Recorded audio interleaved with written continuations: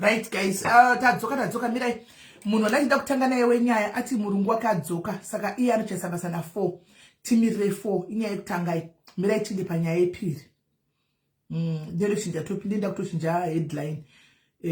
Mirai tinde panyaya yepiri. Tichinje headline. Hey, zvakaoma. Pane nyaya inorwadza.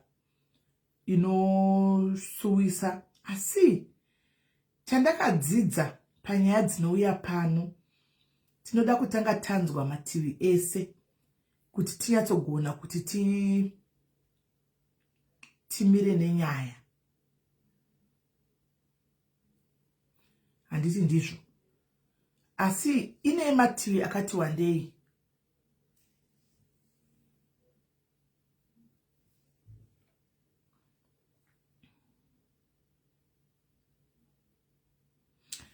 Ndavaisira message because ava manje vanda kunzi nditange navo kandova ndachizoziva ngo achida kuzoya late. Zvinouya ati murungu wake apinda, saka anobuda anobva pedza basa kuma 4. Zvino ava venyaya yacho ava.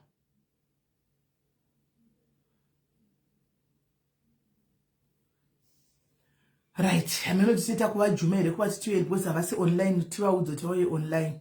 Ndokumbira munhu ari kuese yauye kuseri kandi mupe nhamba idzi angovafonera kuti muri kutsvagwa naSisimeli vakakumirirai. Ari peranga uya kuseri. Saka dita zata tokondia zvidu nemusic kusvika kuma 4 kwacho handi 12 1 2 2 4 dzekwe tatasarwa ne 2 hours but anyway it's fine. Ari peranga ya kuseri atore nhamba idzi avafonere mudharawo.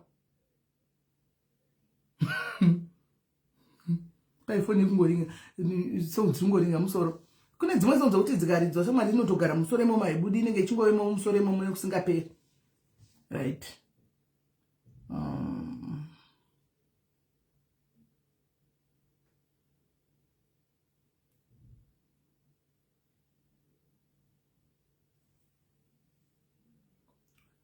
Ndipende phone right. Ndipende phone rega indimupe.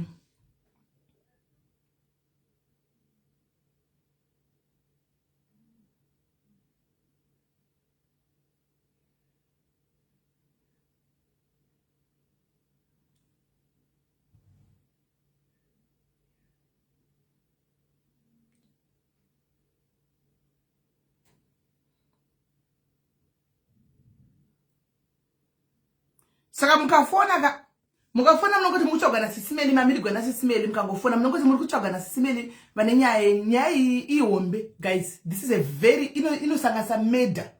Nyaya ine murder mukati. So it's a very big story and it's a very deep story. Inoradza.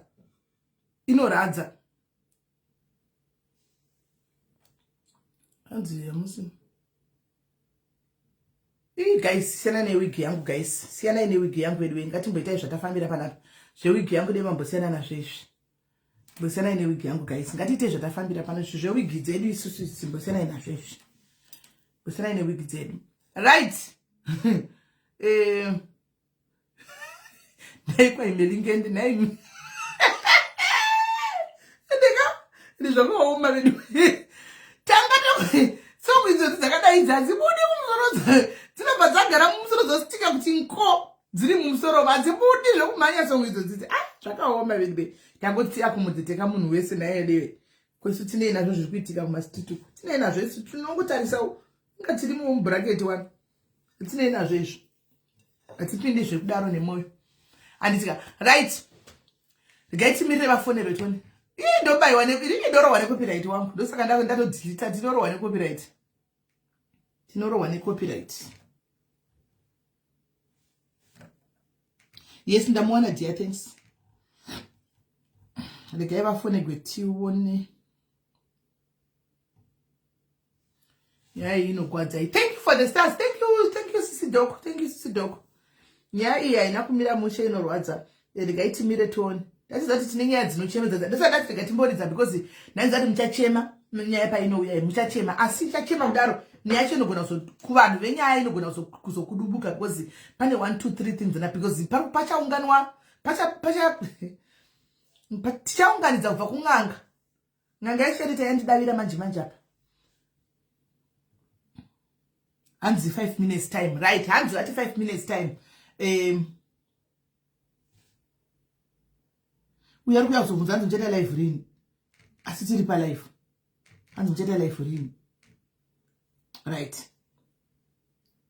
Hanzi 5 minutes. Yeah, vadavirwa wamwe. Thanks there. Right. Saka tomirira 5 minutes. Tomirira 5 minutes, guys. Tomirira 5 minutes. 5 minutes zikakwana.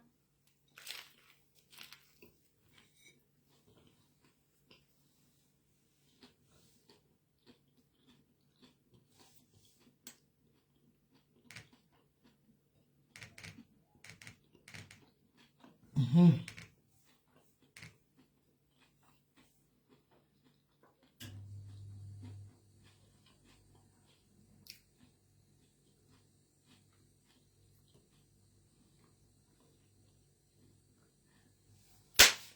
Zikatanga topinda andika mai maziso vari kuZimbabwe vakatora passport yavo vakatora madiaries. Thank you very much. Makaita kuti mai ava vaveone passport, makagona madzimai aya marisisa epassport aya makagona singaiti madzimai vakatove nepakatove at least vakuchinda norapiwa mangwana marisisa epassport aya matsitse passport aya anomukona. Saka mangwana vari kuchinda kunotoni passport vakatora kuti akaita kuti kana vabva kumaziso kana voona vobva vakwira ndimukudya ndikutokodya kasangweji anozati ndinongodya ndakuita sangweji ndowanza mavheji pakati andiri diet. Saka ndinongotora slice chingwa ndozadza maletisi matomatisi maonion ichi ndozadza ipapo mavheji wayo ndozvandingoita. Saka at least saka at least vakatora passport anditika vatora passport yavo mangwana vari kusimuka vachienda kunotoni tozonzwa kuti andizivi but vakabhadhira 170 then ndikutya kutanga makuhwa before nyaya baba vasati vauya because tinozokubuda munyaya midai baba vatange vauya totya kubuda kutaura dzimwe nyaya then baba avozouya tokanganisika. Midai vatange vapedza vauya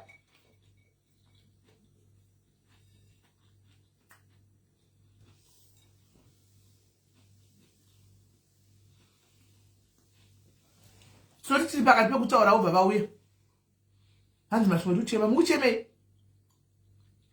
vanhu vemasvingo muri kuchemei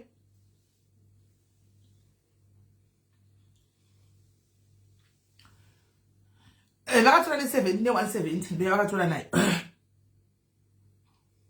because masisi akatonyorwa kuti 170.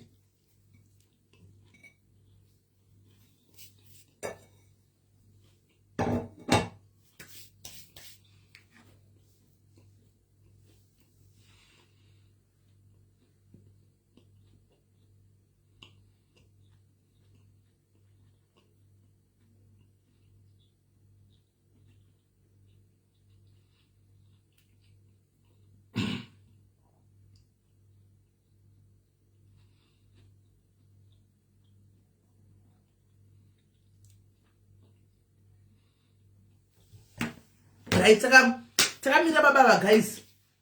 Antika takamira baba kuti vauye regaiti mbofana kutaura edu zvishoma yavheko iyi. Vheko akapiwa bail guys. Asi apiwa bail macondition acho makamanzwa.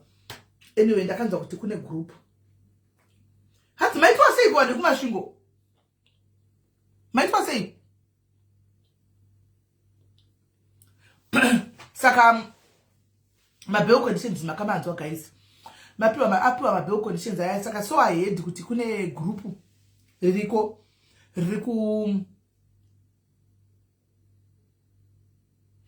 rikuto contribute mari kubatsira here kwai matswana akawanikwa ameno. Saka kwave negroup yekuti vabatsira kuti vacontribute mari yacho yekuti idiwe kuti vakwanise kundobhadhira ndizivi. Asi ndaitonzwawo ameno pane munhu akandiudza, pane munhu anaitaura naitoti hanzi tiri kuzama kuti paitwewo futi gurupu rekuti vanhu vadzisegwe mari dzavo. Ndikati ndokugona kauko, munenge magona. Munoziva tine makaye chiti anenge agona guys, akabuda right now akwanisi kuita free because anenge ane vanhu vanenge vachimuronda kumasure. Andimaona kuti kuda mari dzedu. Saka zvavari kutoronga izvoka, it's a very good move kuti voita GoFund yavo yavari kuita iyoyo, handiti yavari kuita iyoyo, voita GoFund yavo, vaita GoFund yavo vobata vanhu vacho vese vari involved mumacases aya. Handika kwako pamadza kuti wati chero akabuda kuBotswana akapinda akanzi apinda muno macho anopinda muSouth Africa achifamba zvakanaka. Andimaona kusina vanhu vanenge vachimuteerera kumasure. Andimaona so ndaitotsa ndikati munenge matoronga kana mukaronga izvozvo munenge magona. Andimaona munenge magona because at least vanhu hapana nenga chamusona as it is right now kuti abude anobuda, but ndezvokuti akabuda anopinda futi muhiding. Andimaona apinda muhiding hachakwanisa futi kuti ashande kana kuti aite zvinomuraramisa because vanhu vanenge vachoga kuti ari papi. Andimunoona so vakatodaro kuti vanhu vopiwa mari dzavo dzavanenge vachidza dzavakatora dzachona, ouya utaura nevanhu vokumbira zvake ruregereroka, life goes on. MaZimbabwe haana mwoyo wakanyanya kuoma kudaro kuti vapiwa mari dzavo voramba vachingoti tiri kuda chakati. Aiwa maiska kana GoFundMe, vanhu vachiita GoFundMe chikwanisa kuita GoFundMe $20,000 US. Vanzazane kuita GoFundMe mashamwari ake pavanenge vanayo mari. Handi vanhu vakaita ririko prayer group, handi vanhu vakaita GoFundMe yemba yavachirenje ikatokwana 25,000 within 1 month yanga yakwana. Saka vakaita ikaikwana $20,000 inokwana vanhu, inombotapudza vanhu, inotapudza haikwani zvayo but inombotapudza. Andimaona inombotapudza mwachudzozi tichiri kungodhila tichakupai just kungotatange on a clean slate. Andimazvona kungotatange on a clean slate. Hanzi ngatengese adzorere atengese page ringamupa mari dia page ringamupa mari page because anodawo kudeserve chokwadi kuti kana akabhadhira vanhu atangewo life yake panyuwa kutaura chokwadi. Andimaona atingadi kuzonya kureverera kuti chero abhadhara vanhu mari dzavo tongoti ngaramba ari pamuchinjiko wako tiri vatsvenewo here nesu mutsvene wacho ndianiwo, asi kuti vanhu navo vanenge vasingazadi vanevo vasingasanyanyi kumari dzavo vadzorero vowanawo pekutangira. Kwai kuhopli kwakaipa, kwaitikeiko kuhopli? Nyaya dzacho inyaya yei? Tingati atisi varoyi vekuti tingabva tatonyanya kutofarira kuti ngagaremo. Akaita zviri wrong kubira vanhu, and the worst is still tichiramba tichimuudza kuti stop this. He proved to be stubborn, achinyengerwa nema-forces of darkness. Izvozvi ma-forces of darkness aripi? Ari kudzimba dzavo. Andimaona ari kudzimba dzavo, iye ari pai zvongozorwadza akazongofunga chitongoti shwa hamuna freedom yamakangooma kuvemo. So wongona kuti okay akatodzidza, he learned from that mistake that he did. Akatodzidza. Andimaona he learned from his mistake mukati moadzidza. Andimaona but right now akaita zvichaizvo zvakanaka zvavari kuronga izvozvizvi. Kwedzimba dzokuputswa kweni makanga makagopili kuti makanga maimbo yake no. Andimaona so akabhadhara zvinoita musha imi kuhopli. Asi neni iko kuhopli kuya ndiye ndakanga aisa vanhu kuya. Ina handizviwisisi handizivi wangu nyaya dzizvo dzinofamba sei, but ini kubvunza ndakatovhunza kugurupu rezanuko ndikati nai ini ndoda kubvunzawo panyaya dzavanhu vanoputsigwa dzimba apa zviri kuchanofamba sei kuti vanhu vanongoputsigwa dzimba. This is said guys. Ndakapindurwa ndoda kutokudza ichokwadi because ndakakuza ndikuenda nobvunza mubvunzo ndikunomira zvichemo zvevanhu ndikanozopindurwa kunzi vanenge vakatoudzwa kunzi hapavakwi from the day one. Ndakatovhunza mubvunzo iwoyo zvikanzi vanenge vakatoudzwa pane pachitonzi hapavakwi voudzwa kunzi musavake ipapa nzvimbo iyi haivakwi because kanzi either panenge kwai waterlogged here kana kuti chii kana kuti nzvimbo dzechiyameno. Andimaona pasi pakatsanangurwa zvikanzi saka ivo vanozanhari vachivaka zvikanzi hakuna munhu anopwanyirwa akabata mapepa emba ndokutaura kwavakaita. Andimaona zvikanzi hakuna munhu anopwanyirwa akabata mapepa emba. Vanhu vese amukabvunza hakuna anenge akabata mapepa emba, vanoenda kunoitana zvinhu zviri panzvimbo dzitori illegal. Vanenge vakatoudzwa years back voita nharo, vona vagarapo 2 years vasina kuvingwa, voti tatogara, voita 5 years votatogara, then pochizouya kwai wetlands, very good, kwai wetlands lecho. Ini ndakavhunza because ini ndida kuzwisisa ka guys, ndikubvunza zvinhu zvatinoona zvikushungurudza, ndo masocial issues kari kushungurudza vana, asi ndo masocial issues ari kushungurudza vanhu. Saka zviri kushungurudza ndechibvunzawo kuti ko apa zviri kufamba sei, apa handisi kufamba sei.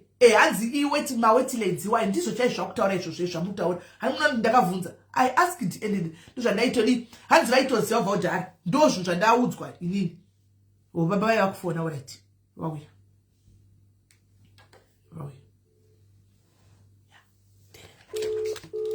Kundai be on standby. Kundai standby. Hello my brother. Hello maswera say sorry takudisturb by. Ndaswera mbasera. Ndandisina airtime phone. Masina airtime asayiwana. Yeah, ndandisina mani data. Ora saka mazonotenga yenyu. Yeah, ndatenga saka baya kutenga nesaka ndadonwa kudai. Alright. Right. Tinokugamuchirai pano pachirongwa baba. Tiri pachirongwa chedu pano paSisimeni Diaries, but tinotaura ma-issues akafanana neamunawo anenge achida kuti azoongororwa kuti anoenda kumberi sei. Inhau dziri kushungurudza musociety and kazhinji hadzitauriki, dzinotsikwa-tsikwa, dzinovharwa. It's either unenge une connection, une waunoziva, wakabudisa mari, pane zvakawanda zvinoitika kuti nyaya dzimwe dzakafanana neyenyu dzinzi dzangorova. Sorry yenyu hanzvadzi yangu takudzoserai kumashure, tozati nyaya inorwadza and inyaya ichakuvhurai maronda. But vana veZimbabwe right now pane vanhu 3000 vakakuteererai.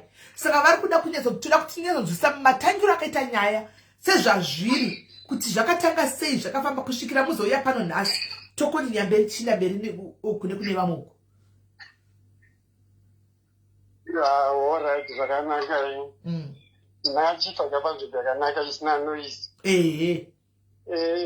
Ndinokutendai nemukana wanditendera kuti nditsanangure kuti zvakafamba sei, makadii henyu nevose vakateerera makadii henyu. Aiwa vari kubvunzwa. Izvi zvakatanga isi last year pazvikaitika.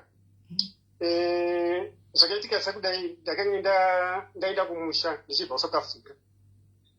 Ndaenda kumusha, mwana nemudzimai akanga asara kuZimbabwe.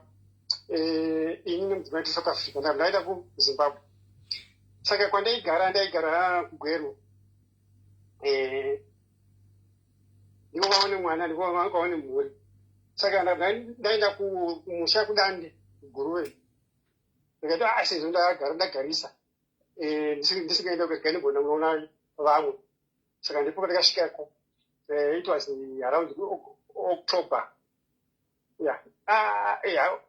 October, yeah, precisely October. Saka ndasvikako ndagara, akabva ati uko iwo inda unosarudza sezvo mwana wako iwo auye kuno kugureka auye kuno. Ndakati aiwa mwana ari pachikoro, aita zvechikoro. Ndinoziva seplay kunhandazvo zvokutamba, saka handimutendere kuti age yake pateenager age handinoimonita zvakasimba taita zvechikoro, because akaputadza ipapapa atomutadzi. Saka ndaiwa mwana afana kunge achijairirana nevamwe ngauye kuno. Ndikati aiwa titomuronga kuti atobira kupi kuSouth Africa. Ndine naye kupi South Africa kwatoshanda tichiona padhuze. Zvakati ukasvike kuti noende. Ko zvakadii anga ari tete namai. Tete hajadzi yenyu namai nyakubereka. Nyakubereka. Mwana watutsirane zvake uyu mwana anga ane makore mangani? Uyu ane 14. 14 years mwana uri. kuGweru maigara kupi? kuGweru taigara kuAscot. Alright. Ndera yenyu mberi. Saka bata aiwa ini ndiri clerk pachikoro pandinodzidza apa anga richaurai manje last born yemhuri patinobereka. Saka ndinogona kunge kugara naye. Ndakati aiwa mwana asina kubva aita grade 1 aina chikoro haana afamba malong distance. Saka ndaiziva nokuti ndakakurira kuDande pachikoro chandaidzidza kuti kure sei nokumba. Ndikati kunogazvike kuti afambe because mwana uyu haana kubva afamba kana even 4 kilometers kuenda chikoro, kana 4 kilometers nekudzoka, ainge aidzidza padhuze. kubva achiri ECD kusvika form 1 da. Saka aidza passport secondary. Aiwa, aigara ndi kuGweru akadzidza paNarani kubva grade 3 to 7. Grade Narani Center. Yeah, Narani Center. Okay. Akazoenda kuti. Yeah, akabva aenda abvapo akabva azoenda paBest. Pai? Best mutown. Best college mutown. Alright. Saka abva paBest college ndipo pakazomutransfer. Isu takati ascot achagara kuascot achigara naye mutown. Because kudhize nechikoro ari mutown. Takagara muCBD mutown kudhize neBest kwaidzidza. Saka taronga kudaro tabva ndiri kumusha kudaro ndakati zvakanzi nataurai hanzvadzi yangu ni last born. Inini ndiri SDA pachikoro. Saka makatenga mauniform nezvese zvake zvechikoro inini handinaye. Ndakati munogona here kugara naye. Saka aiwa no problem, hapana problem. Munhu anoteerera, munhu anodii. Ndakati it's okay. Saka chiregedzai kuti ndimutransfer. Asi haachamute pane zvinhu zvaari ari kuchikoro. Ndichaya naye muna December. Kuti agotanga January. Asi achatanga form 1. Haachaenda form 2. Aita form 1. Zvakanzi alright. Ndabva ndaenda kuGweru. Ndaronga kuti mwana achiuye kumusha. Ndamutumira mari. Hatati no mari pachikoro nzvimbo yakamira sei, nzvimbo yaita sei. Zvakanzi aiwa nzvimbo yaita kwasara mauniform yake chete nemafees yake. Ndikati it's okay. Ndabva ndatenga ndamutumira mari. It was 320 US. No iyi mari iyo vatumira mari nemudzimai futi kubva kuSouth Africa. Ndakati inini sezvo kuko ndakubira kuenda South Africa. Saka atumira imwe mari kunemendechi yekutenga mabhegi nebhutsu. Ndikati it's okay, zvinhu zvichauya nebhasi. Saka inini ndakubira. Saka it's okay. Saka pane basa randikaona rakazondidelaya mwana. It was ndakuya kuSouth Africa. Saka ndakati handigoni kuti ndisiye ndisadanzwa kuti awana here nzvimbo kana kuti aishaya. Saka nguva iyoyo ndanga ndiri kuKadoma naShooters une mukoma wangu. Tiri mumota akabva atofona no hanzvadzi nzvimbo yawanikwa. Ndikati it's okay. Afara here pachikoro pacho. Zvakati aiwa pachikoro pacho apafarira. Ndikati it's okay. Zvinhu zvose mabhuku tabva tatenga. South Africa kwanga kune zvimwe zvinhu zvakanga zviri kuna nhasi zvechitoro zviri kuno zvechikoro. Mai vacho vabva vati no sezvo ari ko akaita form 2 then anenge amatured then uzoya kuno uzodzidza kuno. Ndakati ndi hunhu hwakunoku nehunhu hwake iye hati mwana atizomugone vana vanongoita zvimwe zviro havana control. Saka zviri nani kuti azoya kuno amuita tertiary education. Namai zvakati it's okay. Saka taita science mwana uye akabva kuti akudzidza good accommodation. Mwana arikugona. Mwana atransfer kubva class B class A. Mwana anorumbidzwa pachikoro. Mwana is very intelligent. All along zvose anga ari mapositive results andainzwa. Saka ndati no sezvo iwe uri kugara natete kupi nekuchikoro asi maweekends chienda kuna gogo unovabatsira because gogo wati vakura. Mwana akabva ateerera saizvozvo. Ndakubvunza mwana ari kuita sei. Zvakanzi nagogo mwana akuteerera. Saka ndakati ndimuisei pafoni. Zvakanzi mwana ari mumunda akusprayer. Ndakati aiwa mai handidi kuti mwana asprayer. Eji yake kuti sprayer handitodi mubvisei mumunda imomo. Zvakanzi aiwa haisi very careful anoziva. Ndakati aiwa mubvisei mushedzei pafoni.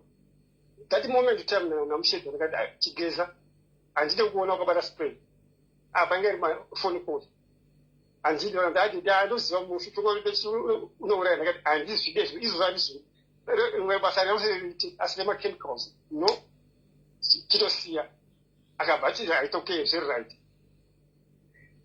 ndabhati ukuteerera zvakati bho chikoro kanjani mabhuku kuverenga bho ndakasotsonera tekete wacho aigara kujuru chena apa anga adha kuna gogo wangaenda maweekend itoitwa friday saturday iyoyo asi akanga auya iri friday sunday manheru mavasi 4 ndiriwo kwasungira kuti azoenda kujuru chena kwaizodzidza kubva monday svika friday then wodzoka kutuku ndakati kana zviri right zvakanzi nditengere bhasikoro kana ndakuya kuno ndinga ndiri right ezvozvo bhasikoro andoshandisa andishandisa bhasikoro ateti ndikati aiwa no haisi problem iyo bhasikoro haisi problem asi bhasikoro ndoziva kuti you are playful ndakakutengera unoverenga here kana kuti unoita basa uchiteerera bhasikoro ririko ende south africa mama wako wakakufonera wakakuudza kuti bhasikoro ndakatotenga kare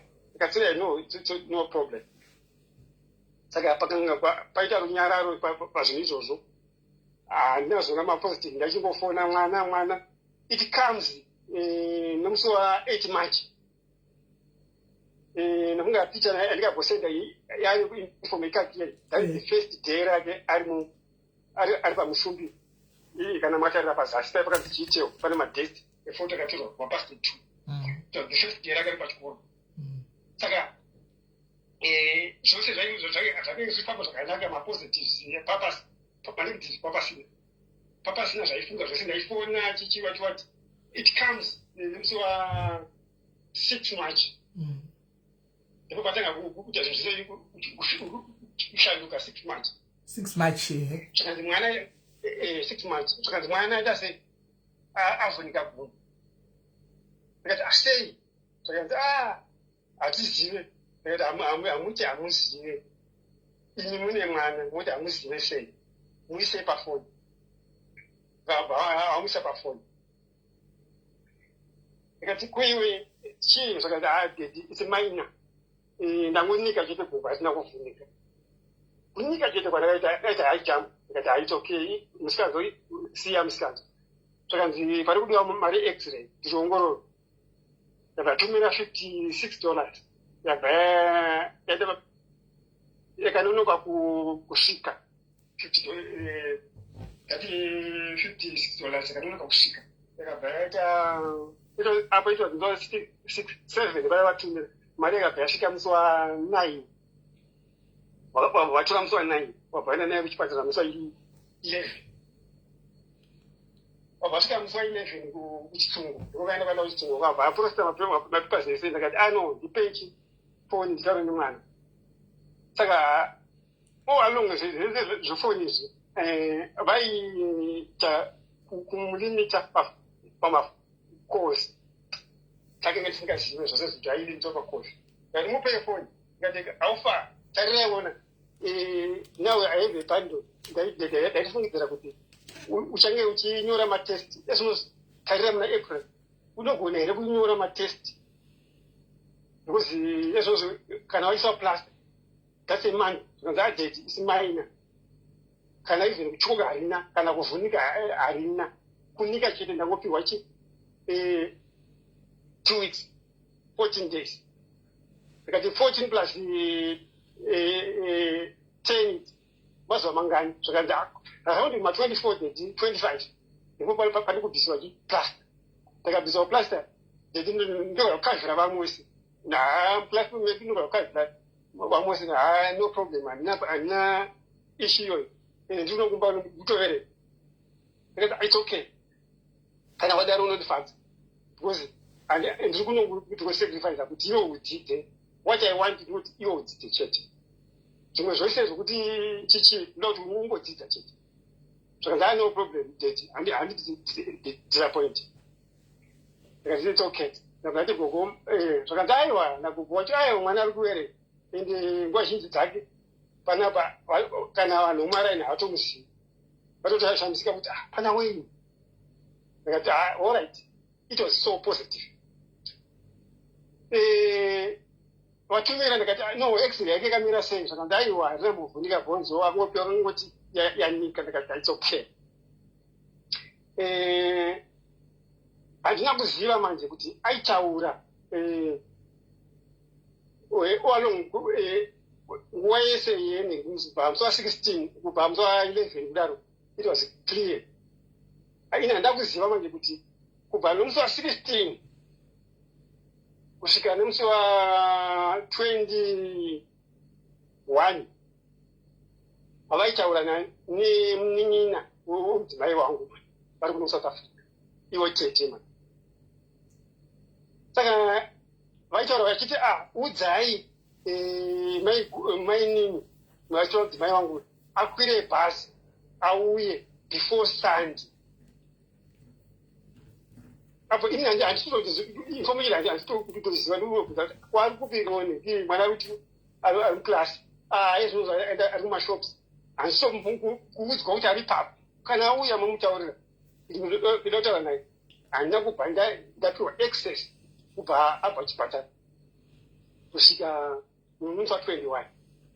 Saka ndakazofonerwa manje nemudzimai zvikanzi ko ndikufanira namai inini vakutaura natete vari kuti ini ndiuye koko zvechimbi.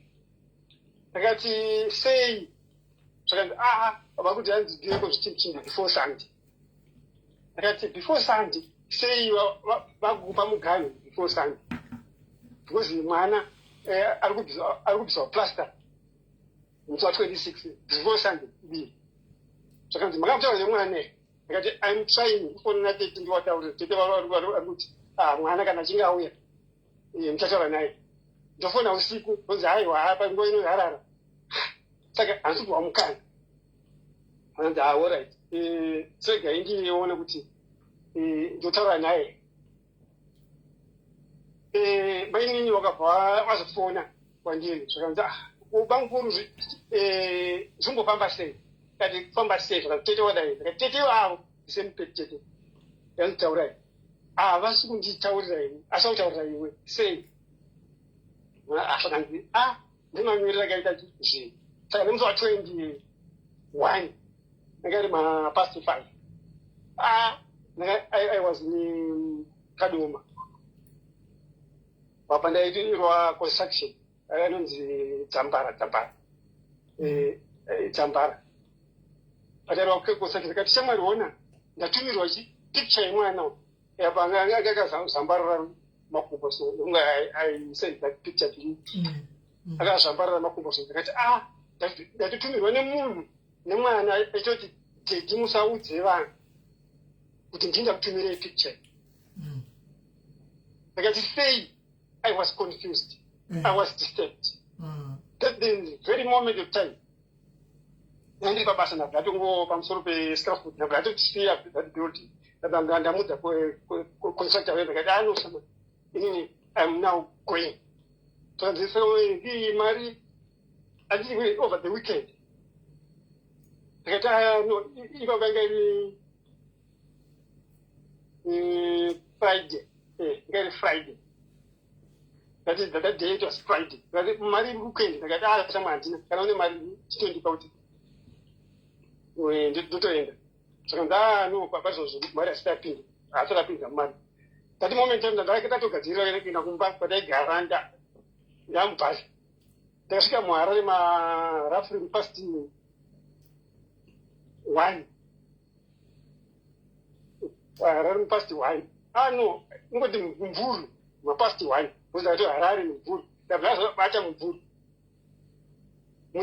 Muzineka akabhati tumira kuti masvika here. Ndakati handisandasvika. Ndakati kana masvika mundiri kutaurira condition yakamira sei. Ndakati handisandasvika. Izvo ndipa mvuru toshaya transport okay. Ndakagara mvuru ndakashaya transport. Ndakati kwira mwana toexplain. Ndichienda kuGuruve. Mira ndiri pafoni. Ndichienda kuMushumbi. Ndipo pandikasvikapo mapast 2 Saka it was ndisvika pasi 2 takanga ndichisvika ndichitoti mwana ndotora mwana ndoenda naye kuchipatara. That's the aim. Ndotokwenda naye kuchipatara. Ndakanga ndataurira Chris Zuzi. Ndakapenda mudza because ndakanga ngari mumashops. Ndadano mwana ndichitora. Saka havana kunditaurira condition yemwana manje. Because all along zvinhu zvese zvaitika zvaitika kufona but hapana munhu ainditaurira the actual condition mwana akanga akamira sei. Junior.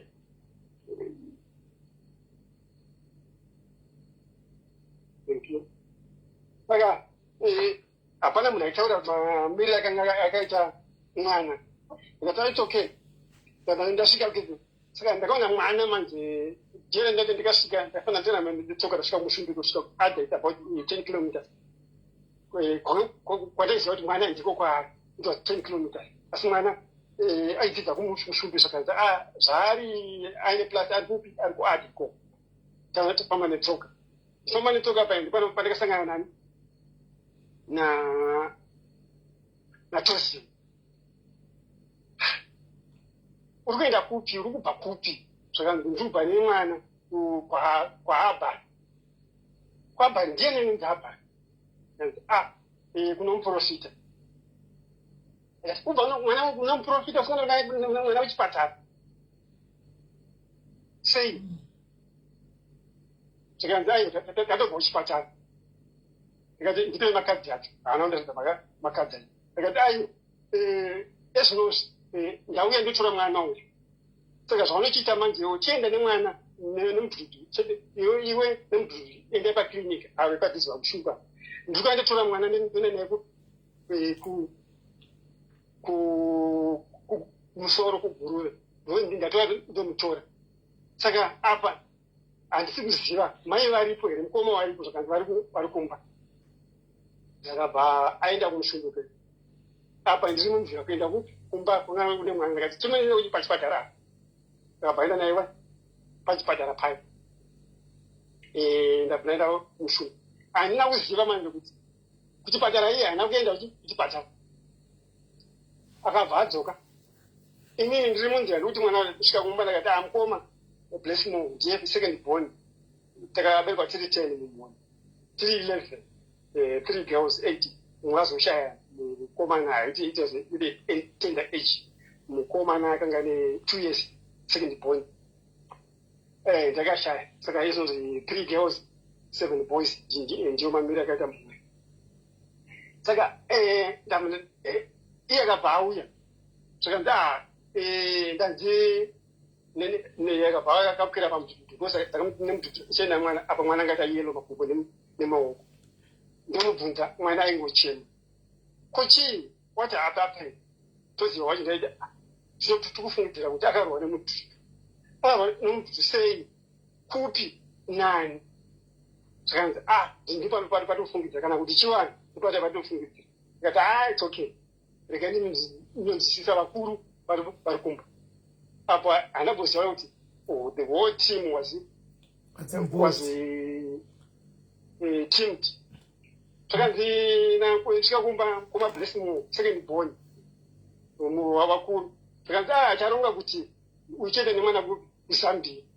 Tatekesa mombe uchienda nemwana kuZambia. Ndikati nemamiriro akaita mwana ndinosvika naye here. Apo ndandadaona mai ndina blessing it's about 200 meters kubva panogara mai. Ndikati ndosvika naye here. Chii chakaitika pane mwana nditsanangurire. Zvakanzi mwana hatizivi. Ingo yamusikanzo kana kuti chivanhu hatizivi. Saka zvakanaka kuti uende kuZambia.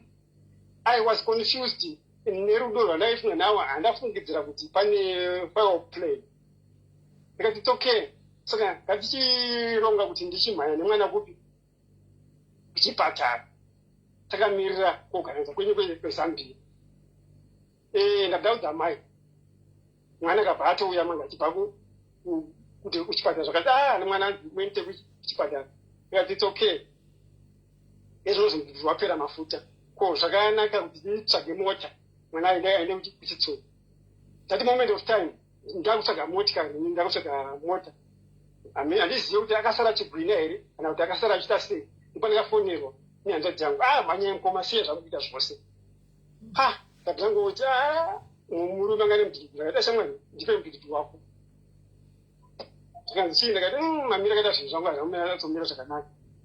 Ndakasvika zvikanzi mwana vakasvika kusitora mwana naKristu. Ndakati Kristu chirova mudhudhudhu. Ini ndokabata mwana chitobva kuti tsveku. Because handina kuziva information, hapana information yaiitika kana kuti yandainzwa kuti mwana akaita sei. Ndasvika kuchitsungu.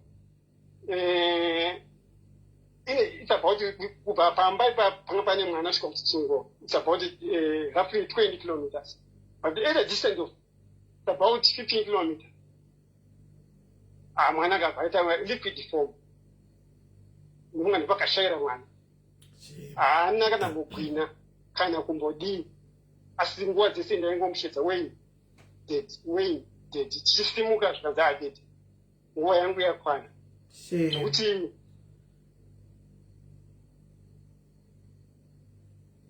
kuenda nekuchipatara dediya musapedze nguva munozviremedza ende munoremera. Ndakati kuti chii? Zvakanzi dedi. Ndakati chii chakaitika kwauri ndiudze. Zvakanzi dedi mamanonoka. Asi zvaita zvakanaka kuti mauya. Asi vanhu vakaita zvinhu 1 4 murume 3 vakadzi. Ndati zvei zvakaitika. Vanhu vakanga varipo vose mhuri yese akanga yakaungana. Asi apo ndaitaura ndakapfugama ndine mwana. Handina kuziva kuti vanhu vakanga vakavaripo vaitotetena mwana nehuso. Ini hapana ndaiziva. Mwana haana kutaura chinhu. Ndati okay, ngatinamate tisati takwira mudhudhudhu. Ndikati mwana wangu unoziva kuti uya aine Christian society. Takakura muChristian society. Ngatinamata tanamata. Mwana wangu akabva anamata kuti dedi maita zvakanaka mandibata mabvudhu kuti maita zvakanaka. Asi dedi mufanire nende chipatara. Ndati ndikira mudhudhudhu. Ndakamubata pamudhudhudhu. Chris muna wangu achirova mudhudhudhu. It's about 50 kilometers. Mwana akabva arosheka. Takangosvika kuchipatara Chris akabva adzoka.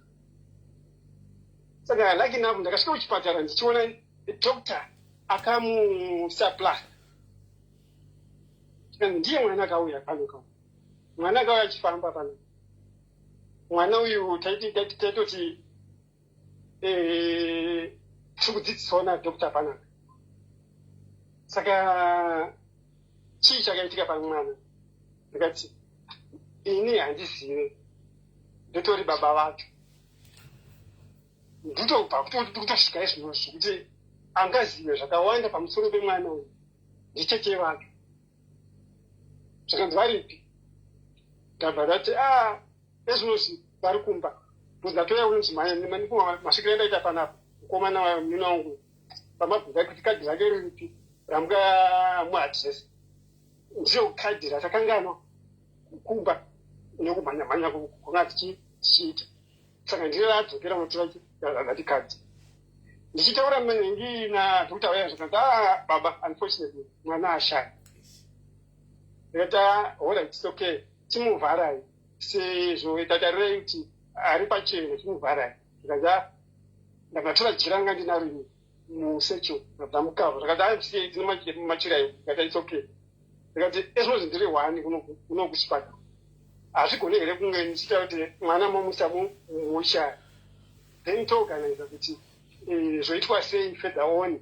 Because panguva ino handina kuchandati ndaronga kana chandati ndaziva kuti ndinobata chii. Ezvo ndiri by 1. Ndikati it's okay. Saka ngatidai ngatisiye maisa mwana mushaya. But panapa pachitsungu isangochitoti hatina mafriji edu hasi kuchatoshanda. Hapana magetsi. Ndikati no, ndicharonga kuti mwana transfer kuti aende kuguru mochari. Guru mochari is about almost about 80 something kilometers. Ndikati no, nhasi magazi mutora nhasi hamuna macharges. Simagara mangwana mune macharges. Ndikati it's okay, pari zvinhu zvandina dzizeni anogona kumwe ndichironga ndoda kuti wakumba then ndowaudza saka that moment of time zvakanzi no handei kupi tomisa mwana mumochari pakaita zvishamiso zvokuti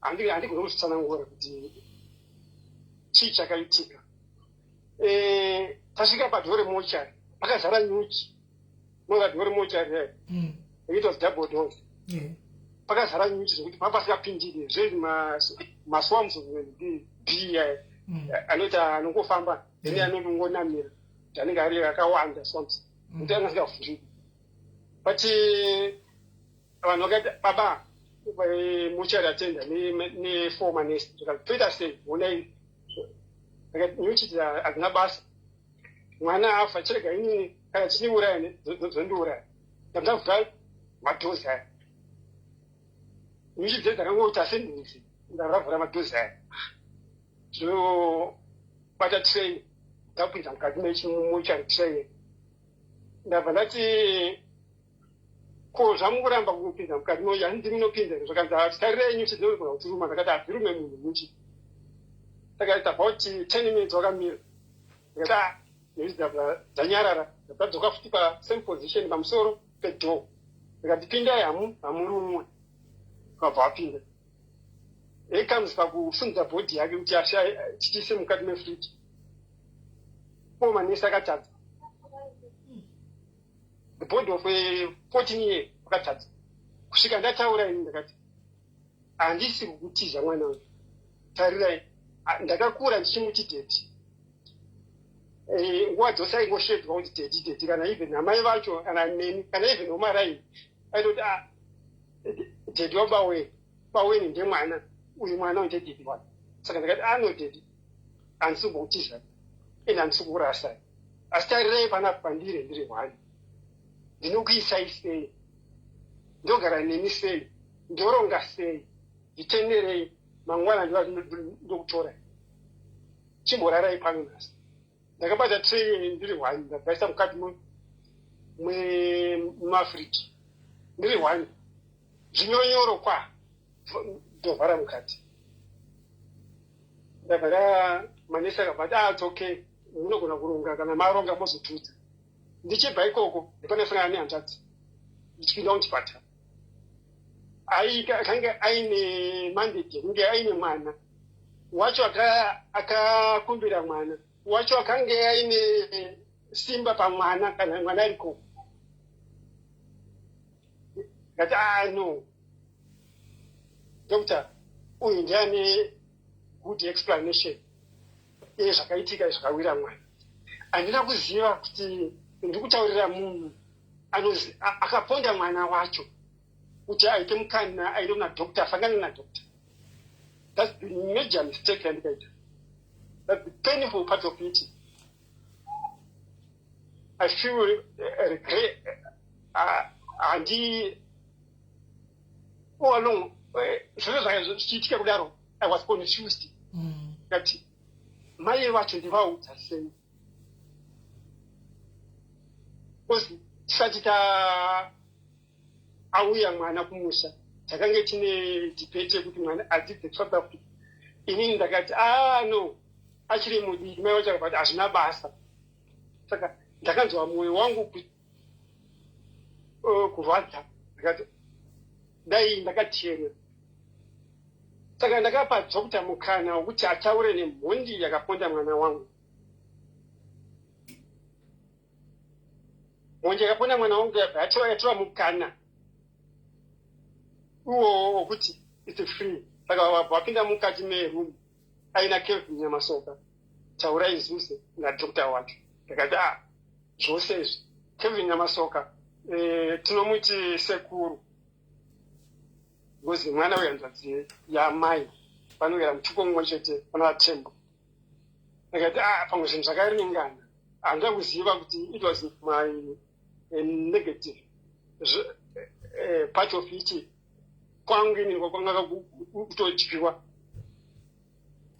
Vakataura zvakataura vakapedza munhu akauya panyeri zvakanzi hanzvadzi ndakuronga kuti ndoita simba ndagara padombo so ndakati ndinokumbirawo pepa radhokta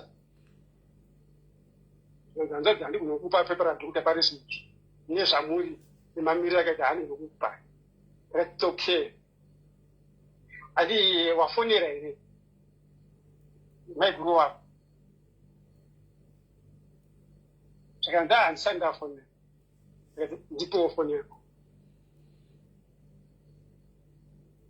ndafonera mudzimai foni yemudzimai anga sikabatike ndafonera mainini vakafanira kuti it's unfortunate my son passed away. Ndakabva kubatikana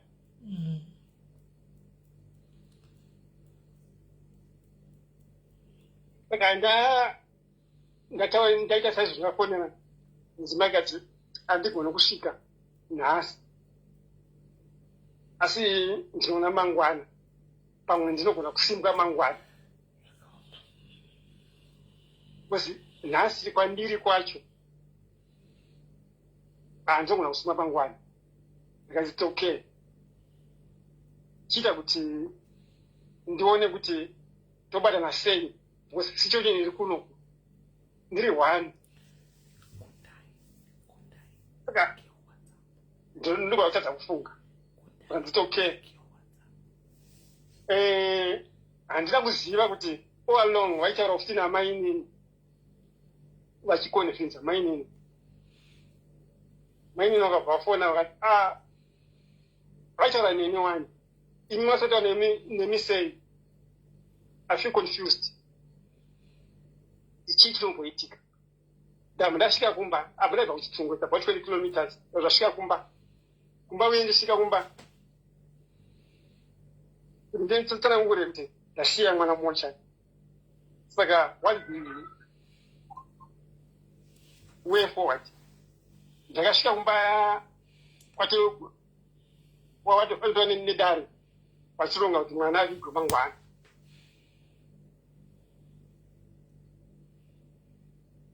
ivo ndikasimuka ndikati muri kuti mwana avigwe mangwana sei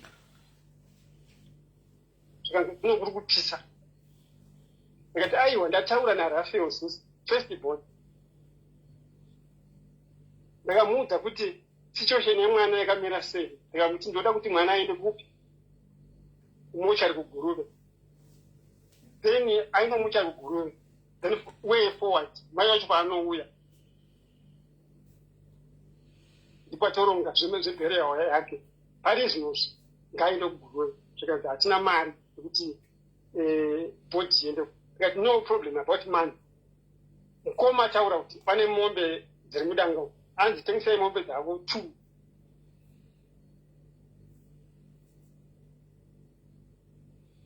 saka mombe idzodzo dzinokwana kuti bhodhi iende kupi kuGuruve apo first bona ngari Rafael anogara kunonati loni ikoko ndokafona kuti ainotengesai mombe muri gadzire chi mwana aende kupa nzvimbo yakachengetedzwa tione kuti zvoitwa sei that it's okay saka ndasvika apo zvakanzi na Blessmore hamuna mombe mudanga dzinotengeswa ende hamuna mombe dzavo now confusion ndikati muri kuti chini zvakanzi aiwa katomufonera kuti hakuna mombe dzinotengeswa mwana ngavigwe mangwana rufu rakagara madaisi ikwecost vanodye chii ndikati no yekuti vanodye chii kana kuti vanozodii haisi problem iyoyo bhodhi ngaende kumochari kana mochari then zvinhu zvose tinoronga tati apo vanhu vese vemhuri vakabva vaparara saka ndahazviti kana vadaro chironga wega rufu rwacho ndakasara ndiri one ndakasara ndiri one kudaro ndabva tanga kufunga apa I was confused nerufu apa neconfused nesituation yapo on the ground ndafonera mdzimai ndakati no situation kuno kusitafu usanonoke dai zvichigona utenge uri munzira because now I'm confused ndogona kutadza kuona kana kutadza kuziva kana kutadza kuita ani Jehovha maini vakati situation ina siriti kuno haina kumira zvakanaka tatoti vabatsirwe kuti vakwire then I will pay the bhazi kuti maconductors vamuone svikasvika ikati situation iyoyo I understand it but inini ndichimanirana mapast kwakuedza mapast 1 ndichenda kumusumi ndomirire ndokwira bhazi first bus ndomugashira pambari because situation yamati ari kuti agosvika kuno pamwe anogona kutadza kusvika saka it's okay itaise kudaro ndabva ndaronga nandisina hembe yanga ndinaye yandikabva nayo kuti ndikutoa mwana kola ngairi 1 ndangoiwacha ndangogesa ndangoigesa isati yaoma kumapast 11 usiku ndokuva pandikaita zvinezvo ndabva ndaudza mwana wabamukuru anonzi Tekshua Zuzi ndakati hona tarira ndiwe wega wasara pano tarira vanhu vese vaenda but handizivi condition yandinayo ndinogona kunge ndichidonha kana kurwa nemotikari asi chinangwa changu ndoda kunogashira maiguru wako shingo dzavo dzokuona mwana uyu kana nini ndangosvika ndangoona zvakadai sei imamiriro akaita ndangosvika chigashirwa nerufu handina explanation yandiri kuziva asi iwe ndivagona kumira neni saka uchigara pano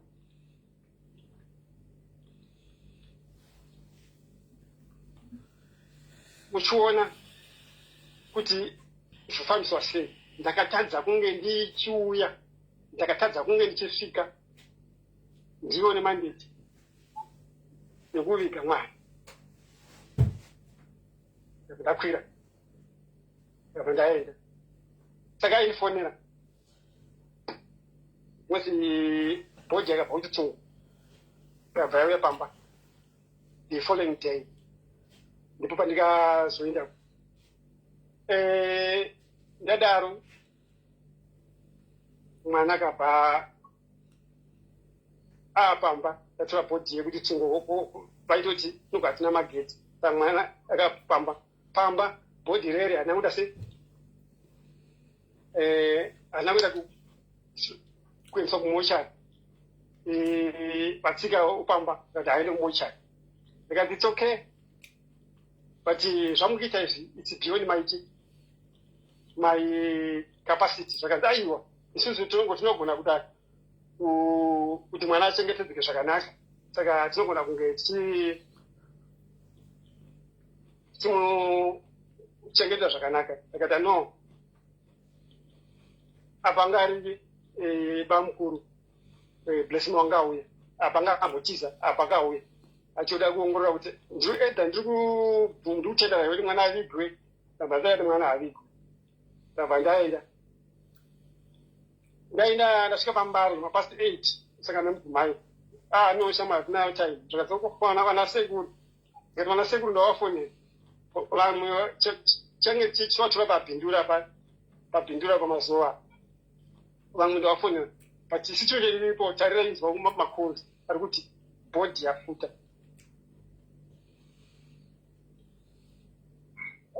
ndesituation iripo saka todidi abvanasana sekuru past 2 tadzoka kudandike guva ranga rachena no problem body viewing tikati handizive mwana chimutora kuti kumoshari airatidza semunhu mupenyu, haana kuita, haana anapedzi kuchinja. But the moment patikavati body viewing kudai sei, zvinhu zvese zvanga zvatochinja. Zvekuti kana mai vacho vanhasi vanototi ndiri kuita sei ndisina kuviga mwana wangu, ndiri kuita kunge asiriye. Ndakati ndiye. Ndikasvika vana vechikoro vaungana, vanhu vese vaungana, vatomirira kuti vaumirira isu vaenda kumakuva. Sikapa ndakati no, mudzimai ndiyo nyaya yakaiti. Ndakasvikawo ndakaona zvakadai. Mwana akazopfirawo mari mumaoko mangu, ndimamiri akaita ndamutsanangura. Saka takagara pamba apa kwenguva yakachirebei, about a month. I was not understanding it. Umwe nemumwe aitaura zvinhu zvake. Vachitaura kuti no, nefunga zvakazodai, nefunga zvakazodai, nefunga mututu. Saka vanhu vauya panapa vachiti nefunga ndiye mwana akarwa nemututu mushungu. Mututu sei musina kuenda kumapurisa kana arwa nemututu? Hatina kuzoona, hatina kuziva. Saka trust yandange ndina tete vaichengeta mwana, ndakavatrasta kuti kana even zvinhu zvizhinji zvaiita kana kuti even polisi whatever vaigona kusvikavha izvozvo. Ndakati saka tete todii, ndakanzi no, ndiye situation iri panapa. Saka mandivamira kacho tinochema mwana uyu yakaita sei, havana kunge vachinditaurira. Saka tagara pamba, mudzimai akatanga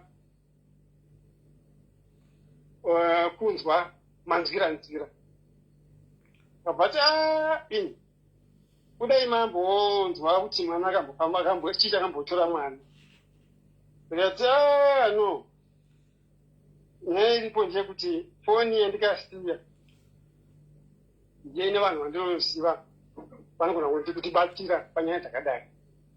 Saka kana mimi munoti mwana akaita sei? Ndakati I'm confused. Ndakati ndikuzviona kuti you're confused. Ndini ndakange mudzimai akatosimba pamwoyo dhanini. Ndakati zvakanzi aiwa imimika simbai. Ndakati noti simbai because haunamboona mwana. Dai wakaona mwana hauda. Saka takagara pamba nefunga tagara emani.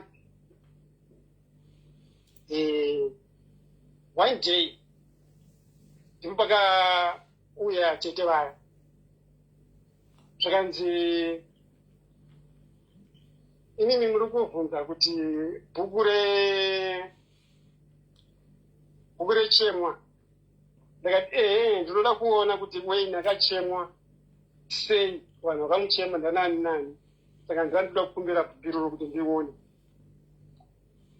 nezvakaitwa nevana vechikoro, because handigona kutenda chikoro ndisina kuona kuti chikoro chakaitawo sei. Vana vechikoro vanga vari panapa, ende vana vechikoro vose vamwe zvakaita takazviona.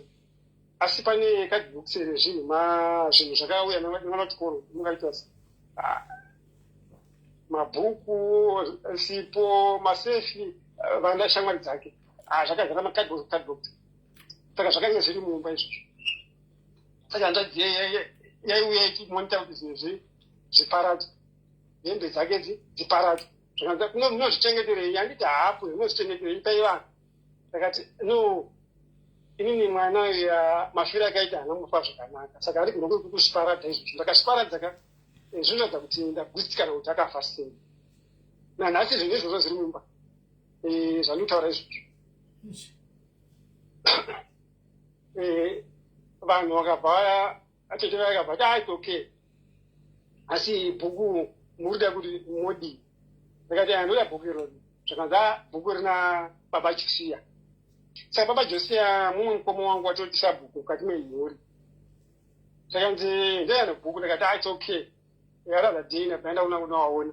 Ndakati mukoma ndauya, ndoda kuona bhuku rakange riripo kuti zvinhu zvakafambiswa sei parufu. Bosi handina kuzviona, hapana chandaiona nanhasi, hapana chandikuona kana kuziva. I'm confused. Zvakanzi it's okay. bhuku ndakarifunda kuti rinani, asi bhuku rinani rine muzukuru anonzi Philipi. Apa mwana we100 Nyakuponda mwana wake mukomana ndiye akanga aita kunge sedunzi aimirira parufu achiita chaya chimhanya ndiswatwa. All this information iye aitoziva kuti chii chakaitika. Ndabva ndati it's okay. Ndabva ndiri kumba kabva auya ndikati shamwari ndoda bhuku. Ndikati bhuku inga vane makaudzwa vane kuti bhuku riri. Ndikati ndiri kutaura kuti kudii iwe. Ndatiye kabva ati no yandiga mukataura nyaya yebhuku. Ndikati hanzvadzi inini ndinorova munhu kana makuda kusebenza ndakukurovai pano ndinokurovai kurovesai chaipo chaipo. Ndiwandifumi ndiri kubva ini ndaudzwa kuti uyo nane bhuku haana bva aendesa bhuku racho kunani kwaiko rinofanirwa kunge richiendeswa. Wakati chimira ndidhaive mubvunzo pamwe riri kumba ndabva ndakabva nepeji. Ndikati it wasn't a page, it was a book. Hazvisi abva ngaazvinyorera.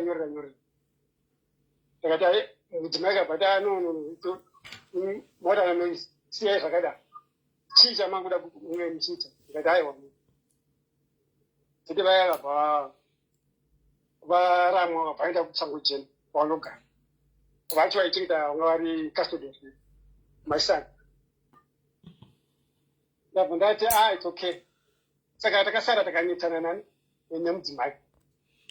Ndinaya kutoti zvoita mumwe ndakukufurirai kuti munechainyamu dzini panapa. Ndakati inini handisvika zvinhu nekuti wekutaura. Kana iwe ndogona kutokurova futi kana uchipinda nyaya dzakadai. Kana ndaiwa zvokuita mumwe ndokufurirai. Ndadaiwa mudzimai akabva ati saka inini kana nodaro ndakumwa mushonga ndotera mwana wangu. Ndipo kati no chirega tiisolve nyaya zvakanaka. Tagara paya. Saka zvakaitika maenderero zvokuti pakanga paine njiva dzaichengeta mwana uyu akanga achengeta njiva dzedzo dzoti hangaiwa. Saka aidzifarira. Saka hadzititengereki hangaiwa hangaiwa atakuti saka pane hangaiwa dzakadzori 4 dzakanga takatenga ndoti no saka ndakambotenge mbudzi pandikamboya ndine 3 years. Mukatenga mbudzi muchiita mbudzi dzakata 2 asi handizodziona kuno kuti gogo kuti mbudzi dzangu dziri gogo vari kuti mbudzi takadyiwa nemapere. Saka takazotenga hangaiwa anga akura pamwedzi iyoyi yakanga ari kuchikoro. Saka maita bra tagadzirisana. Ndikati mbume akabva mamiri akaita panapa ngatidzokera kumba. Ndikati unomhanya sei? Tarirai kana ndakumhanya ndakutosiya mwana ndakaenderesa mwana understanding hasina kusiya.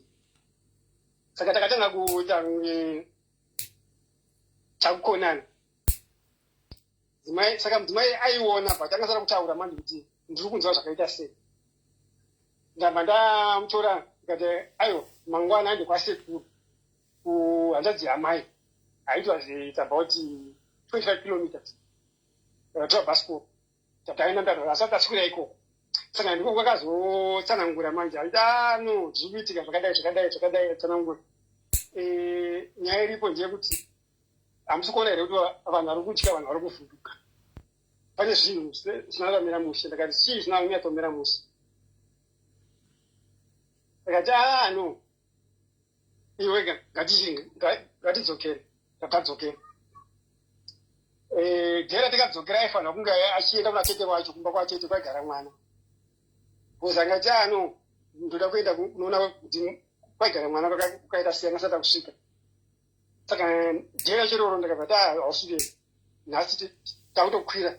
Takakwira mapasti 2. Tadzokera kusvika takaenda kuHarare. Tasvika kuHarare ndabva sama nini pane zviri kuitika kwambiri. Mwana ndiri kuona maimages, ndiri kuona maillusions. Saka ndoda kudzokera kumba. Ndagara ndiri kunoka hazvisa zvakanaka. Saka ndabva takagara takwa 7 days ndiri kuwana. Ndakadzokera. Mudzimai akabvasara. Ndakadzokera ndisvike pamau. Ndakaona mavision. Saka ndainzwa kutaura mukati menzeve dzangu. Ndainzwa shoko. Ndainzwa izwi remwana. Ndaiona nyedota matamburiro akaita mwana. Kuchema kwaita mwana. Kurohwa kwakaita. Saka ndakasvika ndichiona guku. Saka ndandasvika it's about 2 kilometers ndakafonera mukoma Rafel. Because ndakanga ndaudza kuti tabva kumusha mwana akashaya takadai havana kuuya ivavo. Ndakabva ndichauya kuPrus kuTiloni ndokuudzai mafambiro atikaita. Saka tisati ndaendako ndipo tikadzokera kumusumbi. Saka ndisati ndasvika kumba ndipo ndakafonera mukoma kuti ndakuda ndi. Vakakasha mara.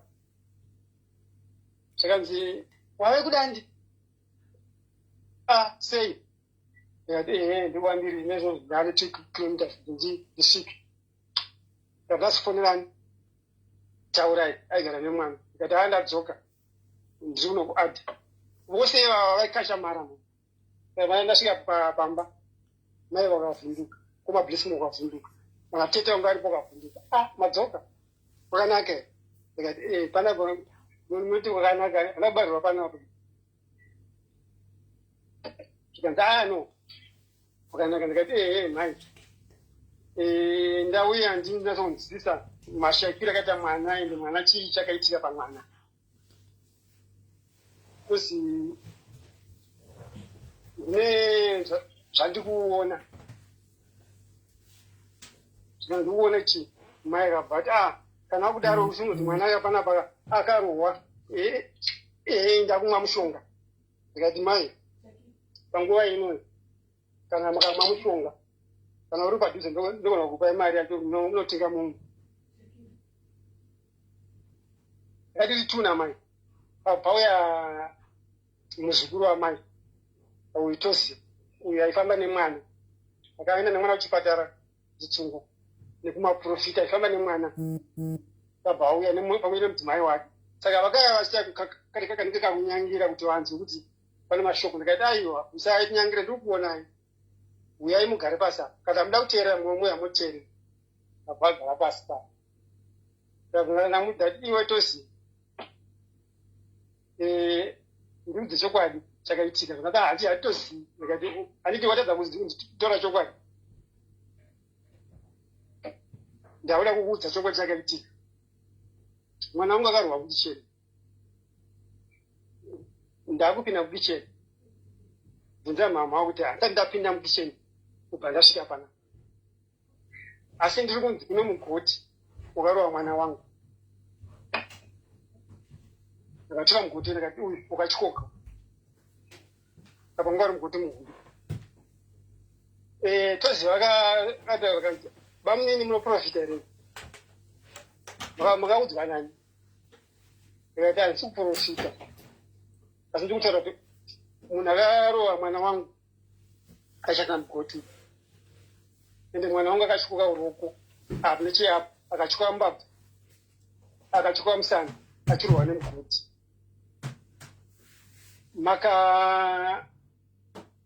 Akatsikwa akatanga kubuda ropa nemunhu. Hembe yakanga ikapfeka inga inifomu yegirini. Mbaya dzaweni ndiri papi. Ndichibva panapa handina kutora padzaweni ndakasiya zvira. Iwe toziva pinda mumba maigara padzaweni. Titora sheti yakati. Ndabva pinda munhu akati iyi sheti. Vhura sheti yana ina ropa here. Ropa rakabva kupi. Mai vakasimuka. But ndoda kuzvura. Toziva akadhimita. Ndinandi bamunini muita kunge muri kuprofita. Ndikati kana ndiita kunge ndiri profita sezvina kutaura iwe. Ndiwe aifamba nemwana. Ezvinozvi ndinoda kuti ndiende newe. Mwana arohwa pana wakaenda naye umuprofita ndoda kusungwa newe ndinoprofita kwa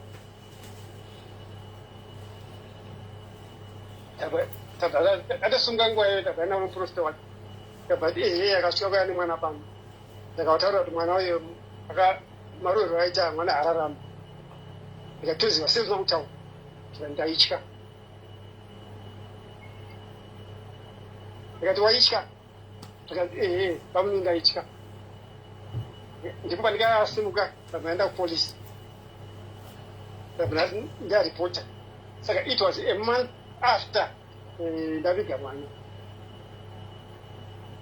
zvakanzi it's okay mapurisa zvakavanzi iyo chuya mangwana bcause ndakasvika kupota mapast 10 mani zvakanzi chuya mangwana vakamusa mukuru wemapurisa wapamushumbi zvakanzi sei wakanga usina kuripota in time ndikati handina kuziva kuti ndizvo zvakaitika ndakanga ndisipo and I was confused nezvinhu zvose zvakanga zvichiitika but now I have information saka ndavaratidza maphotos ndikati tarirai mwana uyu ndiye mwana akazondipa information yekuti ndizoripota nezvinozvi ndaitaura kuti baba munini ndichazondibudisa zita mupa pachena asi mwana akarohwa apa anga ari handadzi yatozi ainzi Nyasha uyu akazonditumira maphotos ake ekurwa kwemwana akazonama madziro nenyasha ikati it's okay mapurisa vakanzi saka nyaya yenyu titakuisa kuCID ari mangwana acho akabva vaisa mapapers avo I think it was the case number 201 CR 201 if not mistaken zvakabva vanzi no mangwana munogona kuuya here pano ndikati ndinogona kuuya because ndinyaya ndara ndafambira pana ndabva ndaudza mudzimai ndikati no I will take some days ndiri kuno I want to ona kuti nyaya dzafamba zvakaita sei zvikanzi mudzimai akati okay ndipo pandikaya kumba ndikati toziva ndobuda mangwana ana nekupolisi ndipo pakasimuka mai toziva mukadzi wablessing zvakanzi pamunini nda kundisungisira mwana ini mwana wangu hakuna kwakuenda toziva iwo hakuna kwakuenda vanhu vakaita zvinezvi unovaziva wani ndazunza mwana wangu sei ndikati inini hapana vandiri kuziva ende hapana vandiri kusungisa toziva hanzimbomusungisa kana ibve nemapurisa kuna zita rake asi ndoda kuti andiperekedze toziva kakabva aramba vata pamunini onaizvo mamiri akaita zvi polisi ngadaianodukeni ndamanaenda polisi ndiri rwanzi svika polisi kana vataura nyaya yani akabva mape itupinzwa asi tichaizvisa kuCID akabva aita mupurisa kuti arowe mapapers acho but that moment of time ndipo kasvika blessing havana kuziva kuti ndakanga ndaripota nyaya yedu earlier on 2 days earlier ndipo kasvika zvakanzi Edson auda kuti tema kumba kune edemu havana kuziva kuti ndiri mukambo ndiri mupolisi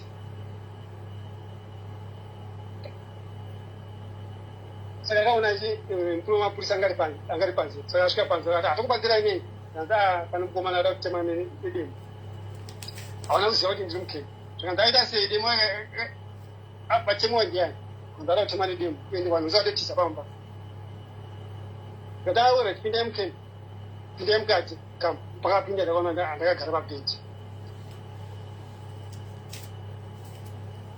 ngei lunchtime zvakanzi ndizuzewo chikafu kati ngati chikafu ndakaguta zvakati aiwa ninyangoinwa ndikuisova wani idya ngati aiwa ndabva aite muna mukoma chikafu ichi inyaya nyakamira sei saka mapurisa akaita kunge asiri kuziva kuti mukoma uye munin'ini akanzi uyu ada kuti tema nedemu tichivatiwati nenyaya yei zvakanzi akuti titakaponda mwana wake zvakanzi imimi ndimakaponda here zvakanzi akuti tisu takaponda mwana wake zvakanzi ndizvo here ndakati ndifunga nyaya yangu imini ndisvika kuno kumapurisa ndakasvika kuno sirazvo asi ndizvo rechitatu ndichifambira nyaya imwe chete zvokuti kudai ndaida kuvatema nedemo ungadaiva nhasi muno wasiripo ene ndichiuya ini ndakafonera mukoma mukuru vari kuti ndikuenda kumba zvokuti kuuya kwanoita kuno kudai ndakauya ndakanyarara ndakasvika achivaponda ichidzokaka hapana munhu aiziva aitoziva ndaigona kuvaponda kana kuponda mhuri yese wakanyarara vasikatoziva kuti zvaitwana asi kuvafonera kuti vazive kuti ndiri kumba ende kutoya kuno kutoziva kuti imi law enforcement agent mapurisa mutibatsire panyaya zvokuti dai ndiri violent ndingadai ndisiri muno zvikazi it's okay handiti mumwe hamani hako enda munogarisana ndikadai moment of time tiri taitwa mapast 2 4 pabhawo yachi hanzvati 2 havana kuziva kuti ndiri mapurisa tivatemwa nedemo nani saka ndakange ndiri panzi havana kundiona manje zvakati nani zvakati ndaitizonara kuti kutema nedemo saka hatatotota kugara ndikanyaya yei mapurisa akabvata hapana paka akabvatura hanzvati dzangu tuze mukoma akabva aenda imba yemukuru wemapurisa nekuofisi yake zvata enda noinvestigata chivana ndipo vakaiti no iyo vana pavagara muno takumisa kwenguva yakareba zvinhu zvako zvaprosesika kana zvaprosesika chienda hapo ndifunga ndichakutaurira vanhu vanenge vakuita nyaya dzako nemapepers ako kuti afamba sei tichakupa mafoni namba yevanhu vanenge vakuita nyaya dzako asi tichaita kuguru recid it's okay ndabva ndasvika kumba ndabva ndaenda ndakadzokera ndadzokera kumba ndakabva ndadzoka Harare ndagara Harare ndakatanga kutya mwoyo dzimai akabva anoita sei ndakano mamiro akaita zvinhu zvenyu hazvambomira zvakanaka ko mukadai kumbozorora regaiti tiende patinenge tichiwana income ende makasiya mari dzenyu dziri dzeSouth Africa saka regaita ichi mari dzenyu mwene unoprocessa pamwe unoprocessa nyaya yekuno mozonge muchidzoka ata ino it's okay ndakatanga kurwa nestroke gumbo rese neroko rwese rekuleft zvisina simba ndasvika kuno South Africa ndakatanga kuenda kuchipatara ndakurapwa ndakudii saka ndaingoti ndakafamba ndaigona kurasa foni chaiyo kana kuti mari chaiyo zvichingodaro saka ndakazoti ndabuda muchipatara ukabva wati no rega nditrese nyaya yekuti iri paka saka it was anzi superintended anzi ndakatanga kuita webhindura saka nyaya yenyu yakamira zvakadai mapepers yenyu ari kuenda kuhome affairs saka after aenda kuhome affairs mapepers yenyu achiapuruvhwa naminister of home affairs aapuruvhwa kudaro ndiwo achiapuruvhwa kuti pavhukunurwechi guva saka vhukunurwa guva roenda kunoongorora asi it takes 6 months kuti zvinhu zviitike izvozvo zvokuti vachaongorora mabhonzi avo vanobva South Africa saka nyaya yenyu it takes a long time saka ndisamhanye here kunge ndisidzoka ikoko zvakanzi pane zvinhu tichakuudzai ngati it's okay it was June ngati it's okay July August ndavatanga kupeswera futi nyaya kati zvakamira sei zvakanzi ari kuhome affairs nyaya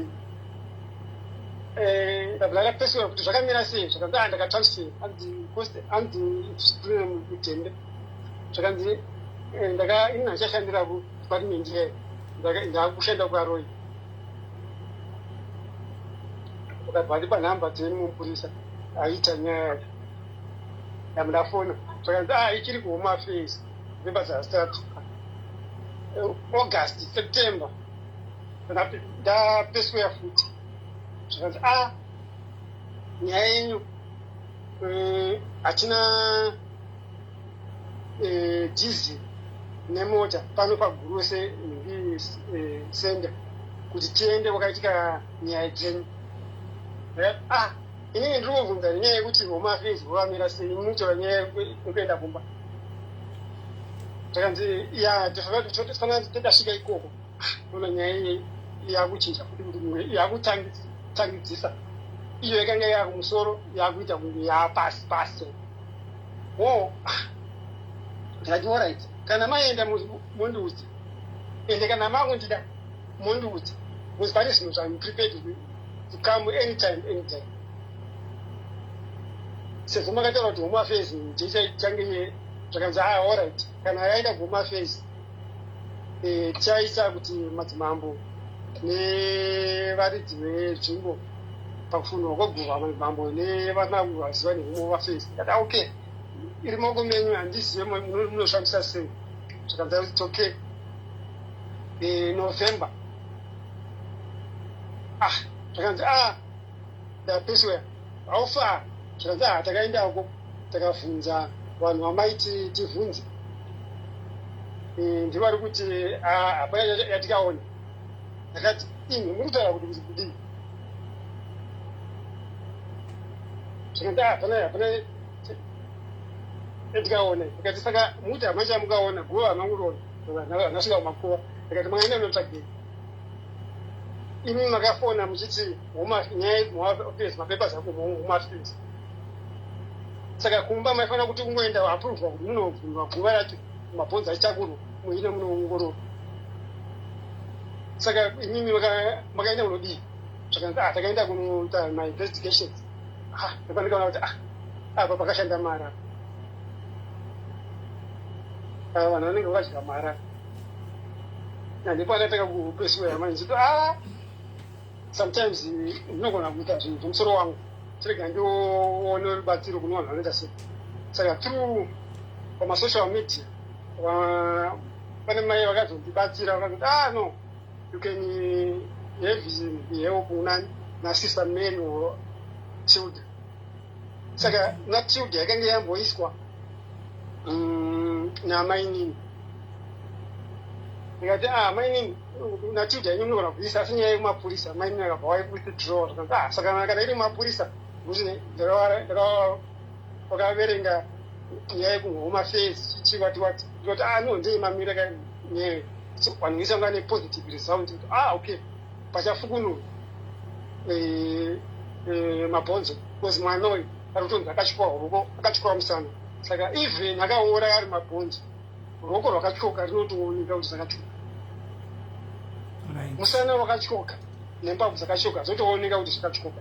Saka we were having a positive kuti pachafukunura zvakafukunura,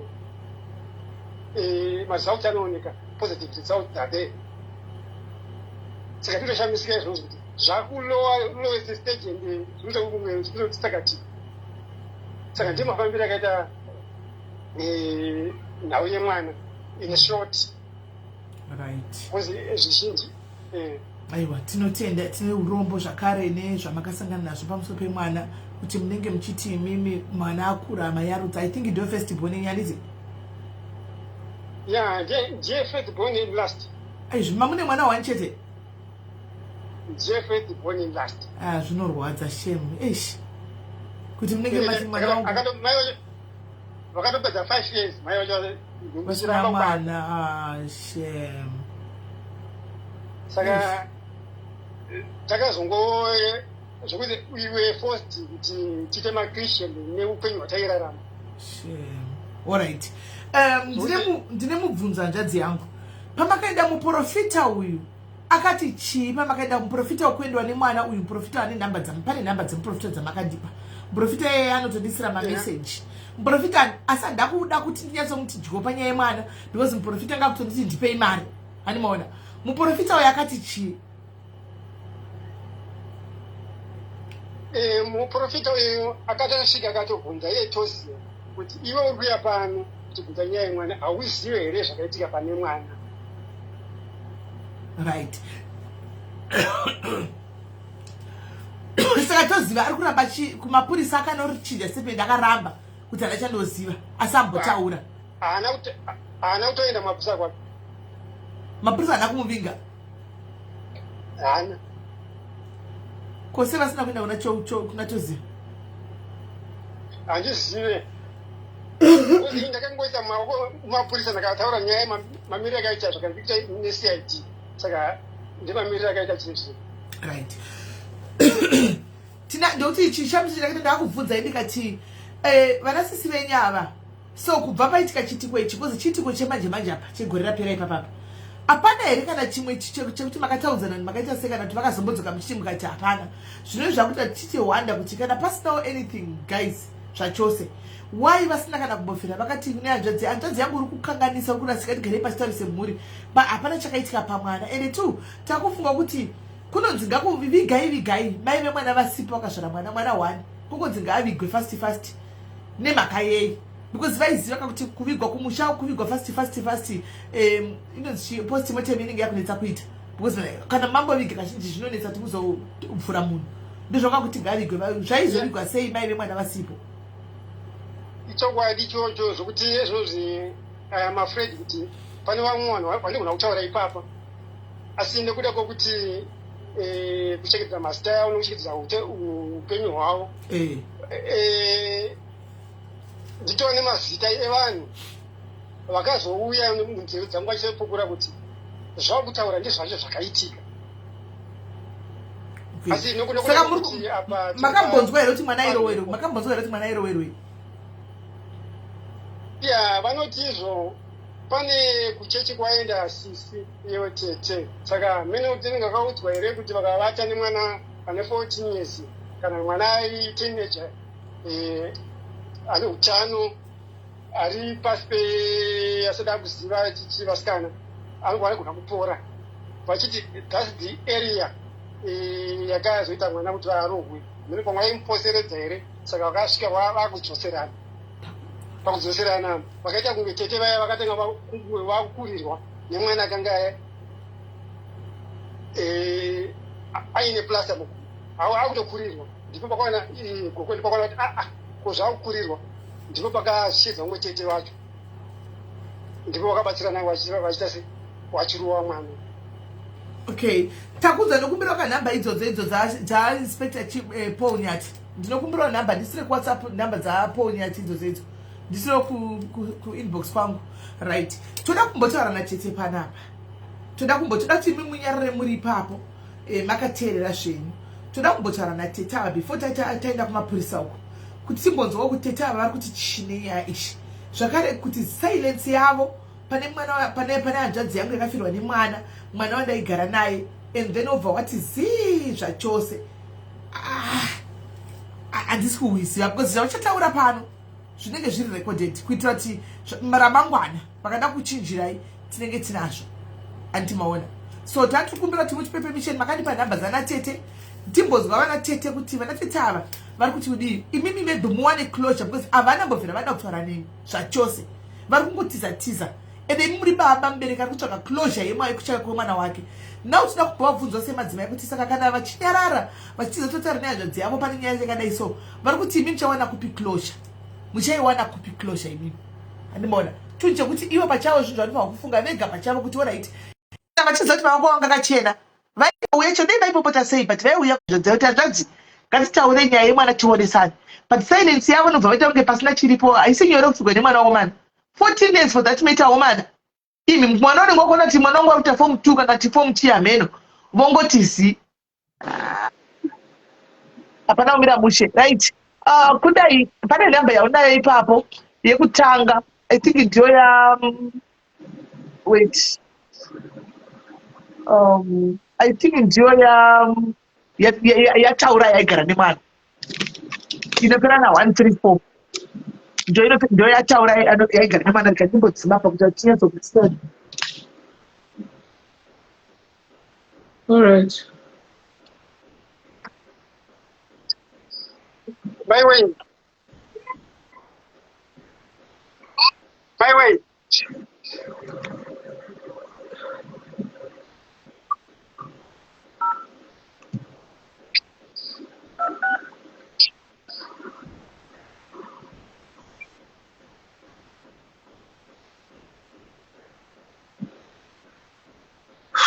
Alo?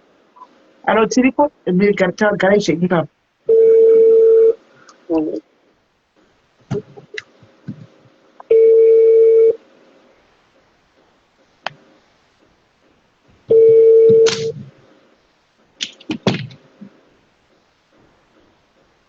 Hello?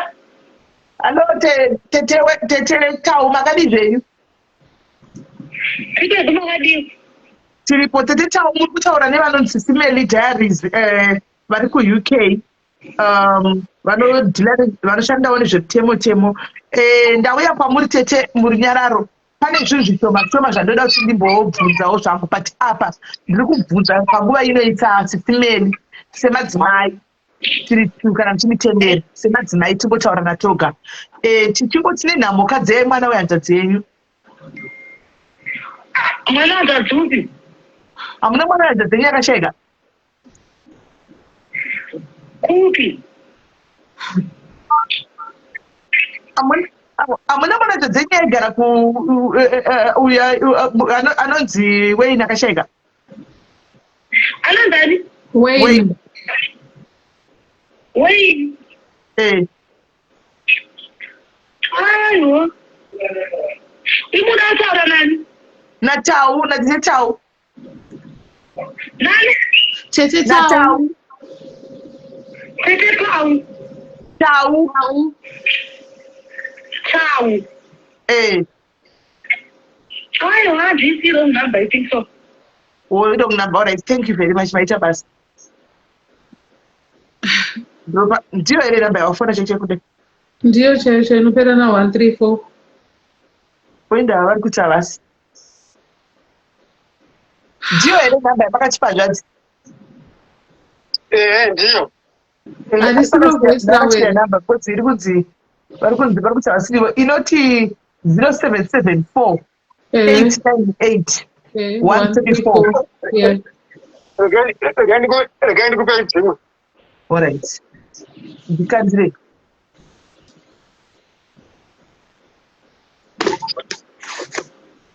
Asi voice pavarinzwa harisiriro. Voice harisiriro here hanzvadzi yenyu? Ndiyo. Muchawanza. All right. Ndipe imwe namba. Bora ni contact number hata pane manipia ilipo pane ma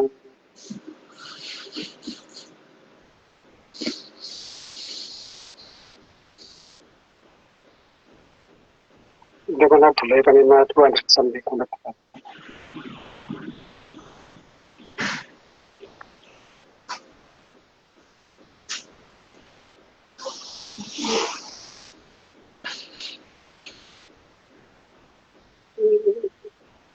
Rigati kutsvaga mumwe foni. Alright, iwe Nyarai usatiudzire zvokuita panapa. Naika Nyarai pano ndokubhuloka ukatsara wakabatira mhepo.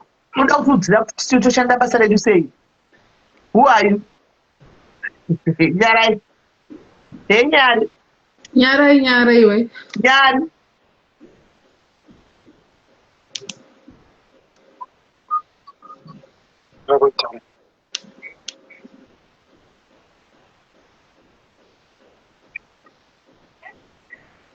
Manje tikanonoka kana vari ndivo vadaira vachapesa. Namba imwe haisi paWhatsApp. Havana WhatsApp. Namba haisi paWhatsApp handi.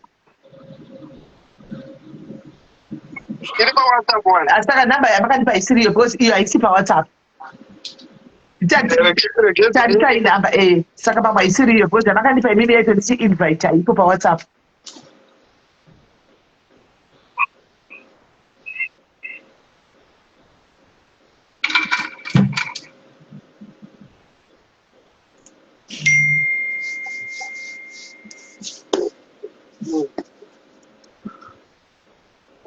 Ndikutsvagirei udataka anenge asiri mufoni.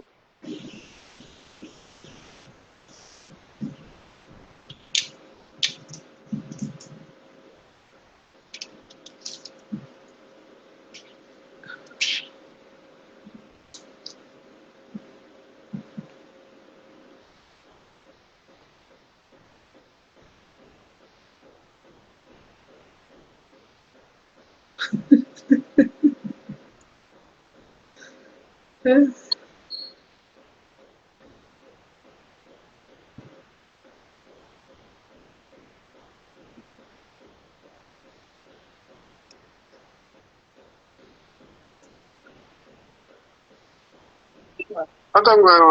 pasina kunamba dzacho. Alright. Sinedze two dzatete yani dzimwe dzacho dzakadzani ndacho Mount. tinodza mauti like ngaitimbotraya dzamauti muchifana kutsvaga dzauyu Ndopera na fona dzamauti 148. dzinopera na148 traya dzamauti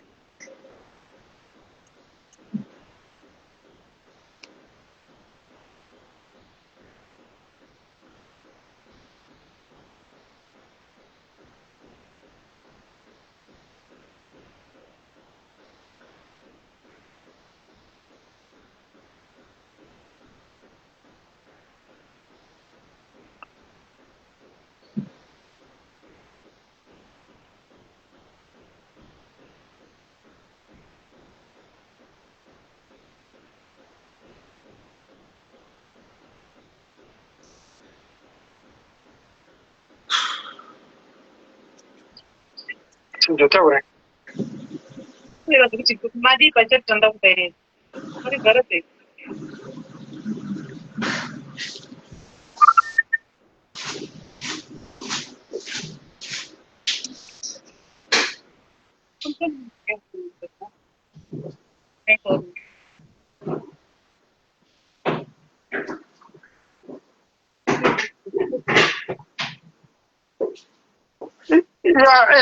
Munogona kutraya. Hello? Kutraya nditi dziripi Kubete zifu. 077 489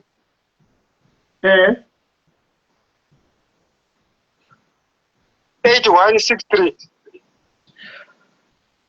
8163 right kundai Mira ni bono kupindela. WhatsApp handisi isa paWhatsApp mira isapa WhatsApp number dzataurwa idzi 1007 but Mira mira ikutongera kuringa. okay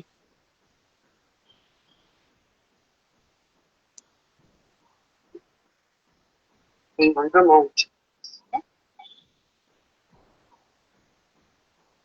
Okay. Running this report. I can tell. No, right.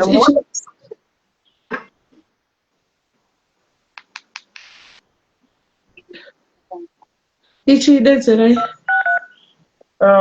mira tutavira tenekidza sema kuno right 077 Yeah.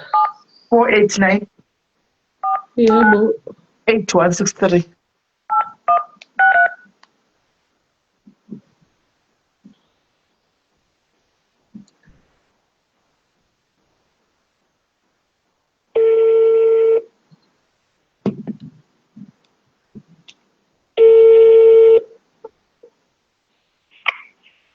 No.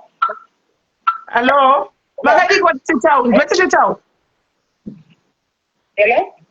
nditau here makadii vatitau Ndina nawo. ndiripo nematambudziko kai mwana wanja dzenyu Anamba byangu obe. amuna mwana wanja dzenyu akashayika wei Akashoita zvarini? asi ndikufana wrong number Yasi akashoita izvozvi here? aiwa last year kasaka tiri kubata zvemaoko naiteteka right tete no right Yana sorry. oh aiwa tete ndinoitwa zita rangu ndoitwa sisimeli handitika sisimeli diaries saka ndatirega ndakapiwa namba dzenyu idzi ndikatirega ndimbobata tete tete tau titaure toga so far semadzimai kuseri naitete nokuti pane nyaya yakaunzwa yakaripotwa kwatiri kuorganization kwedu iyoyi yemwana because tikuda kuti mwana uyu ari kunzi tiexume mwana kuti akwanise kuongororwa nokuti pane maallegations aripo ekunzi mwana akarohwa tete ndandiri kutsvagawo side of the story renyu mwana akarohwa here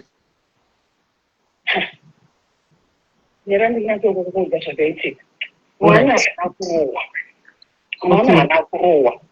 Handiti ukundinzwa. Tikuzwa.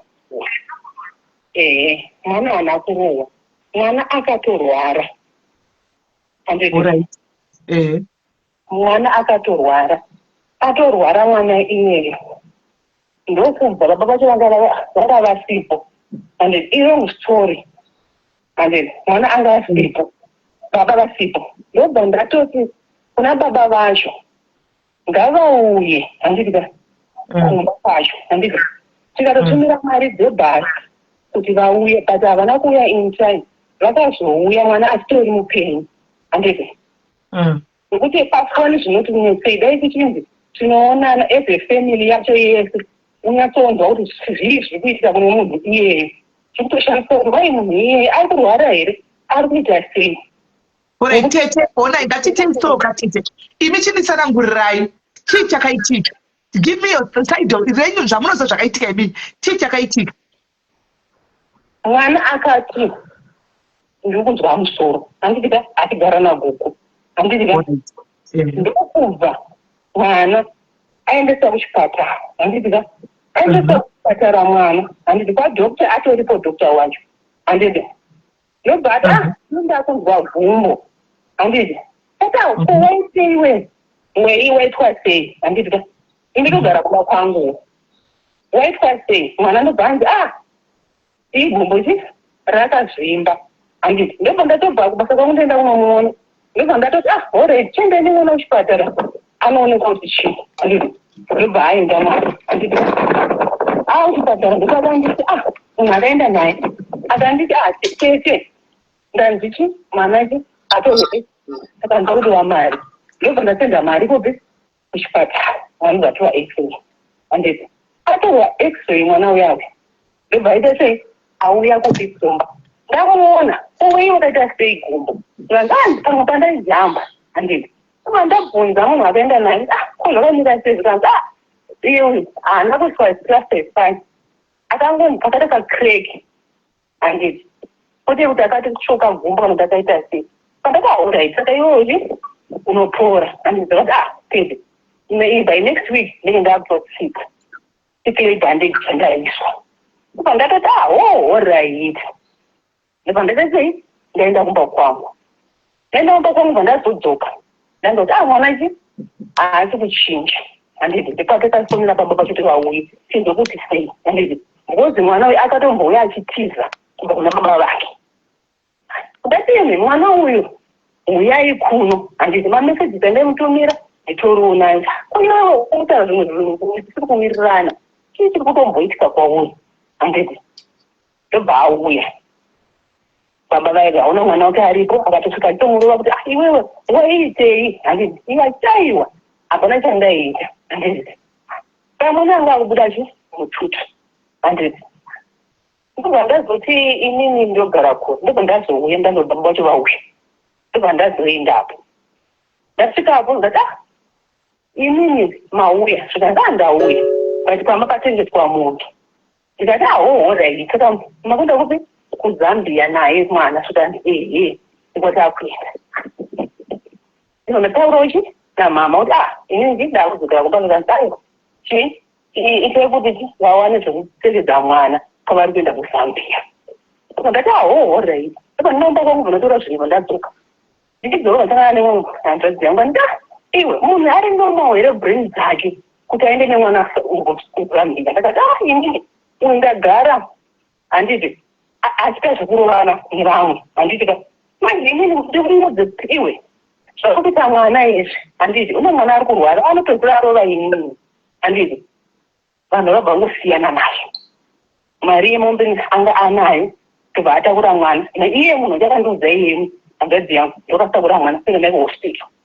Asvika kuhospital ndopakazondifonera kuti tete very sorry chao mweya ashaya. Ndikati yezvo ndipatakatsva dzidhibhaiki nemunhu wanga ndinaye ndobva ndaenda kuhospital. Ndichisvika dokta akanditi aiti tinanzi mai vemwana. Ndikati aiwa handisi mai vemwana. Ndikanzi saka mwana uyu akambogara kuti saka ndikati kunongo akauya December Christmas ndopakauya kuno. Saka kuti airarama sei handina kuzviziva zvaka ndakazveri chete but handikwanisi kutaura nababa. Ndakambopenga here brain dzavo. Ndakati kupenga nematauriro ari kuita. Handingati haana kupenga nekuti munhu akamborova, munhu akamboita sei, handizivi kwakamboenda kuti aibata aita sei but now zvinhu brain dzake dzatiri kutoona isizvo dhokuta zvitondishamisawo. Dhokuta handikwanisi kutaura nawo zvavari kuita. Ndikanda tipinde mukati. Handina kupinda mukati ndega, ndakapinda mukati. Ndine murume wandakahaya kuDubai. Ndikati uya chinhu ndataura dhokuta. Dhokuta kandazveripeted ndaida mai vemwana. Mai vemwana ngozi mwana uyu kutoda kuti akaberekwa ari kuzekisa akakanganisika malangs eshe achikura emai vachibuda blood imomo. Ndipo ndati zvese izvozvo asina kuzviziva. Sandakaziva ndechekuti aka uyu akandititawo unoziva here kuti mwana wechifiki. Ndikati kana wechifiki kufaizi varipi zvikanzi 5 akafa. Ini ndikabva ndangoti ndibva ndangonyarara. Dhokuta yakatondimanje inini munowirirana sei nemunhu munogara naye sei kumba kwenyu. Ndikati inini dhokuta munhu ndakapedzera kumuona handiti nditori grade 6 handiti 97 ndobva arova singazivi kuti ari kupi. Akazouyawo kane nemukadzi wake nemwana ndobva vaenda ndobva varova apa ndokuzouya kwakaita mwana. Saka handinzwisisi nezvake zvakanyanya asi izvo zvokuti brain dzakazvimwese mbari kushandisika nezvazvo. Okay, saka ndozvakaitika pamwana. Kuti pamusiri makamuchigara nemwana here achinda kuchikoro? Handiti ndina ndichigara nemwana because nyaya iyoyo yakatouya CID aenda kunoripota kupolisi. CID ikauya ikatoti CID inyaina kundiona nanga ndiri kubasa kwangu ikaona paaigara mwana nevanhu vanga vane mwana vanhu vakati endai kwadhokuta vese chidhokuta ndianokwanisa sei kukuudzai ndobva ndakadhokuta maCID aya nenyaya iyoyo. Okay, saka mwana aigara nani? Mwana aigara nagogo achienda kuchikoro. Achienda kuchikoro. Dhedhi vacho vakataura kuti aigara natete. Ndimi akakumbira mwana kwavari kuti ndi mwana chiyozvo woenda zvomutama chindipa mwana inini ugare nemwana ndigare nemwana mwana aende kuchikoro. Vandakuudzai kuti dai zvaikwanisa muripo mhuri yese iripo ikudzai zvakaitika kuti ndakakumbira mwana here inini handikakumbira mwana. Iye akatouya achirwara handiti akazvipa makumbo baba vacho handiti ndobva achinditoona mama ndobva atopora apora ndopa akati ataurira namama kuti mwana wangu ari kuchikora kwaari kugara mazvona. Inini pandakazoti uya kuti mwana aende kuchikoro inyaya kuti pandoshanda ndokuti ndosekendari iripo mama watonditi ini mukuregerera mwana umwe wenyu onai kana ndichiti mune ari kushupika handiti une hana kana chiita anati onai zvaari kuita kutorwara kwari kuita mumwe wenyu itorai mwana muchengeta ndesandikasabvira mwana maifo kuti aende kuchikoro achigara nagogo vake. Saka aigara nagogo. Saka kwagogo uku makapiwa doctor's report here? Doctor's report yekuti mwana afa nei? Yekuti mwana afa nei exactly zvomuri kuti aidzwa musoro pane doctor's report iripo here? Chekutanga pandati mwana aidzwa musoro ndechinhu chaakandudza ndiri kuchikoro ndobva kuti kumba kuna gogo ndozvakazofonera kunzi mwana chi azimbabwe asiona kufamba handiti sekuti doctor's report hapana chandakapiwa nodhokta pandakatomona aingondiexplainera kuti mwana yanga atori positive akatokuvara malanzi make chichi ndozvaakaningondiudzawo angonyarnoti padhokta padhokta pakuti mwana akuvara malungs anofanira kunge akaita x-ray. Hakwanisi kuona malungs emwana asina kuita x-ray. Dhokta akaita mwana ma-x-ray here because kana akaita ma-x-ray unofanira kupiwa ma-x-ray report. Ipapo handizi ndizvaitaura kuti mwana anga akatoti ari positive ndizvaitaura zvokuti kurohwa kwemwana hapana chandoziva ini. Mwana akamborohwa akambodhumwa nemudhudhudhu nenji nemudhudhudhu akambodhumwa nechibhaiki. ipapo vanhu vaifundira kuti ko mwana uyu akakambodhuma nemudhudhudhu here vakutsvaga kuda kunzwa kuti gumbo iri akaita sei iye aitoti aiwa ndaita high jump ndikuti ndakaita sei ndikaakwanisa kutaura zvozvo zvekudhuma nemudhudhudhu. Alright, saka vanhu ndo vaifungidzira kuti akadhumwa nemudhudhudhu. Okay, saka pakashaika mwana mariga mwana avigwa, imimi chete pane nyaya iri kunetsa pakati penyu nehanzvadzi yenyu, right, yekuti hanzvadzi iri kufungidzira kuti pane foul play iripo pamwana. This is why pari kuda kuti pasukunyorwe mwana aongororwe patsva andete. Imimiwo muri kuti ina ndachandoziva mwana egara nagogo vake kusvika ashaika. Ini ndakatouyawo ndaudza kuti mwana ari kurwara kuzoona mwana, and then takangoitawo tese masuspicious taona kuti zviri kuita hanzvadzi yedu panapa pane something chisiri kunzwisisika. Takangofunga kuti pamwe pane zviri kuitika. After atibigwa nemwana, imimi satete muri sisina bhutika iri tingataura hedu zvemutemo, but imi muri hama, muri family, and tikaukama ugezo nesipo setsvina makambozita here reach out kuna bhuti venyu ava kuti mwana mai yangu nyaya yachakukudza iyoya ndiyoyo, hapana kuti kwai mwana akarwara kana uchida kunyura uchiona kuti mwana haana kana crack kana chii, mwana anga achitorwara achifamba akauya andika mwana achitaura andika mwana akatotaurira baba vake andika kuti agedi hapana dedi ndiri kurwara andika vanhu varipo andika iye akatogarapo nemukadzi wake akatosimuka akazoenda andika aenda ndepakatanga kufona ndikati kwiwe ukundifonera nyaya dzauri kutaura izvozvo andika munhu wese aripo andika vanhu vese apa goka vagare vega vanogara vanhu vakatowanda andika saka iwe uri kuti chii ukudzora papi andika semunhu wekuti isi naye tichikura hapana kana mashoko akawanda amunotaura nesi andika akati tinotoda kuti dai muchikwanisa nini iri mhuri yetapa ikusanangurire zvakaiti nokuti nepakubatsira kuti mwana kuti aende kuchikoro nepakubatsira mwana achirwara kuaende kuchipatara. Alright, because ndatombovabvunzawo kuseni mubvunzo iwoyo kuti saka natete hanzvadzi yenyu vakati kubva ipapo mujonitokwa hatina mbotaudza hatitaudzani like hapana akamboita kana reach out. For now tiri kuunderstanda pain unoziva kuti pain yekufirwa nemwana ari kunzi anga ari mwana one, ende amai vachinzi vakatambura kubata mwana kuti azovepo mwana ne14 years ongonzi ashaika iwo uchiti ndo pane tsiso rangu, saka vanenge vachitsvaga closure anditi. But at the same time mustatiwo nyaya yavo vanenge vakataura nyaya yavo vari one side, but kunogona kuve nerimwe side rinobuda kwamuri zvakare kwozoonekwa kuti chokwadi ndechipi. This is the reason why tanga tatichidi tiuye kuzoona kuti zvakamira sei kusaidi kwenyu handiti maona. So mumusha mese including namai venyu vanove mai vehanzvadzi ava havasati vataura nemwana wavo vati amai venyu asati vataura nemwana wavo baba wenyu handi mwana wavo vari kutaudzana here nemwana wavo. baba wenyu vakatosiya vachida kuponda muchembera akamuchembereka kana mukatosvika kupolisi ripoti itoripo mapurisa akatouya kuzoongorora nyaya iyoyo akati imi gadzirisai hama yenyu yakutotenga iri polisi ichobona kuti mwana uyu takamuona achirwara ko uyu ari kuzvitora kupi ko uyu akambobatei mubhenzi kuti akadai muzvinhu ndiri kumba kwachoko kana kuti kupolisi kwachoko itori polisi ripoti yekuti titomuda kuti atouya paground ataure nyaya dzake kupolisi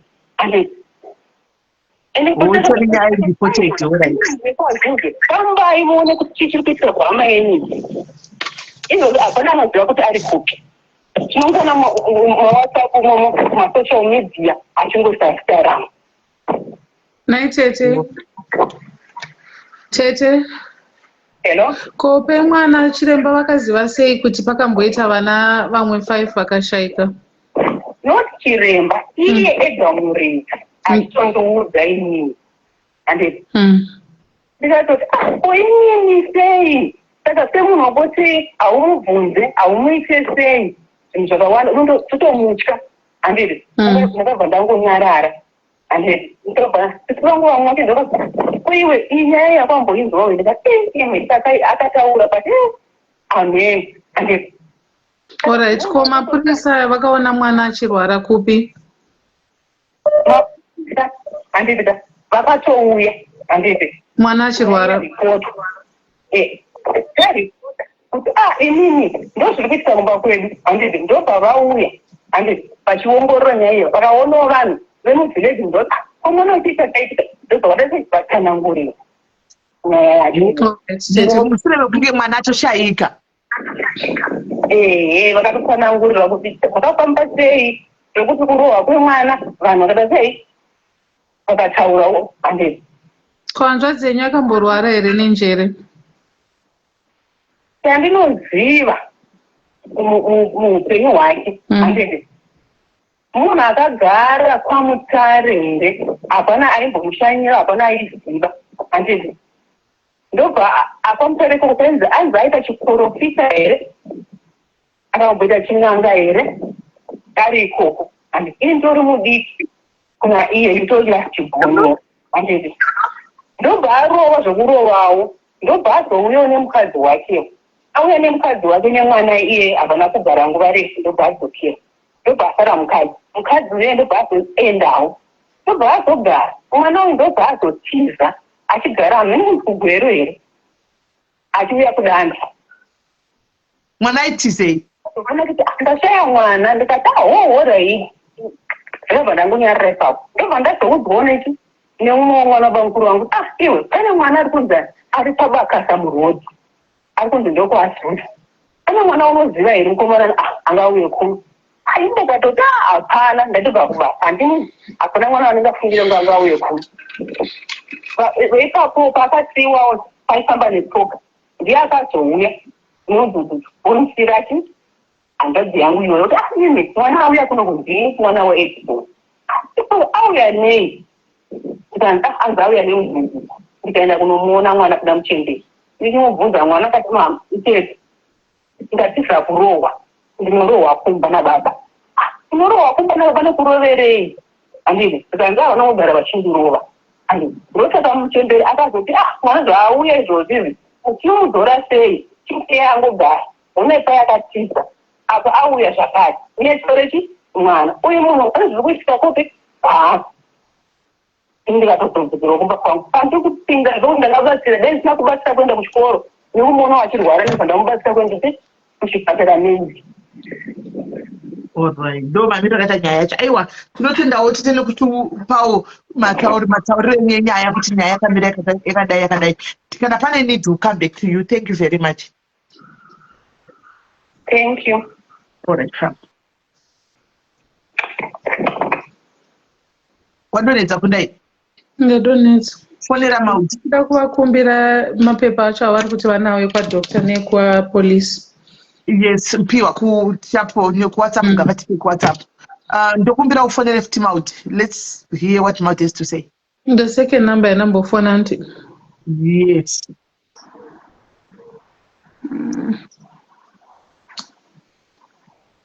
Ukapedza zofonera police munhu akuita nyaya yacho ndakupa. I think kana pana ari kukwanisa kutiwedzera airtime because inogona kuzokata panzira. Yatanga taisa I think ichapera manje. Alright.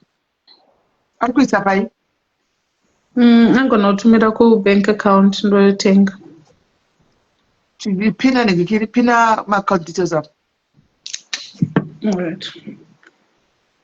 Tete Maudwa nemwe number here. Zero number. Can I simply go to the police straight? Let's hear why nyaya isiri mwana asati kunyuru. Because we also need to help hanzvadzi yedu iyi nenin'ina wedu bamnini ava nemudzimai wavo maongororo enyaya.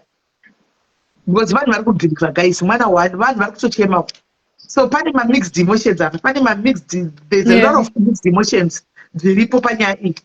But let's kugona kuwana Mauti and then we talk to the police as well. Shupakadzi musamhanye.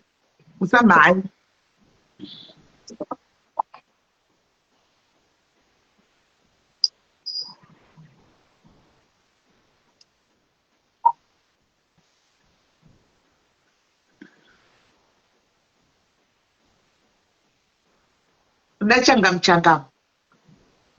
Wadingira wawana Irikuita. Hauna kupinda kana. Ndaisa mu-comment section. Right guys, tikukumbira ka airtime up.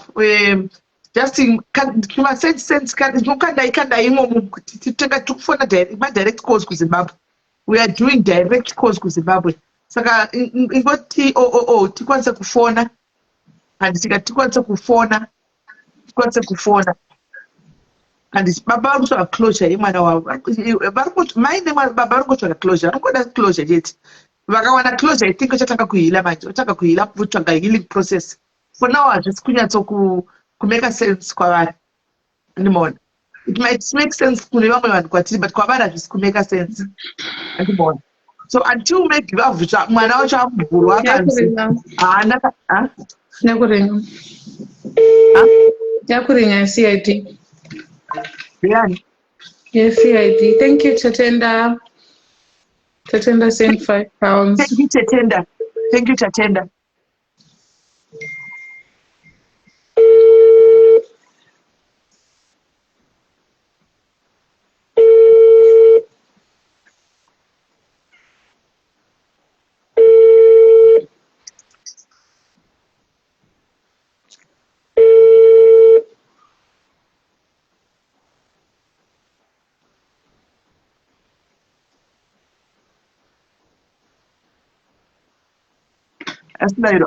It's good. It's up for number. Yeah, cell phone number CID. Try it again. All right.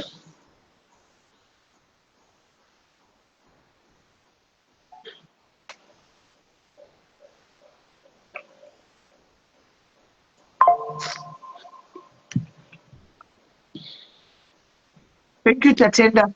Top up, guys. Top up.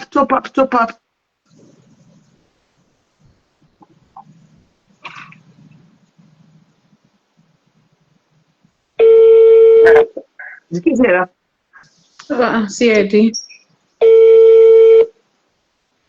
Mguzi yazita nesene manti. Stara kantina, but tinokutaura nochinyaya case.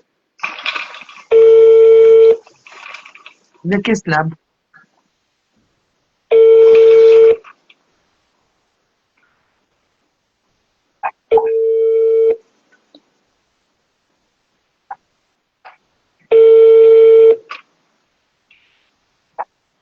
Try him out. Keep trying out.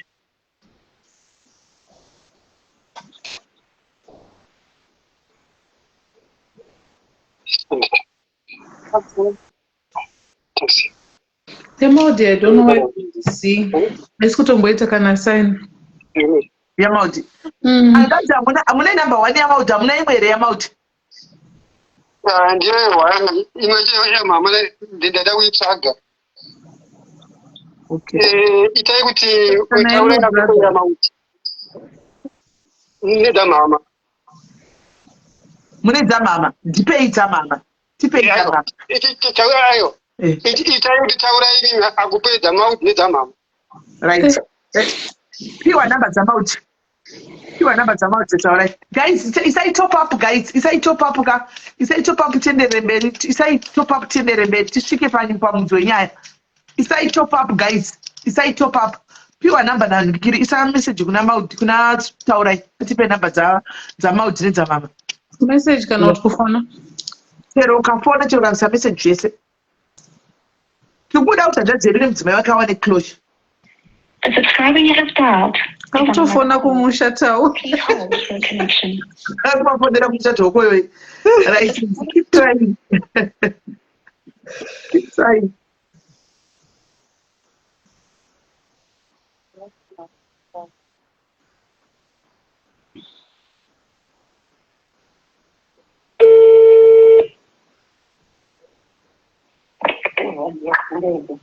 Hello. Hello. Tete taundokumbira ka number ya mama kana ya Tete Maud. Wadweka. Munhu iye mutore paground muuye naye. Kozi mukaramba kuchimbotaura nenyika. Ini ndauri nguva kuti munhu iyena zvaari kutaura nelife yangu kuti ndite zvinhu zvakadaro tere chau tichauya naye tirikumbuta tichokumbirawo nhamba because nhamba dzatinadzo hadzisi kupinda tirikukumbirawo nhamba yamaudzi nenhamba yamai because remember tiri kuzama kubatsira futi nehanzvadzi yenyu muri kuona achingopedza kutaura vhakata akata achingopedza kutaura vhadropa musire meseji akudropei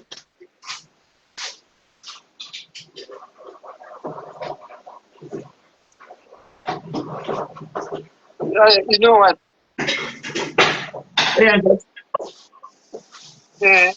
Arikuitira kuti awane closure kuti azivise vamwe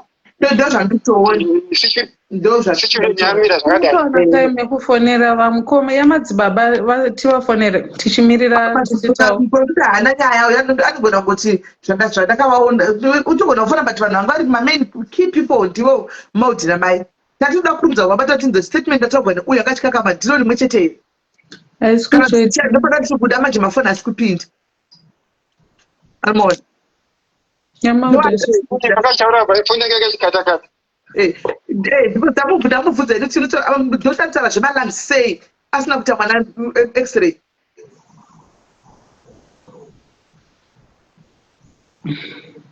saka imi vandinamuna namba yamai nyaigetika ndekuti foni yanga ndikayoka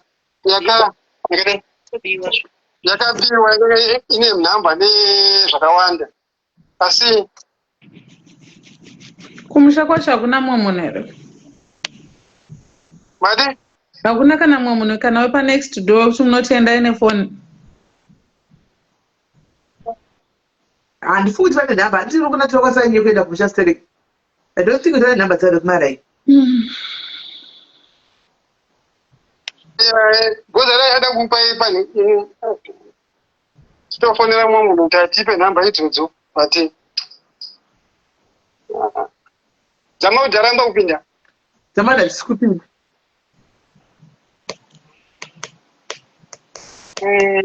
guilty yatauya kutondipa question mark dzihombe because uri kupanikei if you are working now kushanda newe just cooperate andika alright number dzavo the it's chete simple then you go zvokuti vede munongora vanziwaaa inini munongofatira inini haisi nyaya panguva ino because tine munhu akutsvaga closure panapa andika aiwa ndenyai aiwa toraningafuna aiwa nyaya yekuitika ndeyekuti ivo ringi vauda time yekuti vazivise mamwe materminals ndoti tikuzviona but zvatiri kuda kuita ka alright takufonera nhamba iyi kudai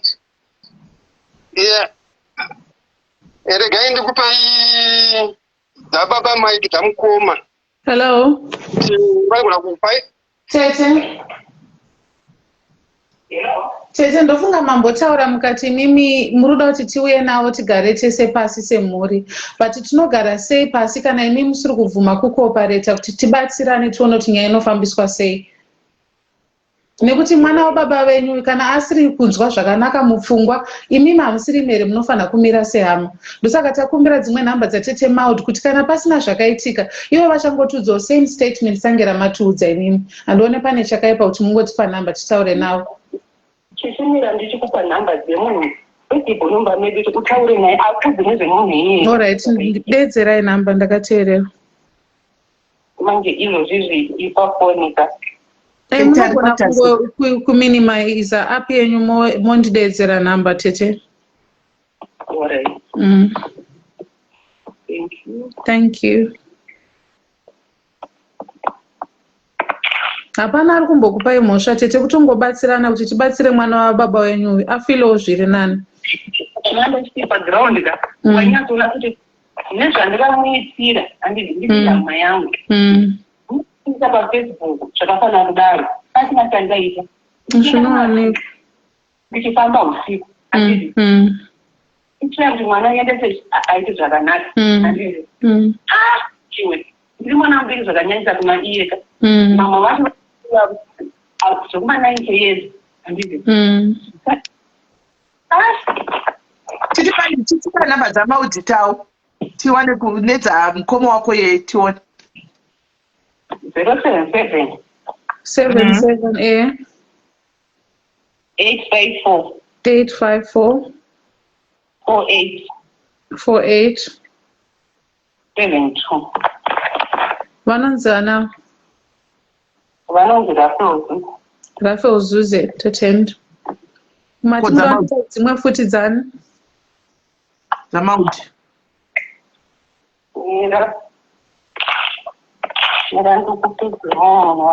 aitoenda naye kuchipatara wati mwana wake ndiye maudi here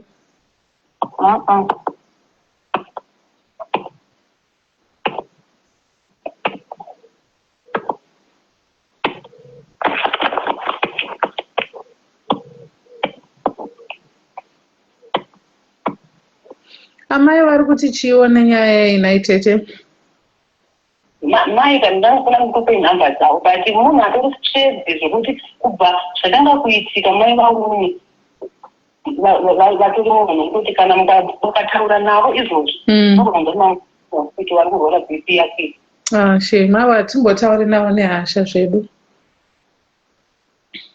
mai vacho hatitauri navo nehasha ko moti tiri vanawo uku kutongobatsirana mukoma hazvisimbori kuti dai zvaibvira mauya naye tinouya naye tida kungotanga tangonzwisisa pane nyaya tisati tatanga kufamba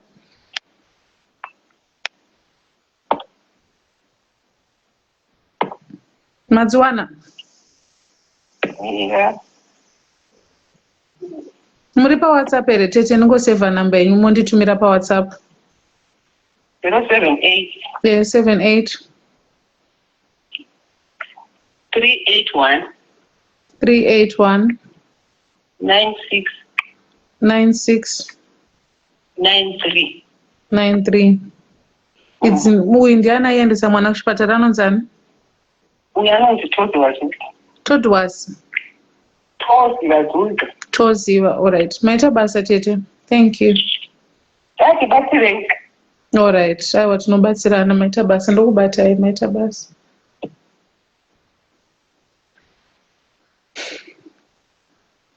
ndotanga nani naRafael kana kuti natoziva aiendesa mwana kuchipatara wacho Mother D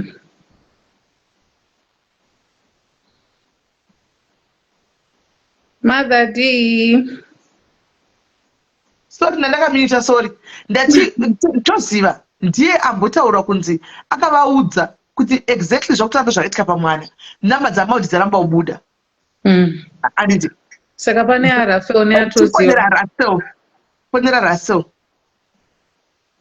sorry musati mamufonera ka hallo hello katati Russell ndiye wacho last first born mumuri ataisheta zvinhu zvose izvi ndiye ari kuinisheta zvinhu zvese ari under control ndiye bosi wezvinhu zvese izvi zvokuti zvidzike ende haana kuya kurufu ende hapana zvaakataura kunye panyaya yerufu emwana angonyarara saizvozvo haana kuya kurufu wai haana handizivi haana kubvunza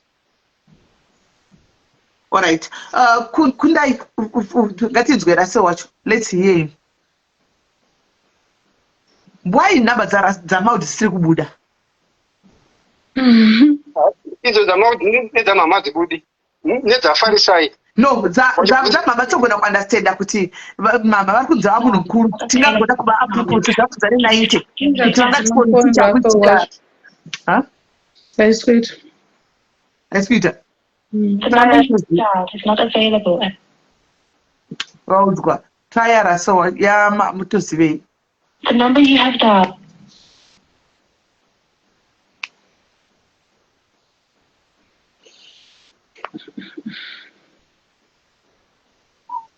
vanenge vatodzima mafoni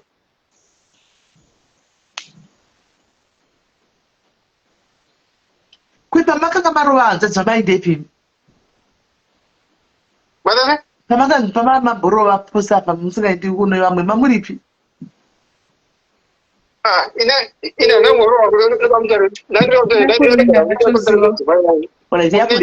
yakurinda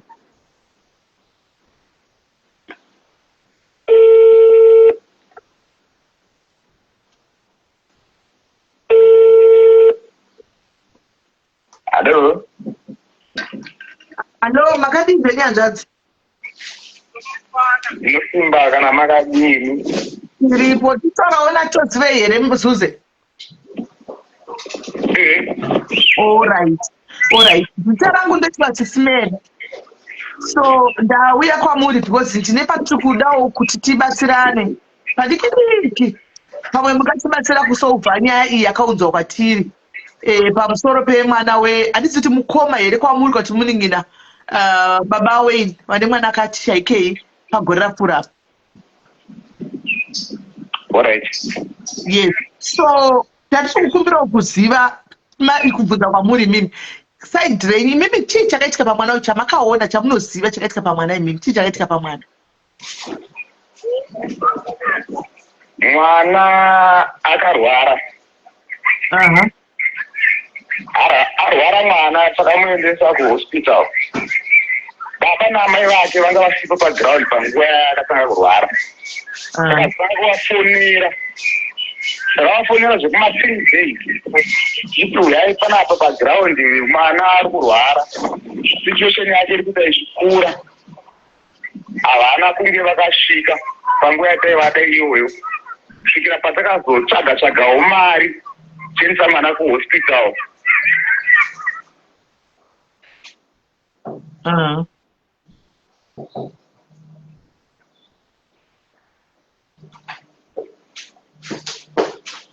Hello. Cut. Aiwa ndani andikuti vanenge vakata kuZimbabwe. I think network inenge yatavadambura. Inenge yatavadambura inetwork. Vafonere futi. Andifunga kuti vari kukata inetwork.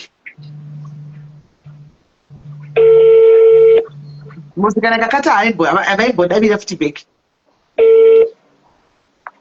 Hello. Sorry yadona ndofunga network. Alright. Makulinda. Takunzwa. Mwana akarwara riri gumbo. Takaenda naye kuhospital akanotorwa x-ray akaonekwa kuti gumbo ndoranga rakakanganisika. Papo tasvika naye kumba akaita 2 days. Aita 2 days gumbo rimwe rakabva ratanga kuzvimba. Takati mwana kana akajamba gumbo rakatorwa richinzi iri ko rimwe rakuzvimba chiri gumbo. Takati regedza tese timbofamba pamba takapinda mumaprofita. Takauza bhadhaudza imomo. Panguva yataitonesana nababa vacho naamai kuti uyai paground batsirane zviri kuita mwana. Asi havasvinge vakasvika panguva idzodzo. Dhamarata vakatozotumirwa mari kuri kuno kumusha. Ndopa vakazouya. Vachiuya ndopatikati mari hatisina. Vachisunga patikatosiya chikwereti. Vatone chikwereti izvezvi. Vasvika patani pakabvunza rega titengese mombe. Ndopabudiswa mombe mudanga namukoma. Baba vangu imini vakapereka vakasiira ivo bamunenedzoni vane mwana akashaika. Ndovakabvisa mombe vatengesa mombe $250 chiti kumanheru kwacho mwana achipinda pabhazi achienda kuZambia. Asi situation yakabva yakura panguva iyoyo. Patakazongoti rega tichimaya nemwana bado pahospital pachitsungu. Ivo baba vanga vatovapo, baba vake ivo bamunenedzoni vava vanga vatovapo. Ndovakatenda nemwana uyoyo. Ende panguva yaitotsaura zvese hapana tanga asingataura akatofa achitaura. Dzamara kusvika naye kuhospital. Hello. Takateerera. Vachisvika naye kuhospital mwana ndopa akashaya. Alright. Saka makumbo aya chaitika kumwana makumbo aya hanzi chii? Chii chaitika kumwana kumakumbo? Hello, afunga. Makumbo pamwana apa hanzi chii? Kuchipatara vakati chii panyaya makumbo hanzi chii chakaitika pamwana? Pagumbo vakati rakanga rakaminyuka. Akatoiswa plaster. Vaya kutsoka kunokonga rakaminyuka. Okay. Saka rakaminyuka gumbo saka rakazoinda kune rimwe racho. Rakabva rachitangira rimwe racho. Gumbo rakatanga kuti kuzvimba. Alright. Mwana aigara nani naye bankuru? Mwana pamba aigara nagogo. Ndovaigara navo. Alright. Anga asingagari natete? teta vanhu vakaitobatira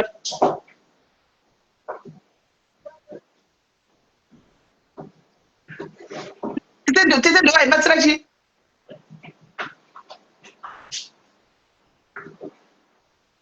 Hello?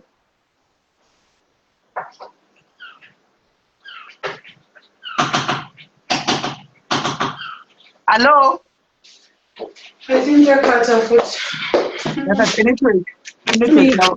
Maybe. Network. Kuhospitali waenda kuzambia waenda kwenda hospitali chombe ka hospital kune mshonga kandi kuzobhera wenda ku Zambia kuna mshonga kana kwenda kwenda pa Zambia kana ku South Africa kana tukupi kuza kuna mshonga ku Zimbabwe saka kubinyuka guys gumbo rinozoenda kune rimwe gumbo iri ukaenda gumbo rinotapira kune rimwe iri yayi zipada kubuda kana pa guys ukamenyuka gumbo nekujamba Tumirwa na tatenda yakera. Fefe tatumira na tatenda ipelile. Oh, yeah. Oh, okay, that's why. Guys, top up, guys. Top up, tuone kuendelea mbele. Top up. Top up. Top up. I said, wakati kuta post-mortem. Ikade baba wani closure right now. Ndipo kuta post-mortem now you alright. Kumbara kana dai kana tanga chiwa chakati kana amsoro kiwa dai kana tiji. Say personal tambe post-mortem. Ndopa kuneze post-mortem mambo ya mtazo post-mortem i. Pangoba nisiri kunzwisa ndebe kuti mwana akazinga testwa rinipa akachikoka gumbo erafa. Akachuka gumbo mwana antika vari kuti mwana akamborora pekutanga chiwa musoro vakana naye kuchipatara handiti pekutanga ndopaizonzi dokta akazorikonaiza mwana adzoka pechitutu mwana uyu takambomuona atisina airtime guys airtime yapera tukuna airtime panamba dzakunda yapo airtime panamba dzakunda yapo guys isai airtime top up panamba dzakunda tiwane kufona kunhingikiri kana kaita blood clot pane rimwe gumbo ko the other leg anti makumba ndakupa picture yemakumba anga ari 2 emwana uyu ndingaziva kose ari 2 makumbo kana rakaita blood clot kune 1 rinozoita kune rimwe arowanza mita phone Alright. pakazoenda kunoona doctor dokta pakarecognize kuti mwana takambomurapa pano ndipo pakaenda achizofa paakaenda nemika ko pekutanga angambomurikonaiza kupi pakaita plaster musi wa 11 pakamona paplaster ukabva kutomuona iri jere kushayika kwake musi wa 23 ipakazoti mwana jini ndakamusa plaster but infection yachona was fast guys infection iyoyo was fast 2 days ndii kadi racho ika ndinaro ndii kamabvunza kuti ndii doctor's report yacho haibude doctor's report ndochinja tinyanya ichocho and this anenge chitozvizati ari palife atochitaura kuti kumafacebook she knows anga chitoziva funa kumita noise I don't know what's happening with your phone Inoita kutogwa ndikuda kungopindura poto yangu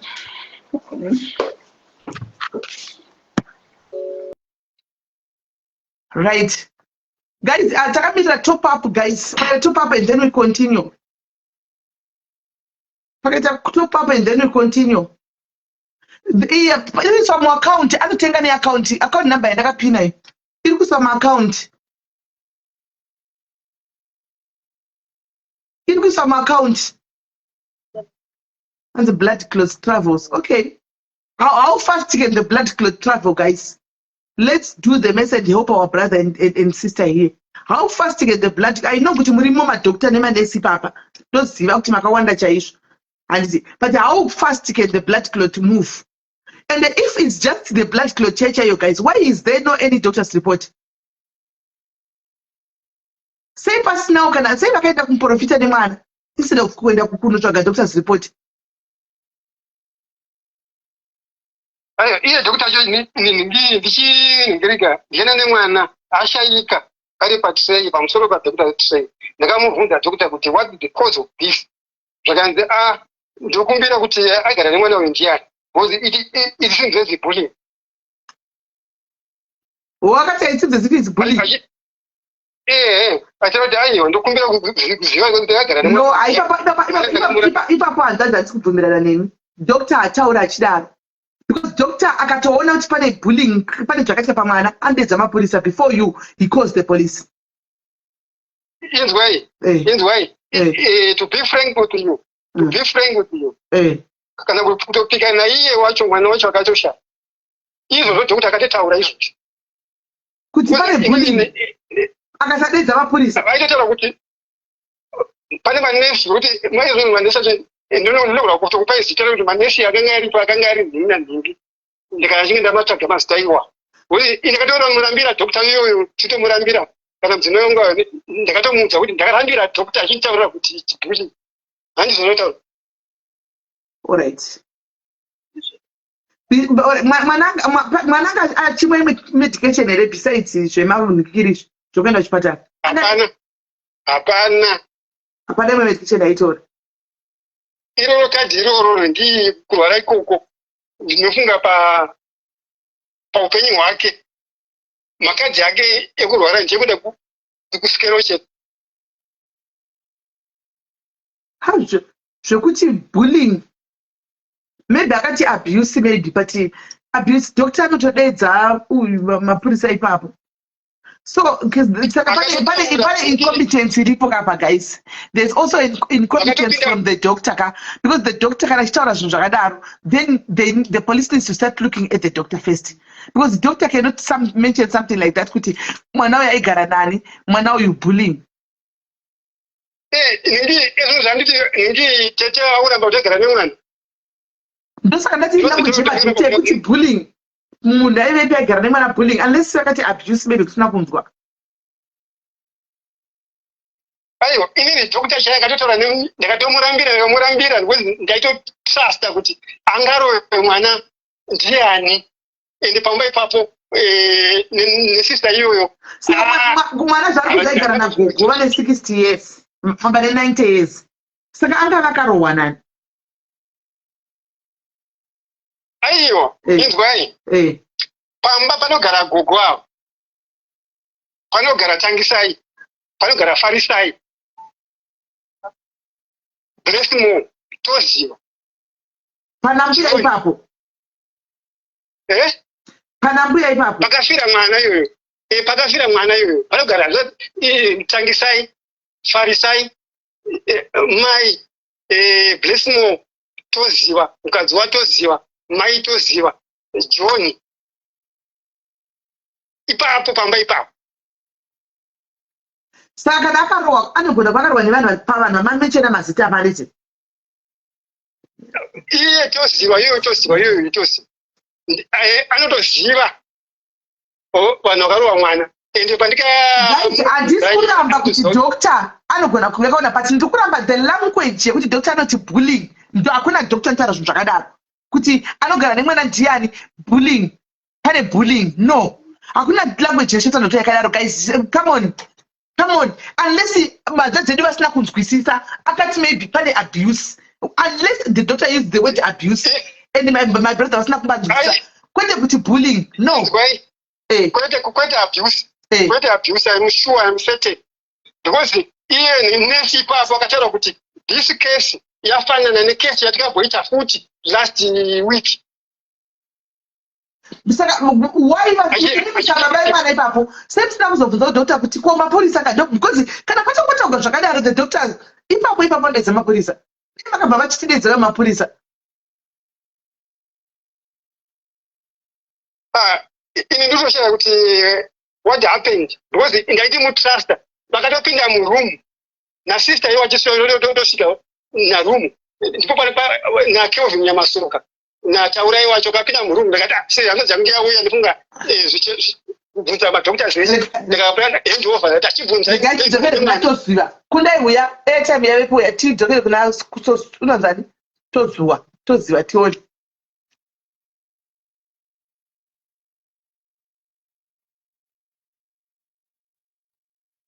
regai tichitora kusvika pamudzi wenyaya guys, regai tione, mirai uye kundai ushu tinzwe kuti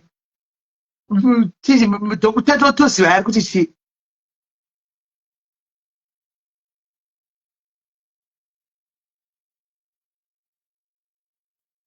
Jessica chero akapiwa mari ane wedhi anogona kutaura, andiona risini iroro anogona kutokavha nyaya yake. Madhota ekuzobva akangwara anopiwa mari, anobhadharwa ndisemaflies vaputsa, anotokavha nyaya yayo zviri smart.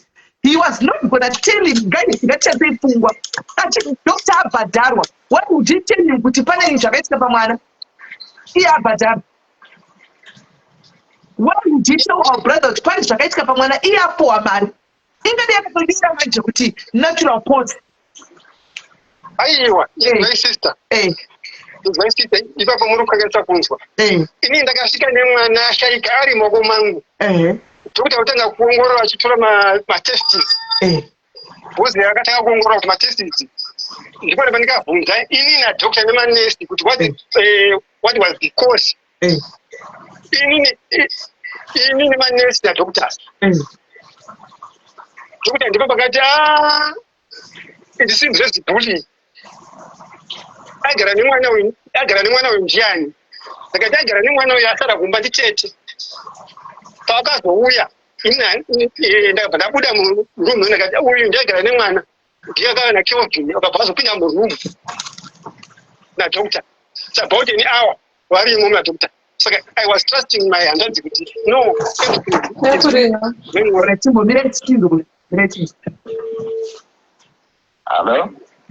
Hello, sorry Mankuru, ndamboita breakdown network up, sorry. Right. Saka mati mwana igara nambuya anditi pane statement rakanyorwa nemunin'ina woni mukoma munin'ina kwa mukoma wenyu anditi kwatiri achiti imimi makamuudza muri mega kuti pane munhu akamborova mwana. Is that true? Mwana haana kutorohwa, mwana vakasvika iyo bamunini, mwana aitotaura achiti akajamba. Mwana haana kurohwa, munhu anga ane 14 years aitaura zvese zvakaitika pari, aitaura wega. Kana pandakaenda naye kuchipatara kuhospital akanotsanangudzira chiremba zvakaitika pari ari wega nemuromo wake. Tikunzwa. Saka imi muri kuti hamuna mboudza munin'ina wenyu kuti mwana akarohwa? Handina kumbotaura ndibamunini. Ndibamunini hauna kumbotaura navo daro? Handina kumbotaura navo daro. Okay. Ko haana kumbotumwa nebhaiki here mwana? Mwana haana kudhumwa nebhaiki. Mwana zvebhaiki akazviramba akati handizi rini ndakadhumwa nebhaiki. Okay. Saka imi vakapinda nemwana kuchipatara nai Bankuru. Dokta akati mwana uyu chii? Dokta akati mwana akafinyuka gumbo akatomisa bed plaster. Okay. So pakazoshaika mwana, dokta haana kana bepa rimwe rakakupai? Dokta pakashaika mwana akanotaura naPepe vanova vakunzi ndivo vakauraya avo, ndo vakanotaura nadhokta achitoti baba wemwana ndoda kutaura naye, ndoda kutaura nemi nokuti baba wacho handiri kunatogona kusawirirana nawo hamene zvavari. Alright, saka muna chamunoziva kuti vakataura kuti kudii nadhokta? Pepe vanogona kukuudzai vari vega ivo zvavakataurwa nadhokta. Alright. Ko ivo tete vari kuzosei tete ava vari kufungidzirwa kuti vane zvavakaita pamwana uyu? Inini ndinoshaya kuziva kuti sei bamunini vari kudaro, nokuti Pepe varo ndo munhu akatochengeta mwana uyoyoyo. Zvese zvaiita zvechikoro kana everything ndo vaisponza zvinhu zvacho zvese. Alright. Ko mugoti wakawanikwa uine ropa nehembe dzanga dzine ropa dzemwana, ropa ranga rabva kupiri? Hello. Ko ropa rakawanikwa riri pahembe dzemwana nemugoti riri kunzi zvakanga zvine ropa zvanga zvabva kupi? Mwana akanga akubudisa mututu mumhuno. Okay. Waiva mututu wanga wabuda nemumhuno make. Alright. Ndobva waenda pahembe. Taitofamba nechijira chokutoti taitomuisa pataifamba naye nedhudhubhaiki. Alright. Ko baba venyu ava vakamborwara here? Njere? Pane zvakawanda sofa zvinota kana chiremba anogona kukuudza pakapaona badza chiremba anogona kutsanangudzira achanza kunzwa kuti mudhara inini zvavari sofa handisi kuziva kuti chii chaizvo chiri kumboitika pavari. Aiwa, munhu ari kuchema zvake kamwana, munhu ari kuchema sofa panguva iyi. Saka nhamba dzachiremba idzi mukadziitei? Regedzai ndokutsvagira isofa handina. Alright. But imi kuvaziva kwamakaona ipapapa vachiitwa, saka ndo hazvisiri zvamaivaziva before. Ini chinhu chandaifungidzira pakafa munina wangu ndaiti taigona kunge takafamba sefemili zvezviye zvokuti titsvage kuti chii chaizvo chakaitika pane mwana. Zviri zvekutanzi akanopondwa ini zvangu ndinozviramba pamwe tingagone kubhiripa zvinhu zvakaita seuroyi. Yes, of course. Ine zvekutanzi akanopondwa achirohwa ini zvangu hakuna zvakadaro zvakaitika pane mwana haana kupondwa haana kurohwa. Ende zvakanga zvakanakira kuti akanosvika kunofa achitaura. Ende aiva munhu aitaura zvakatonaka aitaura. Alright. Ko saka imimi semhuriko zvino izvi muri kuita sei nenyaya yababa vako? Tatinga kuti dai vakwanisa kuti vasangane nesu togara pasi totaura, nokuti izvezvi vari kunoposta mamessages mumasocial medias zvinova zvinhu zvokuti zviri kunokanganisa maimages edzimwe hama mufamily. Okay. Alright. Vanhu vanenge vachiverenga vachiona vanongokotawo as correct, nokuti hapana chavakaziva ende paground pakafa mwana vanga vasipo pakatobva CID rekugurure vakatouya vakatotorawo mastatement kwatiri kusanganisira neni ndakatorwawo statement rigore rakapera. Because mwana akuda kuti anowa kuti mwana aexhumiwe kuti paongororwe panyuwani kuti mwana sekufungidzira kwavo kuti mwana akarohwa nemafractures kuti zvionekwe kuti mabhonzo emwana pane paakamborohwa here. Iyoyo inogona kuva good idea kuti pasiri chokwadi zvacho bhosi vari kutonyepera vanhu ndokutaura chokwadi. Alright. Saka mwana ocherwa zvake anti zvakatonaka zvisingaiti ndingatozvifarira mwari anonga atopindira ndokuti zvitopera. Ndokuti zvipere. Saka ropa iri remuhotwa iri rakazosvika pamugoti sei? Ini mugoti wainzi wanga une ropa handina hangu kuona wei. Hamuna kumuona? Handina kuona mugoti wanga une ropa washori kutaura kunzi mugoti wanga une ropa handina kuona. Asi imi manga muchifambawo moga kwamatinda kudzingana kumaprofita kwakanzi kudii? Makatomboenda kune mumwe muprofita anonzi Amiko Madzabamheno, makanzi chii? Profita vaitaura zveuroyi ndezvavaitaura vachiti mwana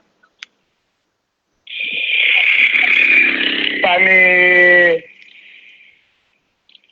mbuye zvinonetsa kunzisa vachiprofita munongoviziva zvekuti zvinongotaura kunzi hama dzacho hama dzekwamai hama dzekwababa dzakabatana zvaingotaura zvimwe zvinotaura nezviri kuita munhu ka hazvisi kutongobatira zvinhu zvakakutiudza kumaprofita kwacho. Zvasiri aitowedzera muto hashai chekutaura ka. Halo. Halo, nokuti pari kunzi pane mugotonga wakatyoka waivepo, saka ndo zvazvatinetsa. Hapana mugoti wakatyoka kana mugoti une ropa. Alright. Ko ungandipawo here nhamba dzaMaud? Nhamba dza Maud. Maudizuze hapandina foni yangu haina matext manje ndinazo but foni yangu haina matext. Okay, all right. Waigona kutidedzera Mumbondipaka time kuti ndizinyore kaza ndizene musoro. all right ndokufodera in 2 minutes Kungosaka ndizinyore muzifoni. all right sharp Maitaba. right kurunzi mwana ngaavhurwe but all still pane vanisiri kunyatsanzwisisa pekuti tete vanonzi vakataura nadhokta ndivo vataura nadhokta ndivo tete vari kufaila kutipa kuti dhokta akati chi ende vari kufaila kutipawo inonzi doctors report.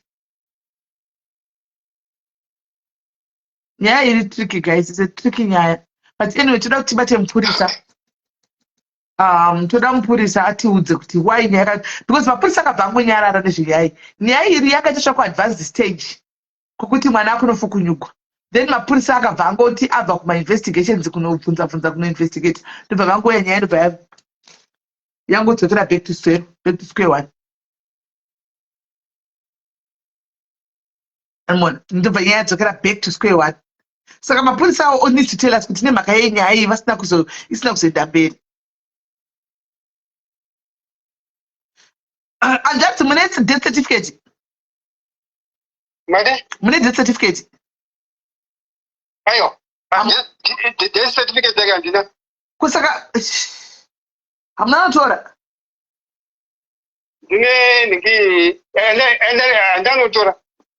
Because pakunotora doctor certificate death certificate panida tsamba yekwa doctor yekoko kuti mwana akafa nei kuti vanyore pa death certificate. Because zvichiitika izvozvo vakanga vataura because ndivo vakanga setete vavo nanhasi ndiwane birth certificate wenyu wacho. Ini pamakafamba hanzvadzi muchitsvagawo makanzi chii? Aiwa, kwete kufamba, there's no need kuti utofamba. All right. Because zvaitongonzi iye tozivo wacho mukamubvunza tozivo wacho ndakatofamba naye akatoudzwa kuti iwe shamwari kana kaita zvinhu hawazive unokuya nawo panapo iye toziva wacho mukamubvunza kuti iwe pakuenda nabamukuru wako kana nabamunini wako kwakaenda iwe une muprofita wamaendera bamunini wako vari kure mushoma nemwana pangazina nabamunini wako wakanzi chii nemuprofita vanokuudza imi muri kure zvakadii kuti mozati chii hanzvadzi imwe way yatokwanisa kuita mukasvika mukadzoka paground hane maona then kwakuenda kumapurisa paground titora mapurisa muripo paground imimi hane maona so that yainyatsekuongororwa musi kuzviona kuti zvinenge zviri votanga kuti why kubva kuna doctor muri paground muri kuzviona sei? icho kwadi ichocho but ndiri kuona kuoma kwomwoyo wawoga because ndachiteerera zvangachitaura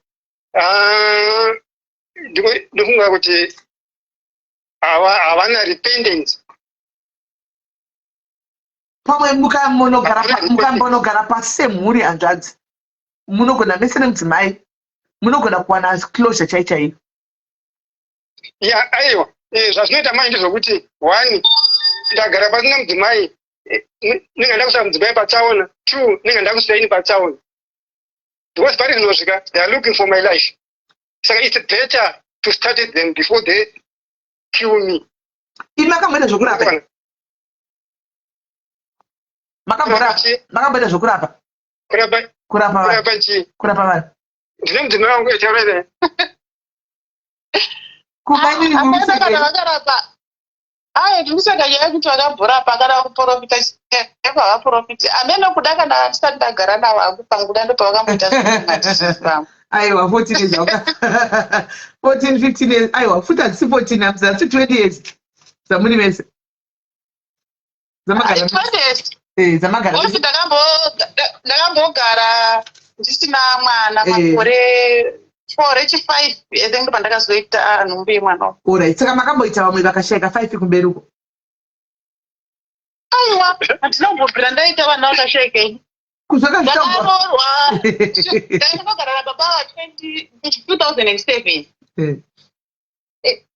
2006 2006 ndikazoita mwana wangu ndikazozvara mwana uyu 2007 kana kuti ndingangoda kukupai namba yesister yangu kuti no, that's fine.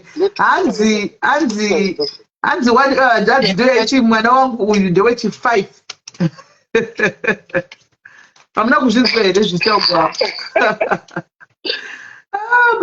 yairuneza ini ndakanga ndangozvitambira ungoti arufu rwauya but ivo mukugara kuchero pakuchengeta mwana kwataita hapana zvandakafunga asi pressure ini ndakazozvibvunzawo kuti pamwe dzinogona kunge dziri chokwadi ndaibvunza kuti murudzokera rini kusouth ini ndauya kuzochema mwana mwana achingorigwa zvinhu saka murudzokera rini ndaipiwa pressure kumba kuti murudzokera rini saka muchagarisana here naedison pasisina mwana zvimwe zvinhu zvandaibvunzwa samubvunza ndaisangana naye ndaitadza kupindura ndotovashedza ndoti mubvunza ndiri kusangana naye asi maudza hama dzanyoiti hamuchakwanisi kugara nene here sezvo hapasisina mwana voti wazviwana kupi izvozvi saka zvakawanda wanda zvandakangosanganidzana nazvo zveprofita kana nanga handiziva hangu maybe zvomumushame vanhu handingakwanisi kuzviziva handizvozvo ko imimi zvokuti mumbokwanisa kuti mumboita zvinoitawo vamwe zvokuti mungoita kuti mwana agwe hondo dzake ega hamuna mbokwanisa kuzvipfungwa ichizodziitike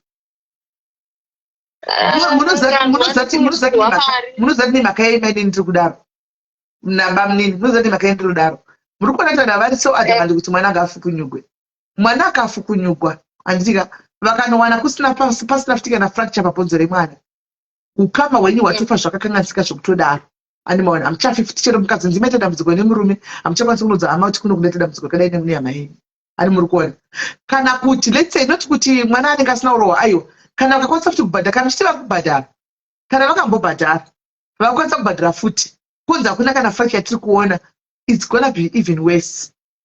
A better way instead yekuti you find someone anongoti mwana mukazvirwire then you keep quiet. Taona zvakawanda isu taona takamboenda pane imwe funeral so ndakamboenda pane musikana akaurawa nemurume wake handikanga nefuneral iyoyo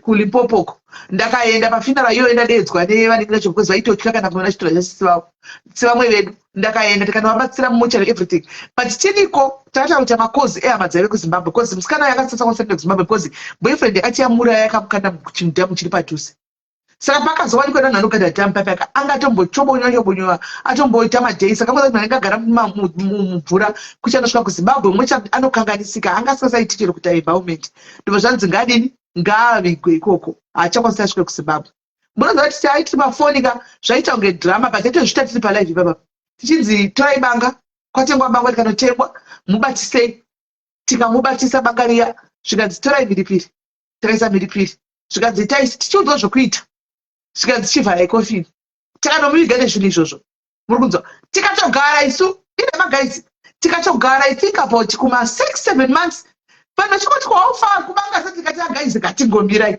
takazotanga kuudziwa kuti noti pataitaura vakataura statement remoto kuti vanhu ngavabvire zvataidzi timuze zvazvika munoziva kuti murume achakabvira achifamba nemota kudai hapana mushonga wakaiswa ipapo but nonge andiripotisa aitomatisa musikana wezvinhu izvi hapana mushonga wakaiswa taingoudzwa kunzi itai tikaendesa nemutsvairo mukofini imomo tikawa kuti basi muri kuti aripo muri kuchima akaramba kuchinzi mutadzei mubhodhi yemukadzi wake akaramba kuiona bhodhi akaramba kuiona bhodhi saka ndiri kugaya kuti isedhoraite kuti even kuti vadzokereko sezvo mhuri iyi yakabatana kudai ani maona pamwe chete pauivhu wacho oraiti zvokuti tongoti vari kuronga pamwe chete kuti vaite chi pamwe chete against munhu one handika there's a better way of doing it makanyarara and then mugara kure zvoitika zvega totanga kuona because kuenda vanokwanisa kuenda zveshuwa kumba asi kuenda kumba pari tricky pari dangerous ndepekuti muri kuona kuti kana family yese iri kugenga up against munhu one vanenge vasiri safe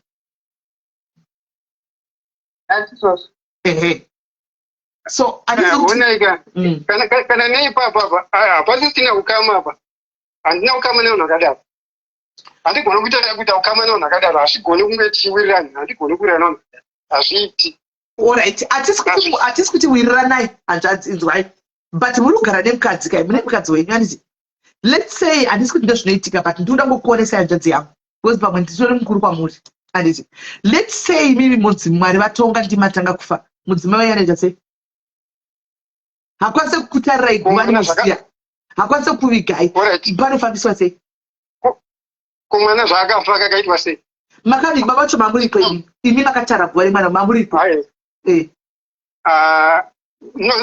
noziva hanzvadzi ngatirege kuastinda zvinhu zviripo chakanaka ndechekusolva zvinhu zviripo mwana takambofamba patafamba mwana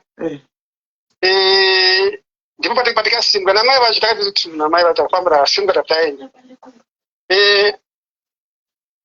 natete vacho pane tete ndi wamasiya ipapa vasiri kubuda vakuwanziridzwa ivavo bcause ndevanoyese zekuti makaona mukana ukati vaneyese ivavo kutaura chako havatogoni takabva taenda tatiya riva redu takuharare nefungaita about tuti vataka kufona kunonga akurwara kuno hanzvadzi yako ikurwara zvaita wei akati kuda kuti iye toziwa ndiyo nyakufona achitaura kuti kudaro akati arikuti arumbodii ndakazouya after 3 weeks ndichifambira nyaya yaWayne because ndipo patakazoripota mapurisa ndipo pandikazoona naitosi zvakanzi aiwa hauna kuya nemunhu akakonzera zvinhu izvi here ndakamurapa pano haumuzivi here iye toziva iye toziva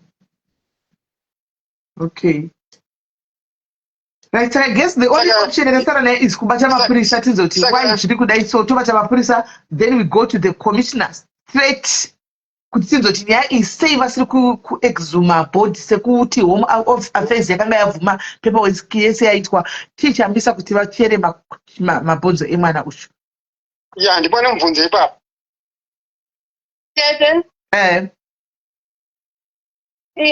izvo ndanzwa mataura imwe pointi iyo ndaitoi ndiyo yandakanga ndichitoda inini handina ngusha ndakambototaura kana kuakiuza angu hama dzamurume wangu asi ndakanga ndichisiri shuvira kuti denda rengowana munhu anokwanisa kungoti zvingozviratidza zvega yes that was the best iyoyo that was the best iyoyo asi kuti vanhu vachona vanhu vachina inini personal handivawani tinongoona vanhu vanenge vachingoda mari vochitora mari voenda hapana help inenge iripo yeah because sure patiti vanhu variko mazano ibafa tsoka vazhinji vacho ari zvino kana nebasa jairo izvino hapatorina kudzoka kumusha inototya kutodzoka izvino ifungibofunga kuti ndoda kuvakira guva remwana wangu asi ndopa ndovaka ndakagara kupi ndosvikira kupi ndokumba kwachiko ndogamuchirwa nani kwese hamusi kushanda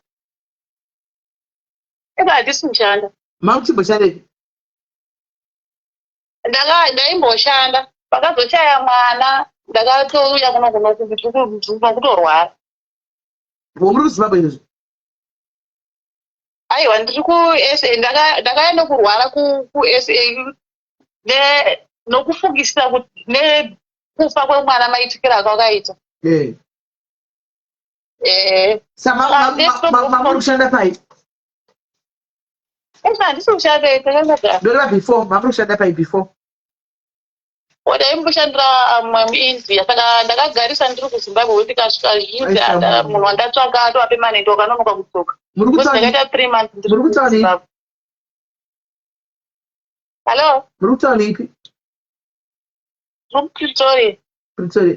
Right guys tikukumbira moita chistay in kana stay out ndaita stay in pari zvino ndakatogarawo pamukuku chaiwo kutokumbirawo mahusband nemari kubhadhara ndisori alright guys kana tikukumbirawo munhu ane basa tikukumbirawo munhu ane basa guys ane basa anokwanisa kuti avapewo basa kuvari kupretoria Joburg and manager stay in tikukumbirawo munhu ane basa Pretoria Joburg just get hold of me and give them all right hands do pay number ibupedze kwemasports ndapiwa number panapa Maud yakuringa abvakata ndiye Maud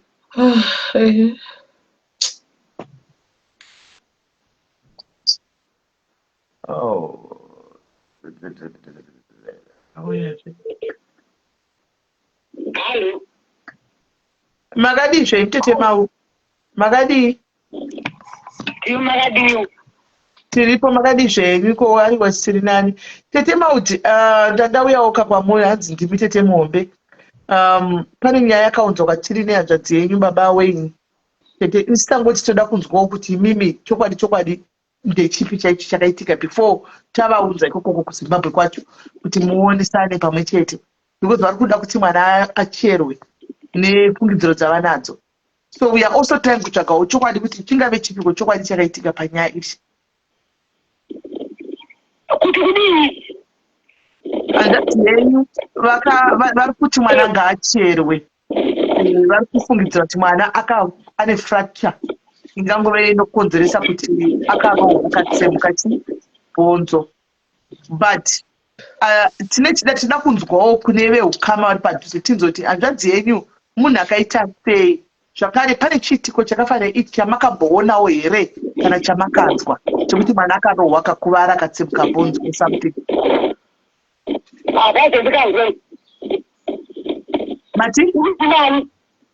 Ini hatisi kubvunzwai.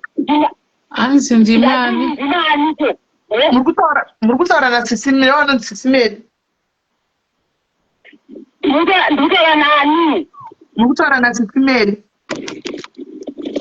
Mary. Ndinokuziva. Mati? Handinokuziva Tete Mary vati. Sisimeri hamungandizivi nekuti nyaya yakangounzwa kwatiri, yakaripotwa kwatiri nehanzvadzi yenyu. Hamungambondizivi. Ndosaka tiri kuda kutsvaga kuti batsiranewo nehanzvadzi yenyu tionesanewo kuti chingava chii chinogona kuve chakaitika pamwana wavo semunhu ari kutsvaga closure. Chakaitika ndacha ndikaona chakaitika ini asi kuti mwana ndakangomuona achirwara achienda takazvipa zvokuti akarohwa hapana. Okay, saka vari kuda kuti tivabatsire kuti mwana acherenurwe. Saka ocherwa hake. Anocherwa kuti akacherwa ndopaanozooneka akakuwadzwa nani. Ndo zvavari kuda kuti vatsvage kuti mwana, vari kufungidza kuti mwana akarohwa handiti. Saka pakacherwa mabhonzo akaenda kuforensic akanocherwa akawanikwa. Kana asina kurohwa anongowanikwa mabhonzo emwana kuti aiwa haana kurohwa. Kana akarohwa anongowanikwa even mabhonzo ekuti aiwa mwana anga ane fracture pakati. Aiwa kwaiwo. Tenders are calm. WhatsApp audio. Oh, sorry. Mati Tete? Hello. Sorry.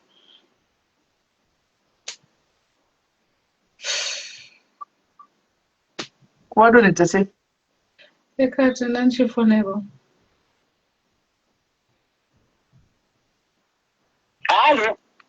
Hello Tete, sorry yenyu yambo network yatingi yanetsa. Saka mwana mati ocherwa, tochera hedu mwana. Anocherwa akaurayiwa here. Mati? Kuti acherwe. Vari kuda kuti acherwe. Iye muridzi chaari kuda iye ngauye. Kwekuti hosipitari handakaudzwa here masira aita mwana. Ndambomute amena kupota shawapfurira zvinhu kuseri. Ndandavamuta amena kupota shawadza zvekutaura kuseri. Hello, kuhospital vari kuti ivo havana kuudzwa kuti mwana akafa, sei vakangonzi pane abuse yakaitika pamwana.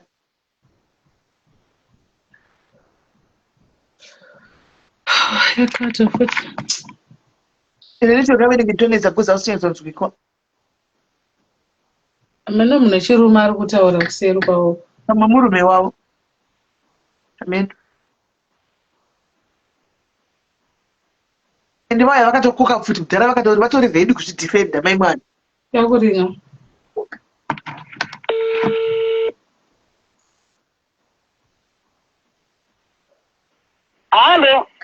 Hello, sorry network iri kumbonetsa. Vari kuti izvo kuhospital vakaudzwa kuti mwana pane abuse yakaitika. Abhaza ndikuziva izvozvo. Kana kuti anga tomuudza zvokuita. Inini maripoti wachona ende akatora iseni kwachona munonzwa kana polisi amunonzwa kuti akati kudini sezvoinda kudaiati hwaazvabisa handiripo. Alright. Saka pane police pane any report doctor's report yamakaona here kana kuti any police report yamakaona? Yandakaona inini? Imimi satete like police report kana doctor's report yanyorwa nadoctor kuti mwana akadai. Mwana paakandosvika kuchipatara pakavhenekwa akazi mwana uyu inda handisipo yacho wanga waripo akati mwana uyu hapana patikuwa pakakuwara. Wari kunzi hapana pari kuonekwa pakakuwara ko pari kunzi akaminikwa gumbo ndepapi paidzi akazominikwa gumbo? Iye ndiye angatoziva kuti ini pandakasvikayo ndakaona mwana ndakuwara gumbo rakazvinda makuwara kuti anenzi anga chipatara zvaavhenekwa akati hapataita tiri kuona. Alright. Okay. Alright. Ndizvizivi. Alright. So nyaya dzeuroyi dzakubuda idzi munotiwo kudii nadzo naitete? Dzeuroyi idzi iye paakaenda achizobata uroyi ndiani kuziva. Alright. Imimi but hanzvadzi yenyu munhu akaita sei tete? Munhu akaita sei kuziva kwenyu hanzvadzi yenyu munhu akaita sei? Handingafune kuziva pfungwa dzake dzaanofunga kuti aifungei. Like munhu akamborwara jere here? Sezvo munhu akabuda kune kuyani makore kana akazorwara njere ari kwanga ariko handizivi ndakabuda kune ndaanonguva ndabuda kuno kuti azongosangana iye akatorekana nake iyoyo. Alright. Ko ini muchimuonawo njere dzake mukumuonawo chii? Ndibvunza imini handimi ndimi makakura naye ndiyo hanzvadzi yenyu here? Tobvunza imini kana munhu aisvika murimi nototi idzi njere idzi dzakatamba nepwe idzi njere idzi dziri bhururuka ndine muchimuona so. Aiwa, isusu takatambudzwa kwamuri veukama tozoona kuti zvinenge zvakamira sei. Tinozoasesa tambunzwawo kuti relationship yakamira sei, background yake yakamira sei. Inini ndakabuda kune ku88 ndichizoenda azomonani mwana wake kana akarwara pakati apa ndaandisipo. Alright, asa maguma kuonana kudhara. Saka izvozvo hamusi kutaura here naitete? Hamusi kutaura nehanzvadzi yenyu here? Kutaona here? Handisi kutomboona nguva dzaakabva kuneku tapona nhasi handisamboona naye.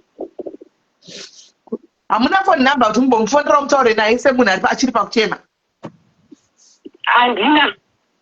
Alright. No, maite henyu tete Maudi, thank you very much. Tati tingonzwa kuside kwenyu. Aiwa maita basa tete tingozokuudzai kuti mwana chacherwarii. Ko nyaya yemugotu neropa nenyaya yakasara achirwara madhadhi? Vakati varitaura ndandisiko. Varitaura ndandisitoripo zvachose ndakabva 80 something ndandisiko, I don't know nothing. Ndio vakatotiudza. Right. Fonera nikikiri dzanguva kuAfrica iko zvinezvi. Fonera try number detective zvakati. Pane yanda kusendera yanikikiri yemukuru wemapurisa, try futi number iyoyo. Alright.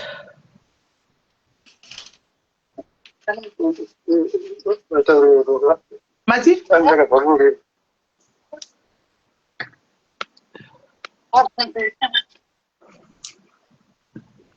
Ipi yamati wantumira na 675. Ndapedzera kupa. Ndinopedzera ndipa ndemporofita. Ndemporofita. Kune koda jara kutumira. Iri contact so. Yakanzi kuchoni. Waiona? Kundai waiona? No. Yakanzi kutya uripo. Munautumira. Alright.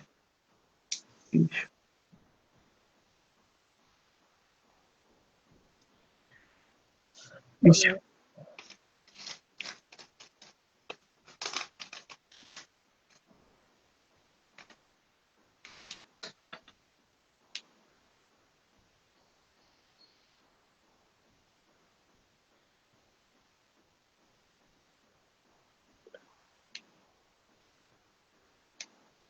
No, office hours sometimes very important. Office hours.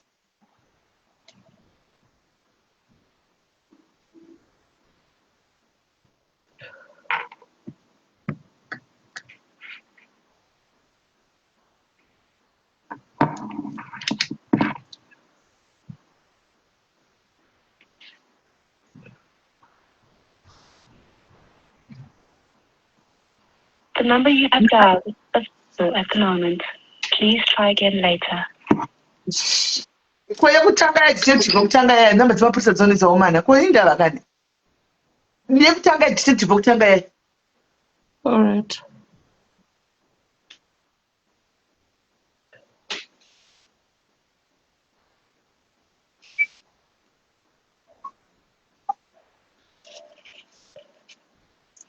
The number you have dialed is Hello.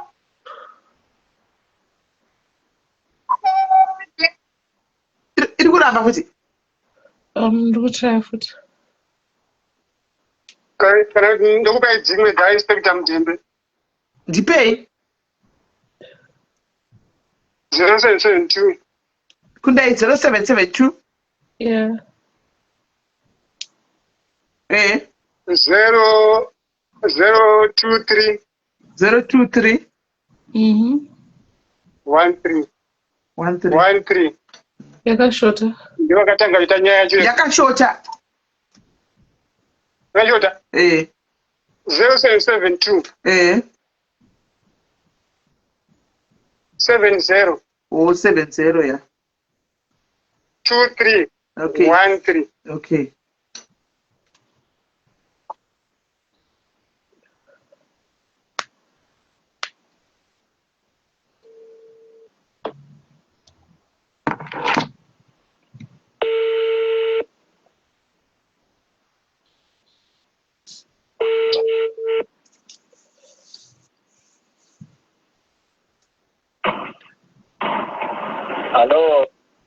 Hello, vakuru vangu makadiko.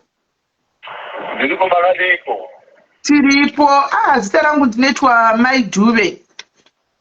Ndiri kufona ndiri kuno ku-UK. Ndinofona ndiri kuno ku-UK kunoku. So pane sorry vakuru, pane nyaya inoda ndingobvunza zvangu kwamuri bijana, namba dzenyu ndadziwana kune imwe hanzvadzi. Pane kesi yamaiita yemukomana anonzi Wayne Zuze pakashaya, mutiri kuirangarira. Right. So kesi iyi babava yanga yave ku-advanced stage kukunzi yanga yakunzi yakuenda kukuti mwana anoexhumiwa, but unfortunately yakazongonyararwa. Mungaziva kuti chingave chichiri kuitika kuti chizongonyararwa kesi iyi? Pane zvimwe mafindings manyuwana kana kuti chii chakaita kuti chizongonzi yanyarara? Kesi yemunhu weku ndandindiridzeva ndazotoita pulo. Alright.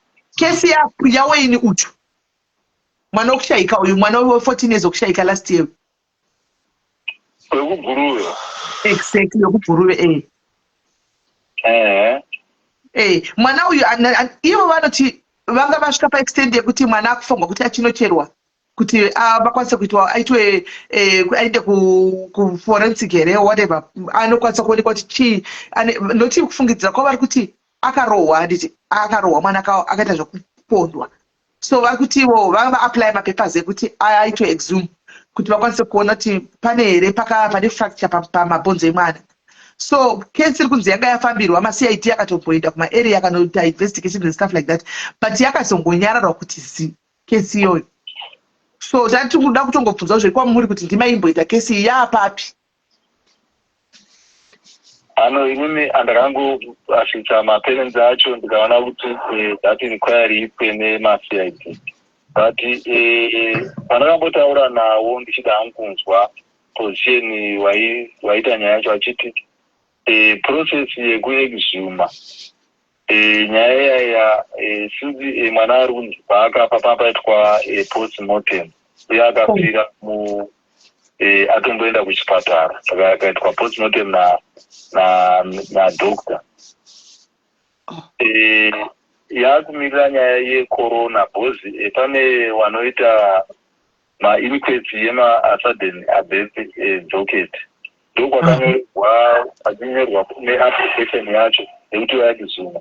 Saka hapasati yagarwa pasi because corona inotoitwa it's a sort of munhu emergency anenge achinzi corona. So kunoku act yacho yapo but vanonzi macorona acho emergency yacho haasati yapo. Saka ndochimwe chinhu chakamisa that Oh, so the docket is still open, but yamiswa chete nekuti pari kutsvagwa corona. Yes, docket richiri open. Corona takagazeta kuti zvese mainkweta kufana kuitwa naani anonzi corona ari major, but vanhu vacho chaivo on the ground ndo wasati wapo warichizwa, but on paperwork yese zvapo. Saka tangomirira kuitwa zvinobva zvaitwa inquest yacho. Okay, saka in other words mukutoti mwana akaitwa postmortem kwadoctor. Mwana akaitwa postmortem pasati pakuzikanwa kuti pasati pakuzikanwa kuti pane element of abuse. Pane fungidziro. Alright. Pasati pane that suspicion. Mapurisa tazotoziva vabereki vacho vachiti no pane postmortem yakaitwa but ivo vari kuchallenge that postmortem. Alright. Okay. Aingorapa kuti it's an ordinary injury asi kuti was a result of abuse. Saka yakazongonyora postmortem kuti munhu afane zvakati but zvisingachirelatwi nekuti pane human action yakapindira ipapo yeabuse. Okay, alright. Okay, no, matsanangura zvinonzwika manje.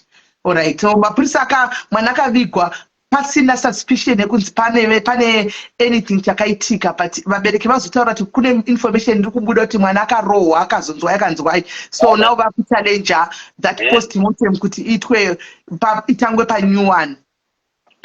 Yes, mapurisa anga asi vanhu vakazoti pane kwara kwaakaita anga isiri ordinary angokwarawo. Saka ndavaudza inspector masocha kuti musasiye timu rangu Hello, alright, it's like kuita cross, I mean inenge iri kucross pane mwe officer ari kutaurawo anonzi kutaura pai. Kandiudza time munhu ari sibvawo phone. Alright. No, can understand. Aiwa atanzwisisa. At least now chero chakuvaudza kuti docket racho richiri open, they will understand, because according to him vanga vakufunga kuti pane zvakaitika kuti docket nyaya isaenda kumberi, because mapurisa atonzi akatomboita noinvestigata kumba ikoko kumamusha uko zvikadii, but vakazongonyarara. No, docket ravo richingori open. Haisati yatopera. Maybe zvinoti arogona kutorako kanguva, but it's still open. Yakasiyana nemwe nyaya yekuti inongouya from the onset isingadi zvana corona mukati. Hatikwanisi kungoexhuma tiri tega pasina that maorders anenge apiwa. No. Maita zvenyu hanzvadzi yangu, Maita, thank you very much officer, mwari wakuitire zvakanaka. Thank you neclarification. Okay, ndanditaurawo nani? Ndikutaurawo naSisimeli Diaries. Alright, muri relative yavo? Ndiri relative, ndingangoti ndiri relative yavo, asi zvakare ndiri munhu anongoitawo basa rekungomiririrawo vasinawo voice seivava. Pakanaka. Alright. Maita basa.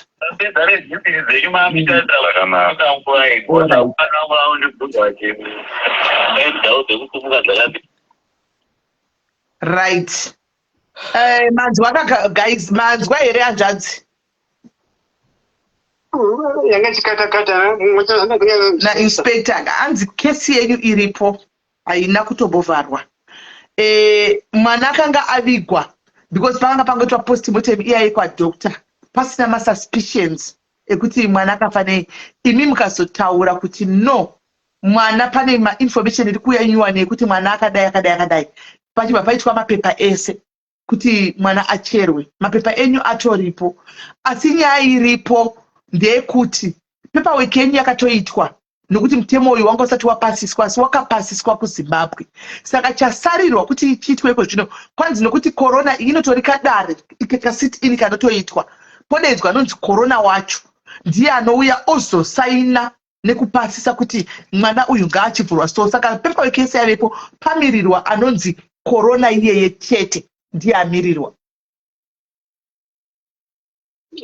sekutaura kwavo vanodaro but sekutaura kuti saizvozvo ndiifomule nekutanga vachitaura asi ukazobvunzisisa izvozvi kana CID guruve kutaura kuti nyaya yapapi panokudza different story. Baba mamati bandichazina muri kuzodza kuti danzi nyaya yavo iri kwandakatobvunza kwanzi ndakatovhunza vatichi guys hanzi ndakatovhunza musi uno uyu ndakatotarisa nezvekesi yenyu vatodaro hanzi musi uno ndakatovhunza nezvekesi yavo ivava makandobata CID guruveka CID guruveka makabata namba idzi dzikuramba kuita anokuudza different story. ari kuti chii? Because Inspector Mutembeka chibataurira iwawa from the way to go iti chaingo enderana zvavo zvichingoenda kusvika vati vatoti no handisini ndiri kuita nyaya yako yakuitwa neava vakabvazo ndifeya ikoko manje ndiko kune different story.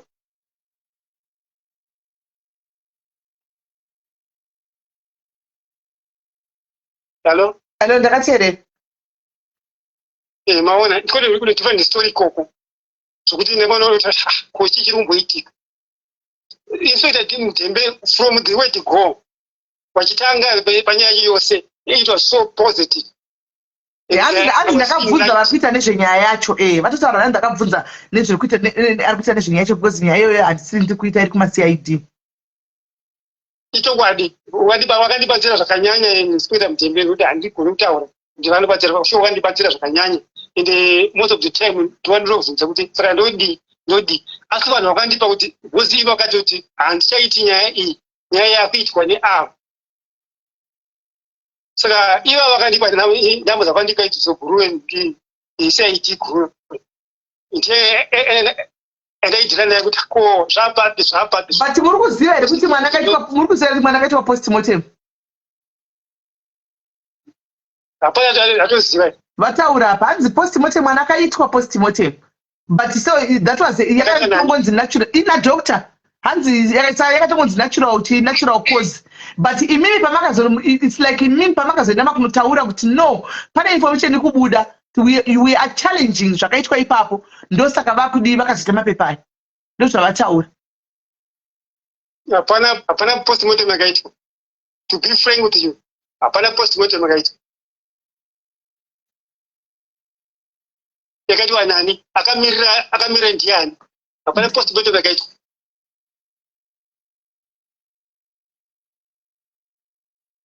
Because mwana hapana pakachekwa mwana hapana pakaitwa sei hapana pachinhu chakaitwa pamwana ende mwana achipinda moshari ndini akamupinza achibuda moshari ndini ndakaita hapana pamwe pose pakaonwa nadhokta ndisi saka nhingi postmortem akaitwa papi inhema idzodzi inhema idzodzi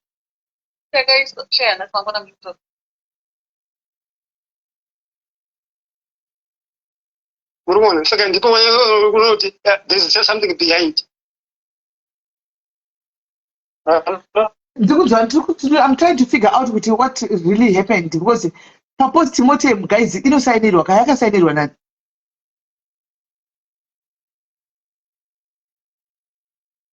Because mwana akashayika kumapasti roughly kumapasti 4 vari kuti havana death certificate because guys onai postmortem ifange iripo mozati nemhaka indiri kudaro report yepostmortem iripo because ava pachanotora death remwana havana kutora but pachanotora pane cause of death muri kuona saka ifange ichipa postmortem panonyorwa kuti kudiva kana notora death nenasava rinoya rakanyorwa kunzi chii ndipo vakanyorwa zvavo vega ipapo ndoka zvakatotengerwa mwana vakanyorwa kunzi chii pakanzi kudii hatichozivi so hatorina nezvese kana ivo mapurisa achitaka vakaona zvepostmortem havitaura zvopiwa nani zvakabva kupi Pazviro zvakuda kuzikamwa kuti postmortem yakaitirwa kupi nani akasaina wacho ndiani postmortem inoitwa kuchipatara obvious inoita pahospital pahospital pakaenda pachipatara ipapo pakaenda ipapo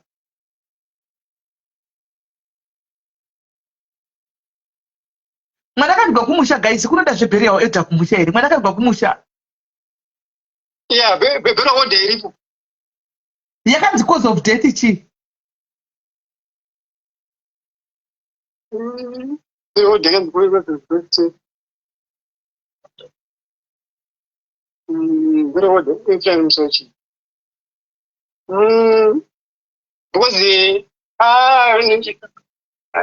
ndichacheka but hapana zvakadai because ndaitomunetsa iye pachakudai wacho ndichitoti nditumire pawhatsapp tsamba yakwako nadoctor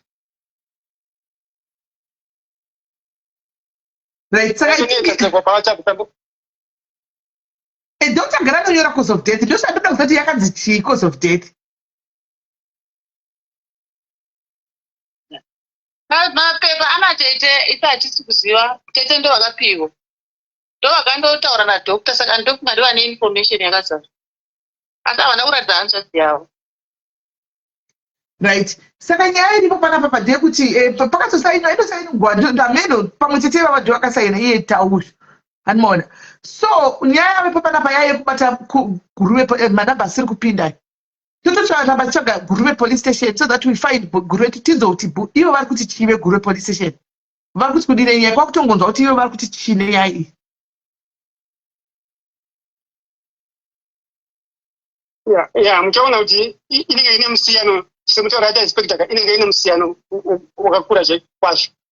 I think let's look for those number asiri kupinda maybe kunonetsa kuti network amene maybe let's try to find them mangwana kuchiri early totira kuvabata pamwe manetwork asati tonzwa kuti nyaya yawe ndaitonetsa mupurisa wandikapiwa achinzi ari kuita nyaya yachiyo ndinomunetsa kuti ko zvaapapi aitondiitira pawhatsapp nosunga I will send those WhatsApp message nditaura naye aitoti handiri kurufu ndichazoona after rufu ndakatomira about 5 days ndakandati ko ziri papi zvakanzi I will confirm until now. No, regai tibvunze regai tigofona namba dzizotinzwe. Hands call the hospital. The hospital will not discuss with us that, but they can discuss with Baba kana vakaenda background. Hospital will not discuss, will not give us that confidentiality information over the phone. Azviti. Aside zvikuinda navo paground. Tainoiwana, tainoi access. So hospital aife yakatipa hazvigoni. It will not do that. Unless they tati paground taenda navo, tainopiwa. Asi baba vakaenda paground kuna doctor, kunoti ndipei, kuna doctor vanopiwa. Because ndibaba vemwana. Muchaona pane musiyano mukuru uri kundipa kuti ndisvike pakudai. Muspeta Jembega maexplainer avaita ne-explanation ichabva kune guruwe CID is different. Zvokuti munoshaya muziko kuti saka zvokuenda kupi zvikubva papi ende zvakamira sei. No, I'm thinking mangwana regai tiite izvozvo, regai tifonere tirambe chibata CID namba dzaramba kupinda idzi. Then we start from there. Tinzoti ivo CID guruwe kuti alokola.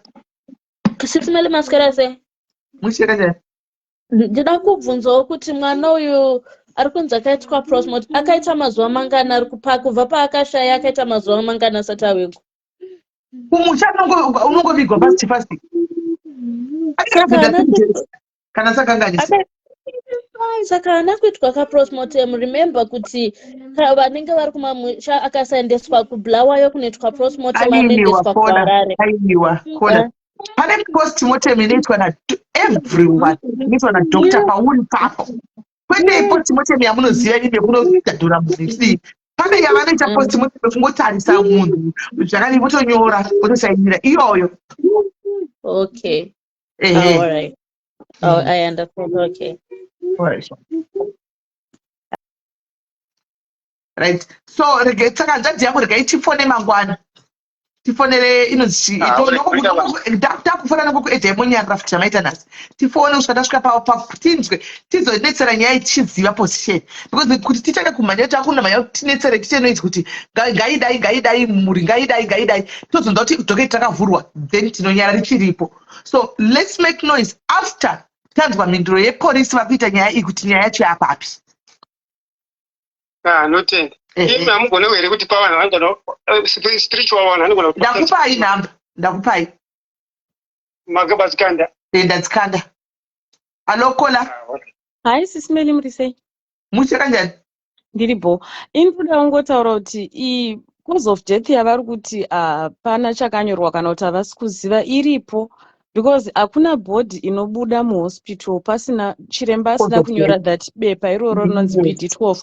Vakatarisa mapepers avakapiwa pane bepa so riri very thin reblue. Iroro ndo bepa rinenge rakanyorwa nachiremba akaatenda mwana. Ndo raakatonyora kuti mwana akafanei according to what he saw panguva iyoyo.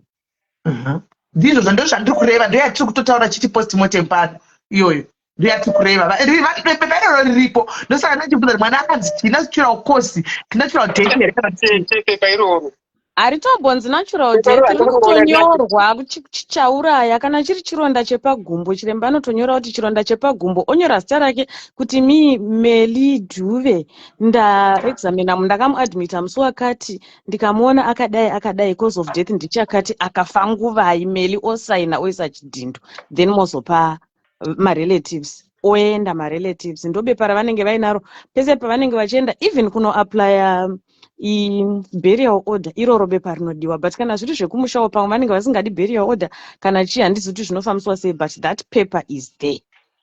Riripo aiwa zvakashanda saizvozvo zvakapinda saizvozvo asi pepa iroro hata kuriona hata kuripihwa rinataurai rine akapiwa paukama hwenyu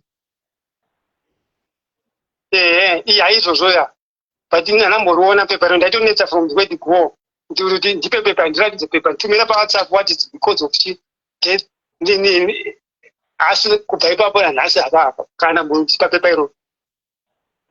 Saka maybe mukadzokera kuda kuhospital kwacho kana vakakunzwisisai vanokuvhurirai bhozi vanenge vaine fotokopi kazhinji vanongoti tauriranai paukama because ndopapai panonzi kana uchienda kunogadzisa mapepa emufi vanoda munhu anenge aine chitupa chichi because chiremba kopi yaanopa imimi marelatives inenge ine zita rekuti bepa rapiwani pachislipu chinosara futi kubhuku riya kuhospital vanenge vaine zita neid nhamba yemunhu wavapa that paper.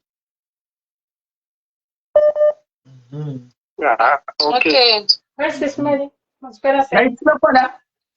Ndoda kungotaura hangu zvishoma kuti apa I think inyaya kuti family yacho inogona kunge isina kubatana because chero pakaitwa nyaya dzekunzi postmortem mwana afa neichi zvinhu zvekuti maybe tete vakaudzwa or whoever wekufamily akaudzwa nesenemo yakafanana nemwana but nenyaya kuti havana kubatana havana kukwanisa kugara pasi kuti vaonesane and at the same time sei tete pamwe vabvunza pafoni call vasina kumenshena kuti ingwani tine mapepa ari kustata kuti mwana akanzi akafa neiwani havana kubvira vazvitaura tete tavo ava saka I think there's something fish on this case yehanzva dzedu anyways hatida kumhanya kujaja chokwadi chabuda mukabata CID rekuguruwe ndopachabuda zvakawandisa but ini nangu tete ava pakusataura kuti zvoni postmortem yakaitwa zvazobudiswa zvichitaurwa nemupurisa uyu sei vasina kumbomechena like that ende sei hanzvadzi havasina kupiwa mapepa emwana wavo after the burial.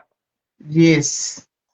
Ipapo ndopaita kuti tite nyaya ipapo ndopaita kuti tite nyaya ipapo ndopaita kuti tichitaka kuita nyaya yamaje ipapapo. Hi Sisimeli. Hi Kola, how are you?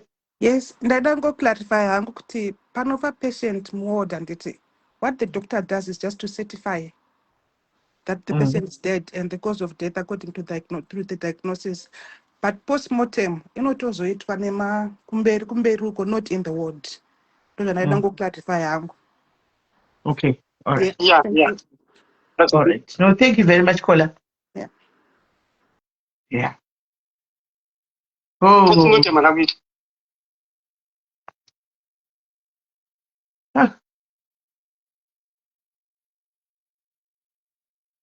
Yeah, fine, yeah.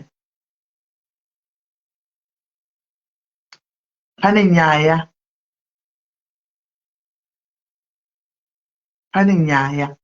Right. Vari kufona, I cannot pick up your calls. Munoita zvekutoedwa because uko kuna hanzvadzi vari pafoni.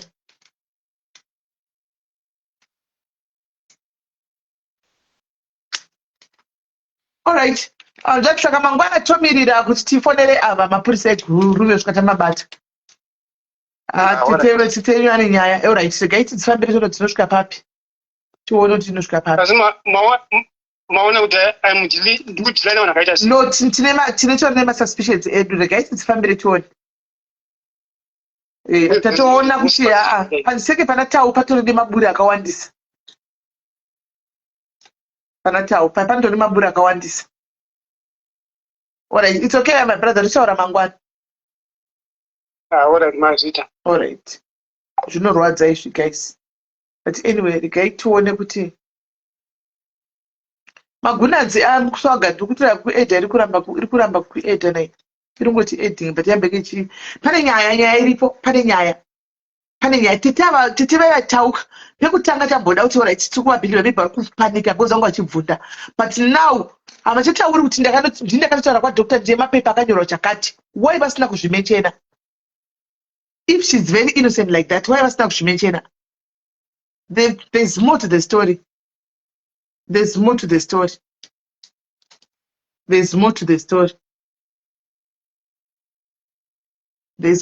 Now, where is the battery going? Right. Iri kuramba kuedha. Chitoita zvokufona guys, yakuramba kuedha. Yakwira. Hello, Kola. Kola, hello. Hello, sis Mary, murisei. Ndidaita Kola. Panyaya idzi pane zvinhu zvakawanda zvisiri kuedha apo. Chinhu chekutanga pataura tete vaya pavati hanzi doctor akaona kuti ava hanzvadzi ava vanopenga. How can a doctor just look at someone obva atoona kuti munhu uyu anopenga? And also mukatarisisa pari kutonerwa vanhu vese vamamutonera vaya vari kutaura zvinhu zvakawanda zvakasiyana zvacho. And also according to all the information, I don't think kuti there is a post-mortem which was done here. Ingori cause of death yaya yakangonyorwa nadoctor, that's all. Hapana post-mortem yakaitwapo. Yeah, ndatsvaga the right word, cause of death. Cause of death. Ndozvakaita kukorekta sisi Mary kuti yamutaura yakwadoctor inonzi medical certificate of cause of death.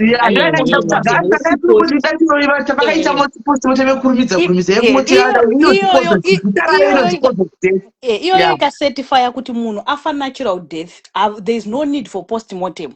Kana if doctor certified kuti munhu afa natural death, ndakavyoshanda kune vanhu vakafa, there is no need for post-mortem unless kana pakaita unclear suspicions. Ndo panonzi paipo kuti avanorepota to the coroner, then coroner order for another post-mortem examination kuti akwanise kuwana chinhu chakauraya. Iyo haisi yavari kutaura yakaitwa mupurisa, haisi ningirikini, ingori cause of death. Doctor akati natural, that's why mwana uyu nonga akazonovigwa. But iwo kana vaine something which vari kususpecta avo, but munoziva kana indongofungo hangu kuti sisi kana munhu akashayikirwa akafirwa nemwana, especially mwana one, mafungiro angu handisi kuti ndizvo. Munoziva kuti anenge asingatomboyatsofunga straight. Chekutanga anongofunga kuti mwana wake atourayiwa. Vanogona kunge paine foul play, hatirambe. But dzimwe nguva inenge munhu anenge ari mudenial. Munoziva kuti denial haubvumi kuti munhu afa. Ani mukunzwa kutaura kuti mai vacho vari kuti handina kuviga mwana, handifunga kuti mwana wangu handifunga kuti mwana wandakaviga ndiye. Inonzi denial, haubvumi. Mwana uyu remember anga ari one, the only child. Ndobva vamuluza. Unoziva kuti murume uyu zvaari kuita going through family zvakaoma. Vanogona kutokudza kuti dzimwe nguva tinotomuona achifamba kana kumunzwa. Unenge usingatomuoni but zvinenge zviri mupfungwa. Saka I think mukavabatsira kana vakazogamuchirwa kunzi mwana ari kunzi afukunurwa kunzi akafa natural death, vanotoda kubatsirwa futi kuti vazvibvume, because hazvibvumiki. Munhu wese anongofunga kuti mwana hazvibvumiki. Vapei justice, vaone chakauraya mwana. But in the case yekuti zvazobuda zvichinzi mwana akafa natural, munofanira kuti vabatsira futi kuti vabatsiridzwe, because hazvitambiriki zvachose. I know. hazvitambirike Ndosaka tiri kutraya kuwana kuti vawane closure. Ndosaka tombovati vine spirituality vaite kuti vawane peace, vawane zororo. It's true. Itoitai kuti vaone zororo because hazvitambirike zvachose. Mumwoyo mavo vatori 100% mwana wangu akaurayiwa. Hatizive kuti akaurayiwa kwandara but mubereki akabara mwana mumwe chete ingozvinzwisai kuti mwana 1. Nyange vakatota 10 but vane 1. Havasitori naizvozvo izvi. Zvavari kugoinga through zvakaoma vanogona kutomona achifamba kana kutotaura naye but zvinenge zviri mupfungwa. Yes. Vari kutoda therapy. Munozviziva zvatotaura simeri. Vanenge vachitomuona mwana achitaura naye kuti uyu arapo. Vari kutoda therapy yakasimba because ari mudenial havabvumi. Nyange mukavaudza sei, nyange mukatobudisa ripoti kwadoctor havasi kuzobvuma kusvika mwana afukunurwa. Havasi kuzobvuma because vese vari mudenial. Hazvibvumiki. Nyange imi nhasi mukanzwa kuti mwana wenyu adonha hamuzvibvumi mutokuipa. Yes. Munozvinzwisisa. Saka tiri kuda kungoti vaone closure. Ngazviitwe mwana afukunurwe. Nyange vakazoona chinzi mwana akafanana natural death, munofanira kuti vabatsira futi kutanga kuti 1 kuti vatomboona kwapsychologist vatange kubatsirwa vagamuchire. Hazvitambirike. It's a sensitive story. Nyange dai tongoti kana dai zvakaitika vainaye paigona kungoita something but hatisi kuti ava vanhu vari clear, hatisi kuti vakachena but ndiri ngotaura kuti vanhu vari mudenial. Mwana 1, the only child. Yes. Vakawana kuti after some years. Ava vakawana after 5 years. Muri kunyatsona mwana uyu vakamuona after vatambura vadya vafamba ndobva vapiwa 1. Mwari ndobva atora. And matorero akaita vakanga vasinaye vakazongoita zvinenge zvakaoma munhu waMwari. Ndinonzwisisa zvinenge zvakaoma. Ndinonzwa kutaurwa maitino ndozvotogona kola 1 kuitwa kutaura kuti mwaitaura 1 but ivo havasi kuto izvozvo havasi kutozozvitora kusvikira posti motemu yataura otherwise. Yes. Kusvika mwana afukunurwa kuloja vachaiwana kana mwana akanzi afukunurwa ende nyange akanzi afukunurwa akanzi akafa natural vanogona kuzvirapa. Vari kutoda help yakasimba. Vanogona kuzvirapa. Haiwa ndinongoti Mwari izvi zvinongoda Mwari sisi mberi nyange tikataura zvinenge isusu vanhu hatimbofa takakwanisa havambofa vakatinzwisa. Mwari woga ndiye achakwanisa kuvabatsira. Kunyaradza afirwa kunoda akambofirwa wakambofirwawo ne1 unozvinzwisisa. Panguva ino vanzwisisei zvavari kutaura itongo vanzwisisei pazvese because nguva yevari yakaoma. Havarari papa havadyi havadini kana kufunga vakatosimba kuya paredhiyo otherwise zviri kunzi navasisi zviri kunzi nasisi vacho vanenge vanopenga vanodi itori depression vanogona kutanga kutopenga ani munguzvaona. Ndinongoti dai Mwari avanyaradza panguva ino mwana hachadzoke but Mwari ndiye achavanyaradza kuzamara vazosangana nemwana wavo. Thank you. Thank you very much Kola. Thank you, very valid. Thank you Pakistan. Thank you. Right, and very true. Zvotagwana Kola apedzera. Very true zvotagwana Kola. Very true. Time yedu manje yafamba. Tazombofunga tichita nyaya 2 saka imwe titozoita mangwana noenda basa angu manheru inwe mangwana. Connection failed yaramba noida kuedwa. Saka tongoibata mangwana ava mai vekuti kuti ndopedza basa chi. But vapedza. Uzi nyaya yavo yakakurawo futi. It's a similar story, something similar. It's something similar but yavava iri wese pakuti kune mabhonzo atori mumba izvozvo as we speak. Mabhonzo emwana atori mumba as we speak. Yavamwe iyo. Ende mabhonzo arimo nenyaya dzemacheshenyi idzi. Mabhonzo emwana akafa akasvika pakutora akangofukirwa muhozi. Chitura chemwana chinza chamuka. Achinza chamuka saka ndo imwe nyaya yacho. Chimbofunda ndinda kuda kubika wakati asi ndiri pamba ndifa kubikira muri zvi. Asi ndiri padhe ndifa kubikira murume. Saka ndandi kutanga nyaya yakareba ndobva ndaikata pakati. Madzimai vari sei? Kuchi madzimai naimamiro. Madzimai vekujobheki. Vari vaita variko.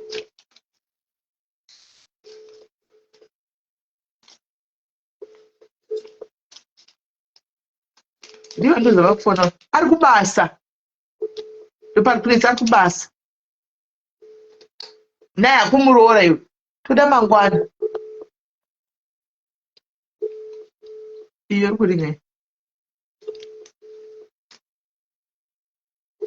aiwa jani andingadzoki ndapedza ndoita off kaka ipapapa ndaita off murume akauya ndipo pandomboitawo nyaya nemurume ndakagara nemurume rimwe zvinondoti palive ndisadaya makuseni palive asipo paanodzoka kundogara futi palive ko iye noita nguva naye ndobuda makuseni handiti ndobuda makuseni ndodzoka na8 usiku kachinge icho vanodzoka na8 akakatongogara ake zvokuti akatongondimirira 2 minutes zokuti tongotaura 2 minutes tichitorara anenge akatogara machira akangotosvinura akakamirira ini kana iye anenge aripo pamwe anenge achishandira pamaba ndinenda buda kuseni ndodzoka kusiku na8 saka hatina nguva tese pandoswera zvinoenda basa mangwana pandoswera ndiri pano ndenditoswera pano nditori neni iye paanenge achinda kana achishandira out akubasa kwavo mangwana akabuda kaenda kwaevha kwaanenge aenda panozodzoka indienda kubuda kuenda kubasa andiwana ndienda kubuda kuenda kubasa saka panenge pakatoipa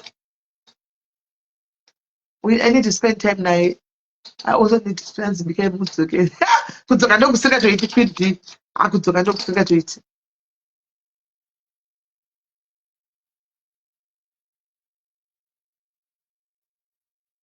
kudzoka ndokusingatoiti saka ndakuenda hangu guys ndinobika tosangana mangwana kwai wada kukwiza bangu kutsoka inini ndoda kutokwiziwa kukwiza inini ndoda kutokwiziwa utazvika wada kukwiza ini ndoda kutokwiziwa usati nhasi ndatorega kuenda gym nhasi ndiri kujamba kuenda gym because ndinenge ndichienda gym mangwana before ndaenda kubasa I want that energy yekugym yaya ndinenge ndichienda kubasa maneno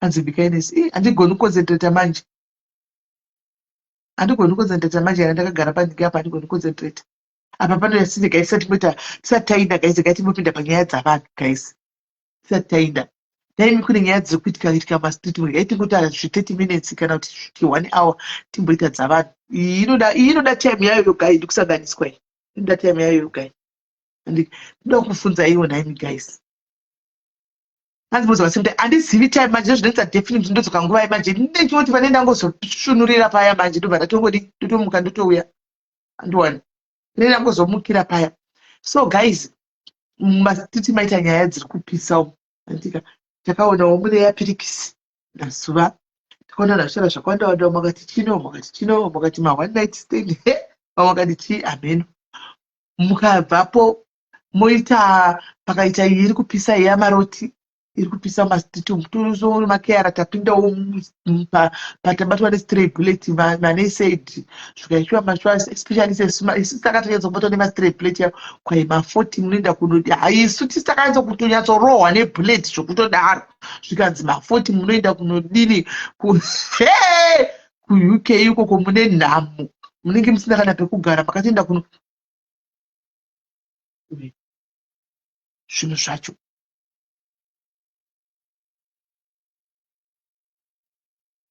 mwana wamadzibaba airwara mwana wacho akashaya mwana wamadzibaba madzimai vaya vekujobheki vaya vekudambana nemurume wavo mwana wacho akashaya uya mwana wacho akashaya uya mwana wavo uya akashaya naini saka mastray bullet auya akungoti tichirohwa nemastray bullet tichirohwa nemastray bullet tikati maiwe isu zvedu nokugeza chembere sive sina pekugara nai mwari wejesu kuti akwana papiwa apa vediwei situtozvitamburigwa kuti ndakana pekugara kuno takangoya kuzongotizira upoteri hatina kana pekugara kumba kwacho saka zvino tapinda tapatanidzwa nebhuleti ko taita seiko zvinhu zvacho kwai hamusi manesi chidhamudhamu kwai hamusi manesi chaiwo chaiwo asi iwe mando tinombosere topa vanhu mushonga isu guys mukamboziva here kuti tinopa vanhu mushonga isu tiri manesi iwe malo tiri manesi tinopa vanhu mushonga isu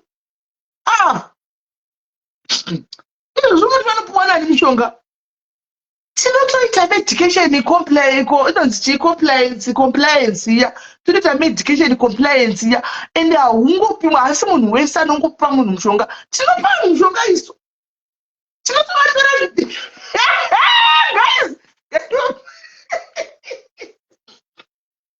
sinya zvakaoma zvetobasitum totoseka zvedu nazvasika unoziva here kuti tinototora temperature nebp tinotora temperature isu tigotora BP, tigotesta shuga yemugwere kuti shuga yake yakadii, tigotonyora kuloga iri kuti shuga yake nhasi iri wesi, nhasi yakadzika. Tigotonyora kuti BP nhasi yakakwira, tigotonyora. Iwe unoziva here kuti isu tinotogona kutofona kuchipatara kuti I am calling on behalf of the client because I am a healthcare I'm a professional healthcare assistant. So ndinotopuwa marecords, ndinodiscussa condition yemunhu yemugwere nadoctor me iyeni 40 chakadaro kutoti I am calling, I want to understand kuti appointment yake and mpaka uya what was the discussion, and ndinotozviita me. Asi vanoti mwana wangu ka asika tifamba hedu ka andisimeti matosasa handina kunokuita nemaskisi mazivano, handina kunokuita nemaskisi vano mwana ngorova yake panopamba kakudza kuti hakuna tiri pane baisi mosati pane zvinhu zvekuti arifa kutsamwa so pane zvimwe zvekuti gaisi vakutongoseka nekuti hazvitotsamwisi gaisi kutaura chokwadi tikatozvinetsa handimaona utida kuti titore tinotozviba bhipi uchizvibira bhipi zvisina nebasa rese handika zvinhu zvemumastriti umu handimaona isi totongoona kutongotoseka imi ndimoziva chokwadi kwamuri ikoko tikada kuzvipersonaliza gaisika namwari munozvipa mungaita stress nezvimwe zvinhu tongozviona kutongotameka isi hati asi kutukana netsu ari kutukana nemunhu ari kutukana naye isi takozobakanidzigowo vacrossfire handimaona takobatanidzigowo mucrossfire but asi kutukana nesuka isu takafera hedu life unotonda pagrasi kuchitosa kuti naiwe naimwari kusuwa makati ndafeira life kudai matindadishuwa suwa ndingafeirawo here life kudai unoenda kunozvitarisa tinoadhiminisa mishonga isu tinoadhiminisa mishonga isu vanhu tinotovapa mishonga kutomuudza kuti iwe shamwari today yanotsikidwa stray bullet rakauya maimwani zvinhu tingagwedii but zvese masuya midhadhara chokwadi ukada kungoti dhamu ari kunyanya kutaura nyaya dzake achitukana nemunhu wake akanokanda bullet akanokanda statement richanonangana newe wobva watandisa mubullet iroro mustatement iroroka tinogara tichipinda bhizi guys ungoonawo tongochitora sekuti entertainment yepasocial media andimona kwai umwe wacho vakanzima almost 50 ati ameno hatizozivi anenge achitowo information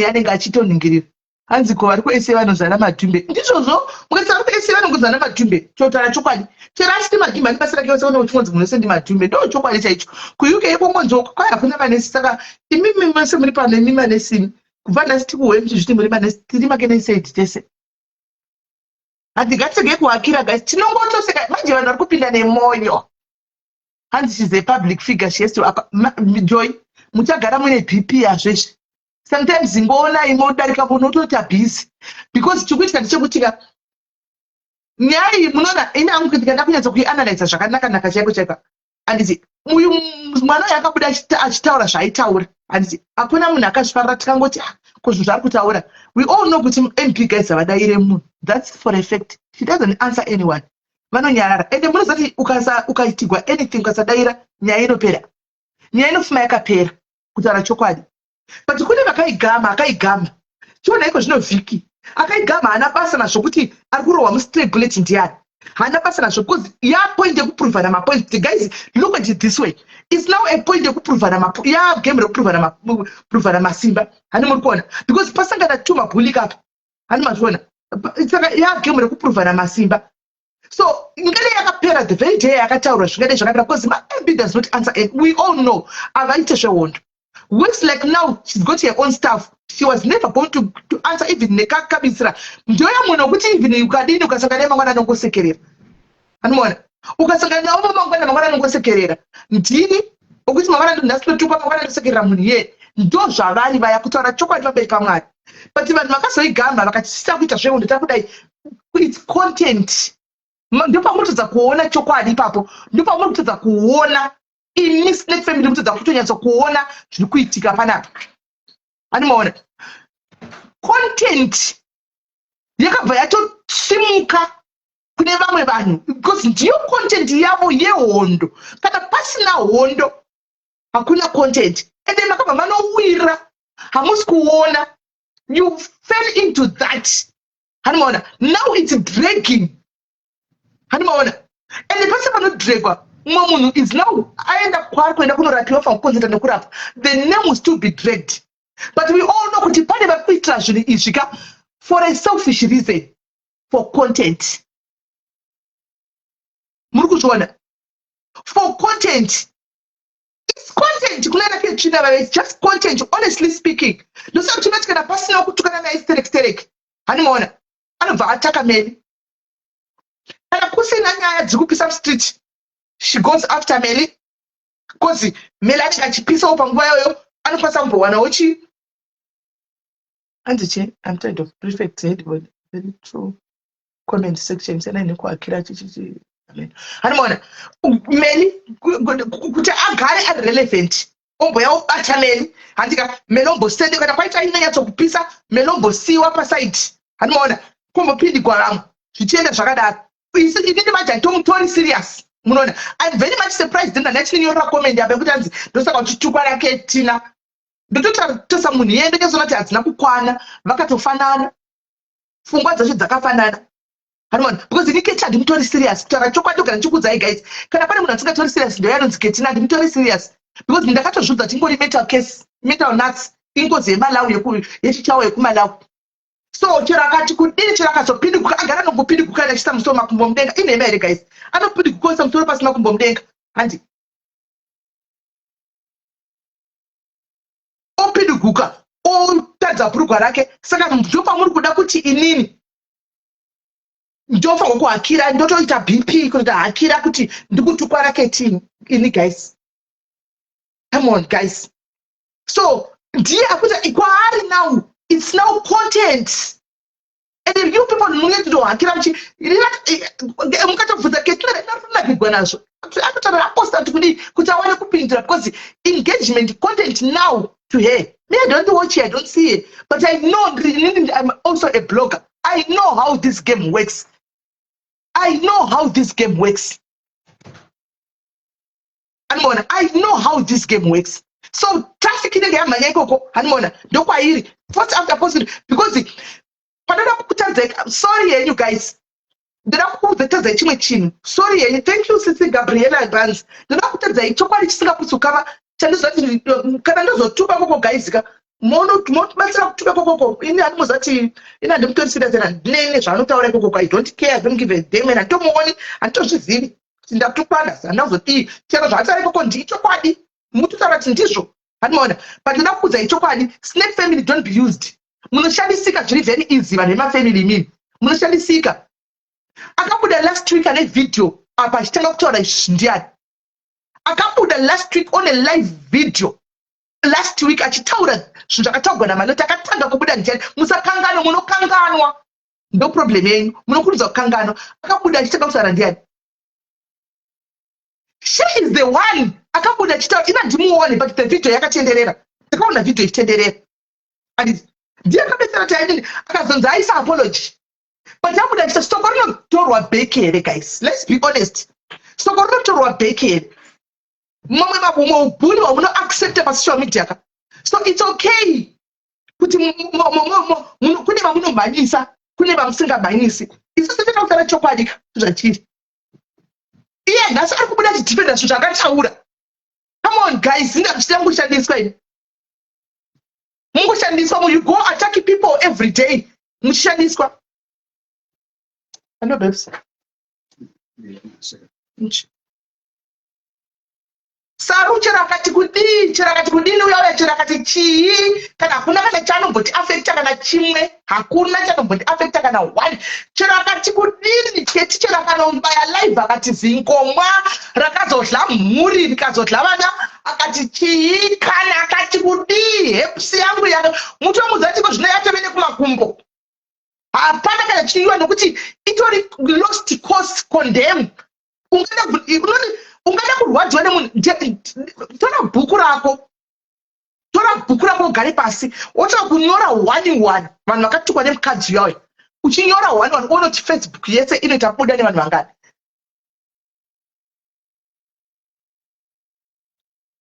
Uzoona kuti pano bhuku iro rinobuda vari vanhu vangani wozodzoka pano utsara kuti munhu anomira chero chinzimai ndodzosara kuti maimi muri hure muri muroi maini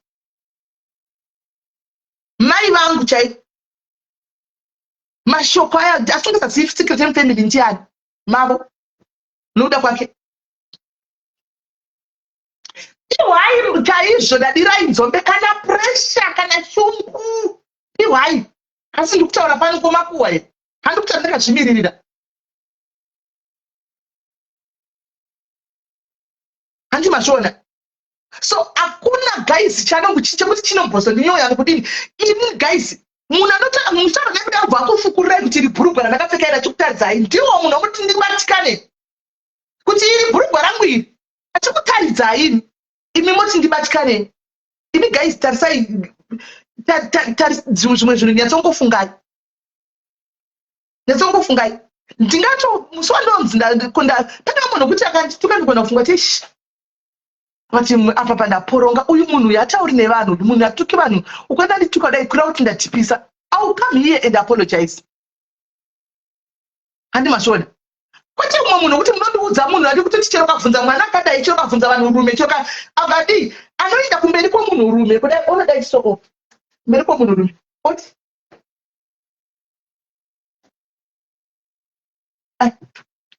pamberi pekamera pamberi pemunhu rume then moti nini ndibatikana imi guys kwalaini keti ndiye munhu asina kana dhiri kwandiri atanga nabasa keti chena akakudubuka pasi akamusoro mudenga akadini ndiye munhu asina kana basa keti ndo chimbozi chichawa benzi enanimbomutori serious ini zvangu handimutori serious kuti ndikatoti kwai ndowata ndakatokwira bp kana kutsamwa kwai ketina kwai hanga achizokutukana ndaita live itongorigoze chichawa tinongoseka kuti nhasi ndiri pasitikeni nokuti mangwanani kunofuma kune mumwe pasitikeni cheti nhasi ndinde ndiri pasitiketi mangwana kufuma mwari pasitiketi kune vanhu vandinotora serious kutongomenjera vanhu tongotadzurirai zvakotapiwa ndazongozvitaurawo hangu handika pakuti ndangodarikawo vanhu vangonyora ndataura nyaya yenyai pana kutaura chokwadi nditongotaura sejoku secontent zvedu asi munhu wekuti ndingatogara pasi ndichitetera serious ndikubaya live nini nditouya kuzobaya live yekuti ndimutuke hesi bruno kuti ndikutobaya live yekuti ndimutuke nini kubaya live yekutuka ketina ndienda tosvika palevhuru rake lost kusvika palevhuru rake rekupedzisira amene vanoenda kunorovera maoko muchirovera maoko ibenzi renyu muchiuchirira maoko achikutadzai bhurugwa rake achikutadzai pamberi pake pamberi panozikamwa nemwana ndopamuri kuti inini ndofanwa kuti kana ndofanwa kuno kugwadziwa ini gaizika ndingave hure ndigove ngomwa yakadla chibereko ndigove neheps yangu yakazara but private yangu ka it's my pride ka my womanhood haina munhu anoiziva haizikamwe haisi paintaneti zvei hanoona kuti upfuma tine benziwo zvaro benzi rimwe rikutopenga uri kwaari rechirume rikafunga kuti nhasi ndinoda kurova masturbation rorotora papicture yake roda isorotanga come on guys aiwa koko handiko guys uyo regai afambe neni chaizvo afambe neni zvokutodaro ende musabatikane guys kana mungona kuti munobatikana mungona atanga move away from there because me I'm not there I don't see what she does and what anenge achikutuka andinotuka chineti zichembere zvino zvaakunakidza ka because manenge ari kumuudzawo kuti chembere zvaakunakidza ketina kechi ndikuwo chiti chembere uri chembere wakazviwaka kuti chembere namalo zvikai iri sichembere iri sichembere wakuhwa mhuka wazviona kauti wachembere ini ndandidoriwe handimborwi nemwana ane 20 chakadaro yes I will never reduce myself to that kuti nditokusora take chete kwauri it's content to you it's just content you know kwauri content everything nezvisingaitiko zvisinganakidzi zera rako harichaiti kuti uite content nevana take nezera rema26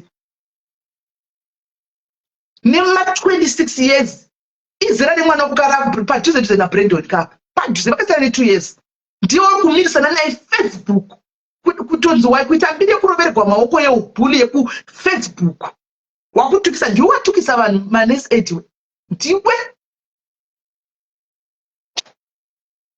Joshua that's kugwakaenda ndisikuita nesina ndisikupota nesina nesina just kutaura muchidarika that's kugwaneka anozombogwana ina ndigwina ina anochinos anozviziva kuti ndiri handisi level rake ndine rangu level handisitombori level ravo ndine rangu level rangu ndega she knows and anozoda ndikwati she knows icontent akada ndidaire zvangatoita izvi ndasaninga necontent ndakupa iyo chimborega kura kwarape chifamba neni nhasi ndindauya ndakupa ndoga iyo content ine silver platter ndakupa chifamba neni kuti umbosiya izvi umbosiya kunoti paunotanga kuramba uchimentena uchu anopinza mazita evamwe vanhu vari kukonzenta nelife dzavo vasipo apa sa chifamba naMary me I'm giving myself to you content ngachifamba neni ndamuzvipa ngachifamba neni ngachifamba neni zvakataurwa zvekuti you can't shame the shameless she can't because we are just like her like papa blogging up but character wise we takatitorera kutora ati vakatosiyana she knows it hani mazviona so takato azviti hakuna munhu ane peace life make Joshua too whatever chibondisiya guys I'm not fighting with anyone I'm just saying chidarika and let me reduce myself it's okay agowana content andamupa content hakuna kana peace life make anosora chingobaya life achibayira vanhu chimboyaone content zvakanaka kana uchinzi influencer if you are an influencer you influence people zvinhu zvakanaka you don't influence people zvituko zvekubva gore ra19 chapter ndizvo zvose recycled zvituko hure ngoma kushata zimino hure zvimakumbo akazodai magara akazodai murume akazodai vana vakazodai amene zvinhu zvinenge zvichikwa zvinobva information yenyu iyoyo yamunenge muchirecycla iyoyo same zvituko so nhasi chimanye icho ndakupa icho ndakupa kana iri mamuri ketri ndakupa kana mamuri iyo content icho ochiwe yako paziya rako inda kutobike bikira zvako bamukuru wako kunoku ndatopedza kubika zvangu panapa ndodonodla todonokwisa namakumbo kweyo paunongotanga live sitakuita zvelife tokuita zvelife that's where we are siyana nekutyana nevana pedza wagara wakati watomutswa kana iye apa wangowapera semhaja yako watomutswa naye kupera wangowapera kupera kwangowapera iwe mandionerepi wanga wapera mandionerepi inorespekta munhu chaichaiye gaitsika kana uchiona kuti wakapenga inorespekta munhu anosvika paground oti ndauya uri papi ndiye munhu ano zvekufoni zvekuseri kwefoni zvemwana kutuka ari uko mwati kutuka ari uko esi ndingazviteedzera izvozvo ndingazviteedzera chimandioneripi chakangosvika apa iri ndoku ukuita kukudambura kukudhadhura nazvo zvokuti aufana ndiona kuti mudhuze reni posvika mudhuze reni uone kuti kune vakadzizve machembere zvibhinya chaizvo zvoenda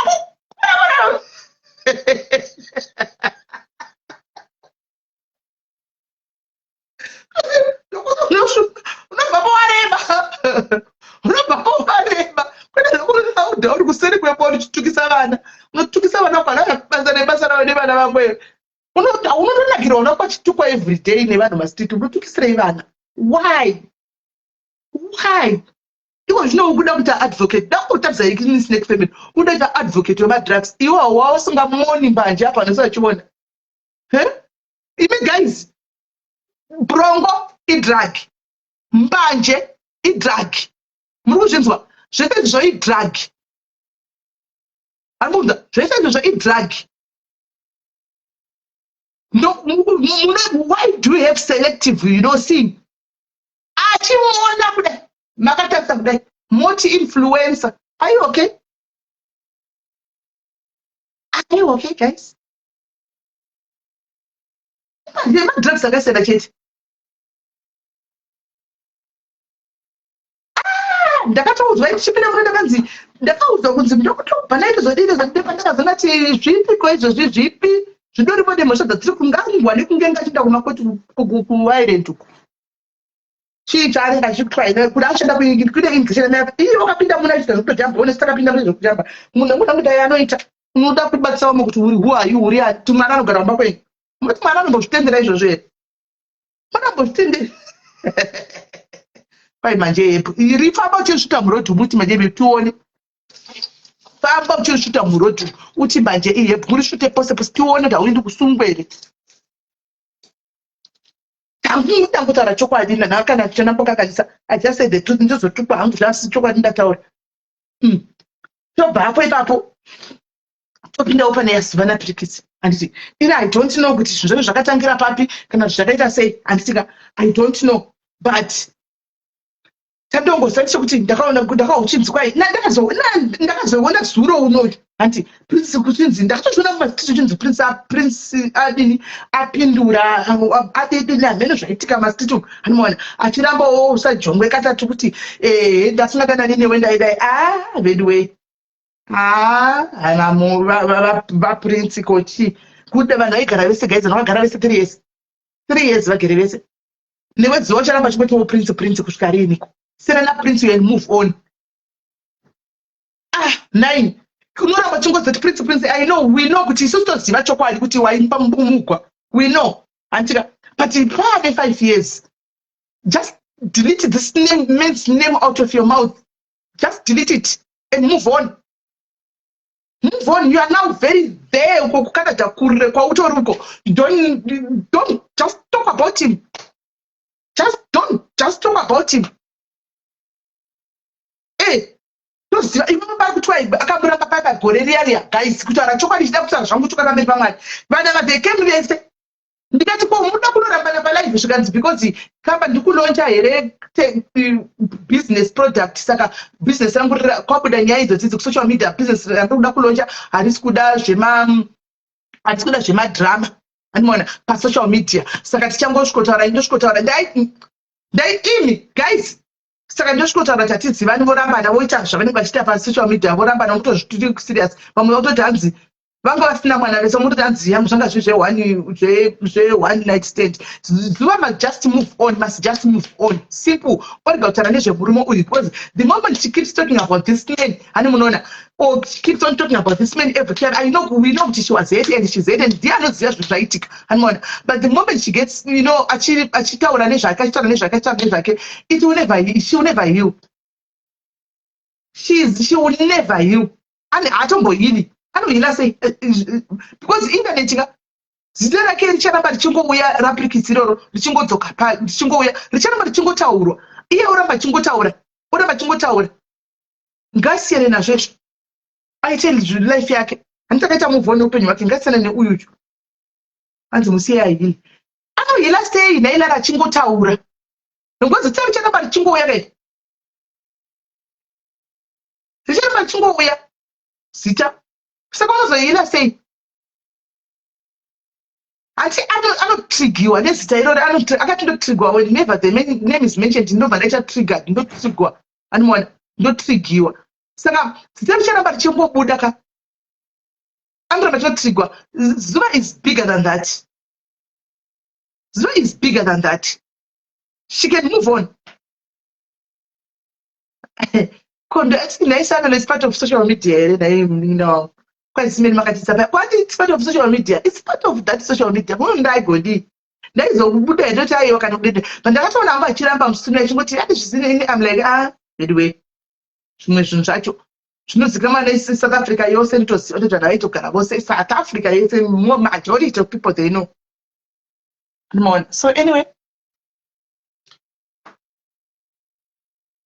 anzi mapinda nechi muneke mapinda okay aiwa guys zvokuti tizovenga ndiketa ndimbomuvengi niketi aiwa kuvenga ndimuvengi kana singoti just a joke to me musamuzovenge zvokusawedha kuti kuvenga is too much kuvenga it's a no but she's just a joke to me joke rinongoifarira kundituka kana risina content and the content that day simple and we move on kana awanawo konenda kodzokawo konenda kana shaiwo uya kuna meri oita content yake achingoda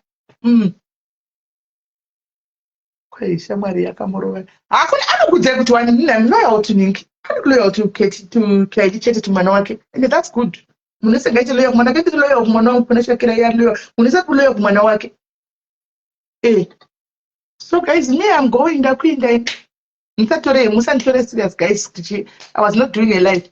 Tachingotaura nyaya dzemastreet handiti inyaya dzemastreet dzachingotaura wedzi tangopfuurawo nepo handitika tangopfuurawo zvedu nepo because kupfuura nepo kurega kupfuura nepo kana kuti kudini tagara tingori pastikeni anmon ndagara tingori pastikeni saka tiri pastikeni musanoenda ngoona ndoda ngopfuurawo nepo handitika ndinongopfuurawo zvangu nepo hanzi analyze amnesty. I think we can analyze mangwana asiyamunina chiriwa neboyfriend Joy kutaura chokwadi zvekwamwari she was not saying akazotaura at a very later stage ndingari papa she was not saying handizii ndo zvandogara chitaura kuti vanhu vari muabusive relationship havatauri and havabude. I didn't know kana kumboziva kana mari kuturumuka everything zvaingolukawo normal because munenge musingazivi what is going on handiwana akazotaura paya kuti munhu anotorova munhu anodai munhu ambondisa futi muromo munhu azodai handiwana like zvese zvakachitika izvi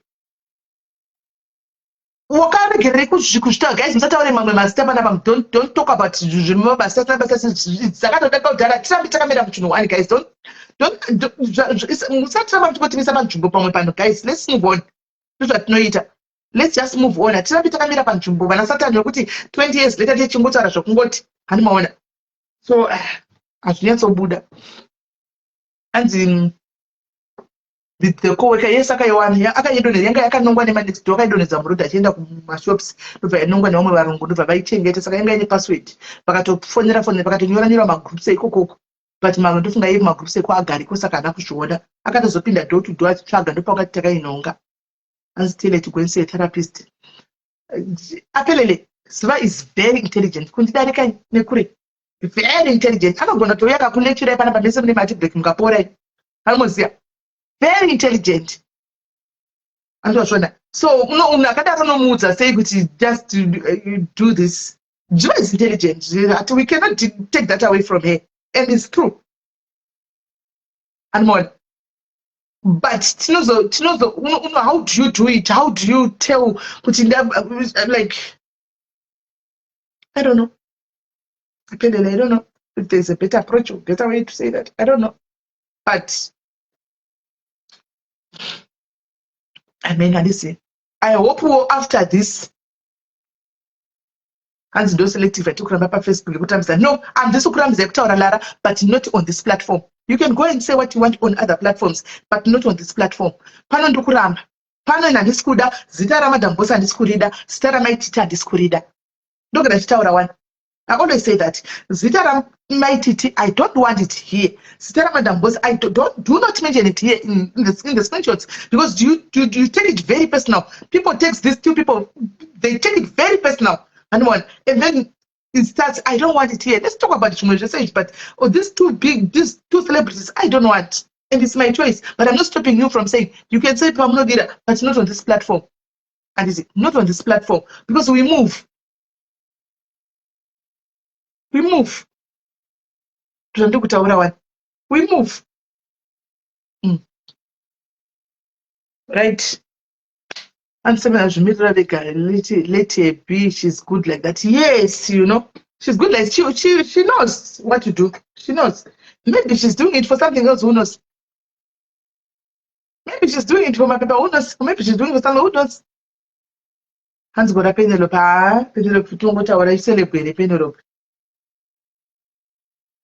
Penelope celebrate. You know, don't tell her, I won't go in the mistake. And Penelope, go on another kitchen now, don't bracket racket. Don't want another kitchen name, don't bracket racket, Penelope. So, but it's going to go to straight, it's no way out. See, Darica. And they told her me seek professional help in a step. Don't you think she knows that, Christine? Don't you think she knows that? She knows. And when I grab this, but never told them to talk about Jarawan. But never not told Ugokum, quit a pan.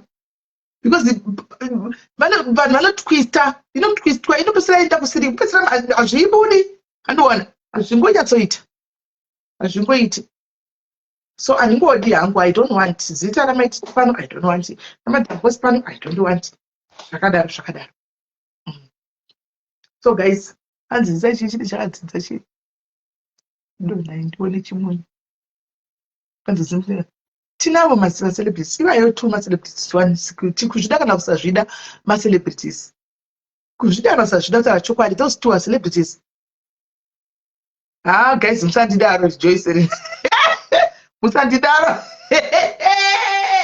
musadaro muchembere wenyu mungati muchembere melingende wedu musandidaro handisitombokusaidi kwemukwake akusiusaidi kwake ndakoplaya music guys kati mofadza ma2k hatisi ijoke kuti ichita kuti tinakigwere tiseke tichita kuti tifarezve ndikati gaidimo kufadzai ndipinde nepo hanzi sisimeni pane zvandadzidza pano makangwara. Thank you chidamdam, that's the spirit. You see, unoongorora chidamdam, unogeja, unoweya. I'm seeing you chidamdam, uri kuuya zvakanaka stereki. Kudhara wairasika zvanzi yangu zvokutodaro waingoti chero zvauya bhongo. Now uri muright day. Uchasvika pakuti unenge mira one slow but uchasvika pakuti unenge wanyatsa kukura wakanyatsoziva kuti apa unoto consider ndamdam ndikude ndichikuona kuti mangwa ndoona ngo andikomendi but then ndichitonyatsa kuona even panongo chipatanyadza kuchidai ndetichitoona kuti nyadza kutopisa kutobata apa waihendla po chero mazana uchapinda unotoenda mazana abold kashidam unotaura kuti izvi uri wrong uyu munhu unotomira. So you are in the right direction. Whoever is advising you that you are in the right direction uri kugona. So patinotouya utodzidza 1 or 2 patinotouya kuno kunotodzidza futi 1 or 2 kuti okay so because unenge nezvaunenge unotarisa you were unotarisa kudai hanzi ngaikufite music yacho unotarisa kudai you are growing your platform iwewe ine zvakanaka andika uri kugrowa platform yako zvakanaka. Platform yako haina zvinyadzi, platform yako hausi kutaura zvinyadzi, platform yako platform yokuti kune uyawo vanhu vakuru machembere andika vakaita sesuni vakadarika isusu. That platform you need to maintain it like that. And also Anzi, you are a celebrity too. I'm not me, I'm just somebody who's known. I'm just somebody who's known, I'm not a celebrity. Then, Anzi, ndini advisor wachidamdam. No, serious. Because tarachokwadi, platform yaka ida chinyadzi. Aisi platform kuti unochika kuenda kuti ndosangana nechinyadzi.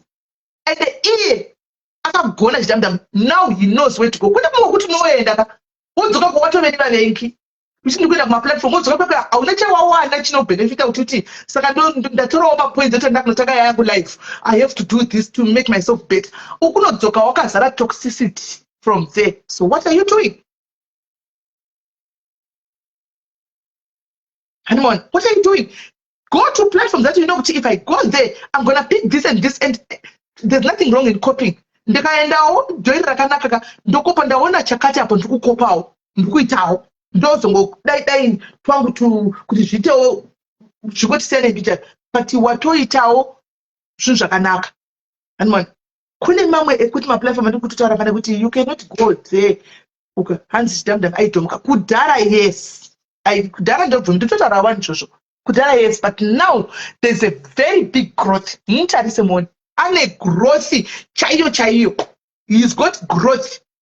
Masivano chakanaka choda kurumbidzwa ane growth. Ukati unotogara palive yakadaika tichitotogonya tichitonakidzwa ende zvichitofaya kune growth. Hanzi vasara nekawo biased. I don't know but biasness I don't know about that because chandoza apa social media pana nanozombonza rife. Hakuna chero ndakauya chiti nhasi ndokuita fair yakaita sei kune anototi you are biased. We have sell my aid. Kune anototi you are biased chiti aumbofocus kupanza munhu wese pa comment section yako kana kuti pa live yako azvigoni azviti. So hatizozipa biasness because ini chepapa vanotora chiti nhasi nditori pakati but notongomumwe achitongoti you are biased but aishi kune ndikutozama kusaka ufoka yewana inonzi fairness paFacebook ndichitoti ndakagona ndaperera but mumwe anenge achitoti ari biased. And now he's now independent anozvimirira. He's now independent anozvimirira and he's doing well. So ndozvakaita some of the people and some of the things we need to cut ourselves kutaura chokwadi for us not to be jokes because pamwe pacho unongotori joke. Hanuman, unongotori joke. Munofunga kuti unongosiri joke here guys pakuti munomirira kuti kana ndaita hondo that's when people comes. kuti nhasi vari kugwanani unongotori joko ndopa vanhu vouya kutanga kuti ari kugwanani vouya kana pasaichara zvakanakawo hakuna munhu anouya ndine ndine vanhu 50 hamusi kuda kuti meni chinoita joko. Come on, let's be honest guys, you be taking me to be a joke. Kuti musati kuya kuzotuka vanhu pano munenge makazara muri 1500 2000 musati ndoichitaurawo zvinhu zvakanaka panenge pane vanhu 20 because already makatogara matoditi iri joke iri. This one is a joke. She cannot say something chinobatika. So munongotaura kuri kutukwa ani nhasi tonanga ikoko sisipenda kutuka nhasi mouya musati ndoichita kuti guys imboyaitaurawo zvinhu you know you don't wanna come makanita joke. I don't want to be a joke. Chidamdam is no longer a joke. My Mr. Joke is no longer a joke. I'm gone. I'm bias. I don't know, guys. I don't know pa biasness. I don't know. But I'm just saying, I'm looking what I see, like what I just saw in him and see. Don't go tower. You know that some guys need to teach mama platform to you know, because I'm right now. Ndakatendera kuti vanhu vakwira apa vanhu vane mafamily kapanapa vanotanga kuya vachidisa rimwe dzifamily handimaona iwo ndoregera vanhu vachinyatsa kufambirira vachifambirira vanhu vachifara vachidiri panenge pakazara vanhu vachitaura business mangwana kuitwa live uku ndosila kuenda because nende kambirwa kuzoatikwa mucomment section. It shouldn't be like that.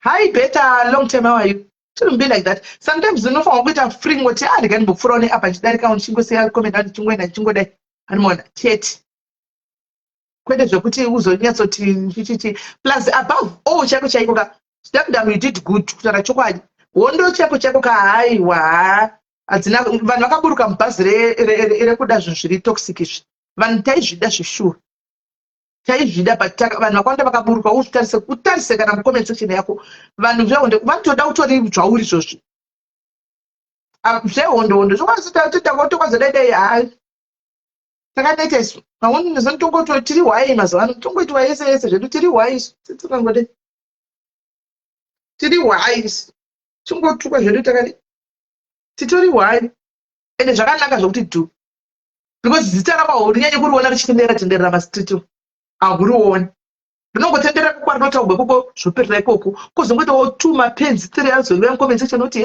saka uchitukwa rongobhloka zvapera kudhara vakomana waiti ukapindura kudai so uchimuka makuseni pafacebook ka panenge pane uyu akatanga yako live neuyu yako yawapindura uchida kuona ubenzi ni guys comment section kana ndozoda kupaisa ndoda kupai zvangu sana ndakazvimiririra handidi kukunyeperai.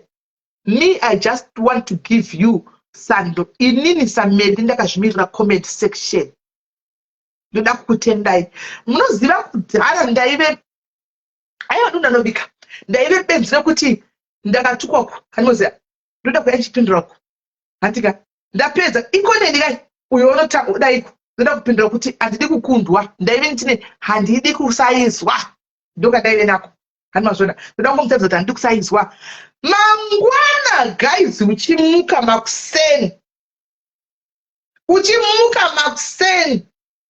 guys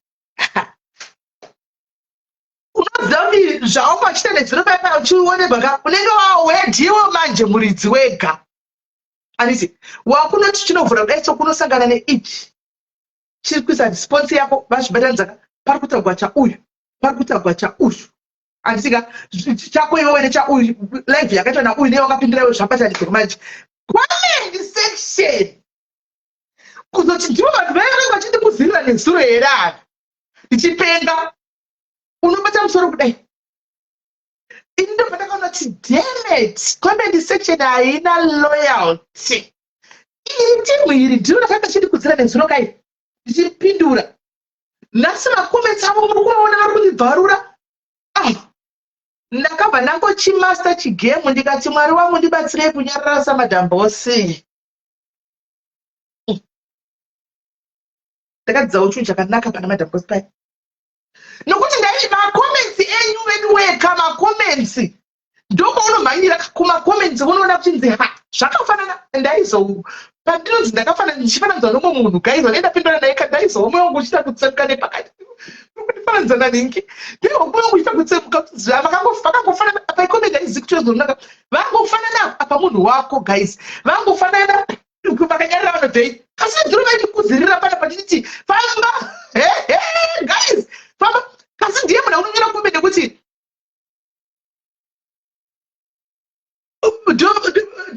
vakunyora komende kuti vakanyarara vanobvei in comment section maidi pa stress. And then I sat down and to confess, it's confession time. And then I sat down on my own tikati saka makoni apa zvimwe zvana azvina basa minister of truth, it's fine like that. Apa zvimwe zvana unotonobvura profile uri kudaro mai mwana kuti zisaska mwiri rembuya iri rinapindurirei unovhura uona zera rashakira woti nai mwari we nai mwari unoita stress wega guys ndoti ndakasvapa kuti saka chigemu ichi chino iwe munhu ana makore maseme chigemu ichi chakamira sei chigemu ichi vanhu vari kumboyatsodei because remember isusu kuno kazhinji kacho kudhara taita zvinhu zvekuplease our fans, would do things to please our fans kuti ada kufadza mafans angu, but kusingazi kuti fani iri dangerous. Mafans ndi vanhu vari dangerous manje. At the same time munenge muri vanhu vari right pakuti iwewe kana ukada kuita self control wega iwe munhu andozvo unogona kuita self control, but ukada kuti ndikupafadza unotonowira mugomba nawo mafans ako iwayo. Ndoti saka manje apa ndikati no, munoziva kuti life yangu yakatanga kuita pisi pandakanyara pandotukwa ndakuudzai guys, pese pandotukwa ndati muzvione, pese pandotukwa mastitum mumbozviona, munoona comment yangu kusandizvioni handimangazviona.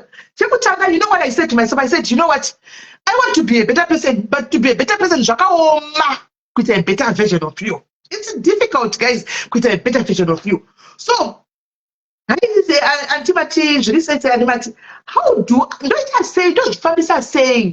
don't say I started by, you know what, let me just block all these blogger zviri kukonzerteta nehondo.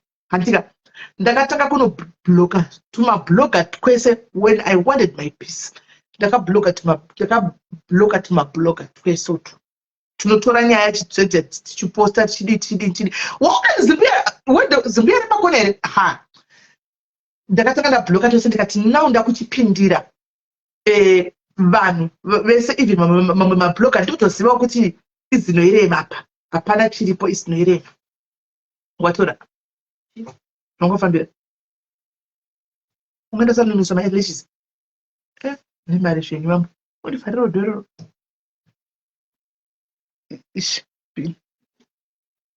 ndikati next vanazvinotopasishome ndinozivana kuti kusekerana feki uyu feki ndangoti zviri nani vazondivenga kuti takablokwa nasisimende asi it's for my own good and it's for protection yekuti tizopindwa namangwana. I blocked andika ndisina kumbotukana navo, ndisina kumbodini, ndakangodecide ndakanyara nobva ndangobloka. Handimona ndikati nokuti ndozati ticking time bomb tichatiribura nachite one day the best before it goes there rega ndiblock ndobva ndabloka ndobva ndasara ndakadai. So even right now ndikakupa ifoni yangu guys pane mapages saizvo kuti kudhara waiti uchivhura foni zvinopopa kudai zvese ukavhura foni yangu zvinoka nditoziva kuti hauna panoona pane zita rangu ritotaurwa. Westi pandakadzisa chigemu chekusadaira chekuti chero ukatukwa papika ukablutika andika une pamwe unosinatozvona zvechokwadi ungoblutika pamwe sometimes unenge usina wotongozviona utongoti aiwa mhene kuko woiginowa. Handimaona ndakatanga kuona kuti handinaitrend makambozvoti trend mazano guys. I don't trend for the wrong reasons. Ndikunyepere guys, ndipeiwo sando madiaries. Ndikunyepere, do I trend guys for the wrong reasons? Ndane nguva ndisinga trend for the wrong reasons. Ndikunyepere, I'm trying. Ndikunyepere guys, ataura chokwadi. Ndikagara nditrend guys for the wrong reasons. Ndakazotanga pasi ndoga ndikati pane error, pane loophole man. Pane loophole. Ndipo ndakati ndikati ndongoreva kumafans kuti kuti pandakangotanga kusapindura pandotukwa guys nokuti mablogger anoda drama from uku ronakidza zvino vakatora uku uchitukwa chete pakanokanda vanhu vachamirira response yauyu hakuna kwazvinoita. Ndoda kuudzai hakuna kwazvinoita. Mablogger late this thing muri kuona ukatukwa chero kabaigwa live do not respond. Ndiri kukuudzai mablogger and it's working. Don't baya live uchibloga uchivara zvita unopenga kubuda ziya uchodererwa. Do not do that. Blue tick itsangosina kuzviona. Continue. Kana uchida kungozotaurawo nezvazvo chingotaura uchidarika. Just say zvandoita madhairis makachimasa chigeri chacho nawo munoziva. Nongopfuura nepo chidarika ndichipinda munyaya yangu. Hani mazviona hanzi kana zora 2% chaivo unongodai uchinongodarika because ndakatoona don't answer. And these things that chocolate guys, I let it. Kuna madambos. Ndakazvibvunza kuti mayava zvinoitika hakuna munhu asingatuki pasocial media. Hakuna munhu asingatuki. How does she do it? Vanozviita sei? Because vanotukwa but achimbonyanya kuzotrenda zvokuda zvozotrenda zvokuti izita ravo rakakura. But zvokuti hazvinyanyi why? Hazviri kuti mungu vachobatikana vanotonyatsa kutobatikanawo but she knows how to handle it. Vari kusei ikoko. Zvongoperera ikoko. Chigemi chipandakachimasa munhu I don't trend for and I just so wish ndikuona kuti Mwari itai kuti ndisati ndakatrenda for the wrong reasons again. Pandakazodarika papo pakatodarika handidi zvangu kutrenda for the wrong reasons. Ndaigara ndakatrenda for the wrong reasons every day. Even nepande ndiri right. Vanhu vasingasaoni kuti ndiri right. Hanoona vanhu vangasasaoni ndiri right. Vanengoti mazuro unovatrenda nhasi unovatrenda futi next week zvane vachitrenda nepaunenge uri right. Vanhu vangasingazazvioni vanhu vako vanomira nevana vanosvika pakuti stress. Guys, I want to tell you something, my bloggers. Listen to me, social media, and this is called maturity.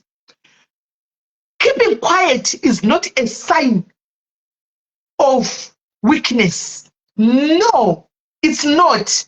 Silence, silence is golden. Is it true? Silence is golden. You are not weak. Even nekamunhu akasvika apa, even nekamunhu vazati ndikakadzembera kana nowira uko handika ukonaka kakutuka andiwazviona ukaramba wakanyarara. It's not weakness. Ndoda kuti mugare kuti zvirimainda zvinhu izvi. Vanhu vese pano kubva kunanani even vasingatukani nevanhu chaivo naandijoi vaya unoona vachimbobvura udzwa ugoona vanani vachibvura udzwa president chaivo munhu akagwa vanotukwa ugoona munhu wese vanhu vese vanobvura udzwa pano. But sometimes you don't see their responses. They keep quiet kunge vasina kuzviona. Vana Dorcas Mocheche munozviona imi guys, but you have never seen that woman achidaira. She doesn't respond. Hands cheese simeli tacho muromo pa. Kasi waliso muromo pa side ere baba. Ayo akona anombo kuisa pa dikiri muromo pa side. Icho mali naku. Iwe na mebonye ya kangani. Nchiza. She keeps quiet. Munoti avana uzvokutaura. Guys, munoti avana uzvokutaura. But they are quiet. You don't see their responses. So, ndakazviona. Guys, ndinokumbura kuti musanyore admin muri kupinda kumbura mudelete comments section akunyora zvinhu zvisipi zvisina basa. Ndinokumbirawo don't write mazita namadam boss please panapa apa ndokumbirisawo zvangu mazita namadam boss zita ramaititi don't write it here on this platform. Don't write zita namadam boss, don't write zita ranikiri. Hanzi ukasada unonyepa chiedza unotonyepa.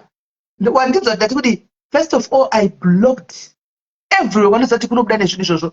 Handika now autozvioni chero ukatukwa unogona kusangana nacho by mistake chiclip unotongoti kundakambotukwa pamwe chete ine 4 days izvo kundakambotukwa apa kutoseka udarika hauna kana chano especially vamwe zvizwa kuti tipa social media pane mapenzika hauna chinombokunyongonya kana chano kuti aunogutokugwarisa hapana kudhara ini madhairis ndimaiti durura isimedi muri munhu wenyama mazano makapaonwa nichenditana kuti guys ndoda kudurura because ndine peace. I blocked all this rubbish. Chinonakisa nchokuti unombovaona mukomera anobonazarisa kuti tina ndakambloka musuno auya mukomera section mune account ndikamubloka pana auya pana pakanyora kuti wemeri ndibva ndamubaya ndibloka asati apedza kukomenda ndibva ndarova block ndakatomubloka ndozvimwe zvanonditukira ndobva ndatomubloka ipapa pakomment section musuno last week pasera akauya mukomment section asi ndototi ndakambloka kwese izvo une mumwe account andasingazivi ndobva uya nayo mukomment section I'm going to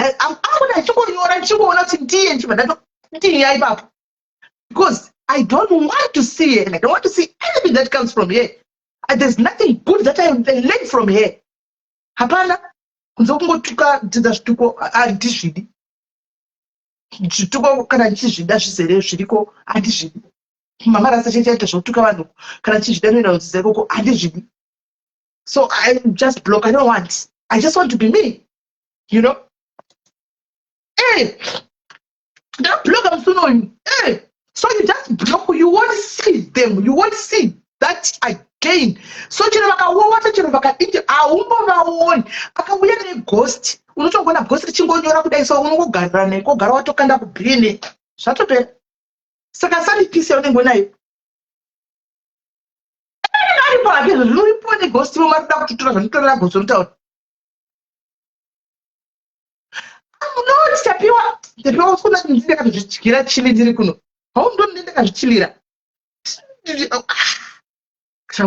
Guys, I'm just gonna ndakatola chili ndiri kuno ndichizvira vakachilika ngwati tataisina basa ine. Don't answer zvisina nebasa rese. Don't answer nonsense. Because to me it's nonsense, guys. Imi pane chituko chinova chamuchanowa here nhasi kuti chamusingazi. Ndikazi kutukwa nhasi. Pane chinyowani here chamuchatononzwa. Chamusingazivi. Chamusina mbotukwa.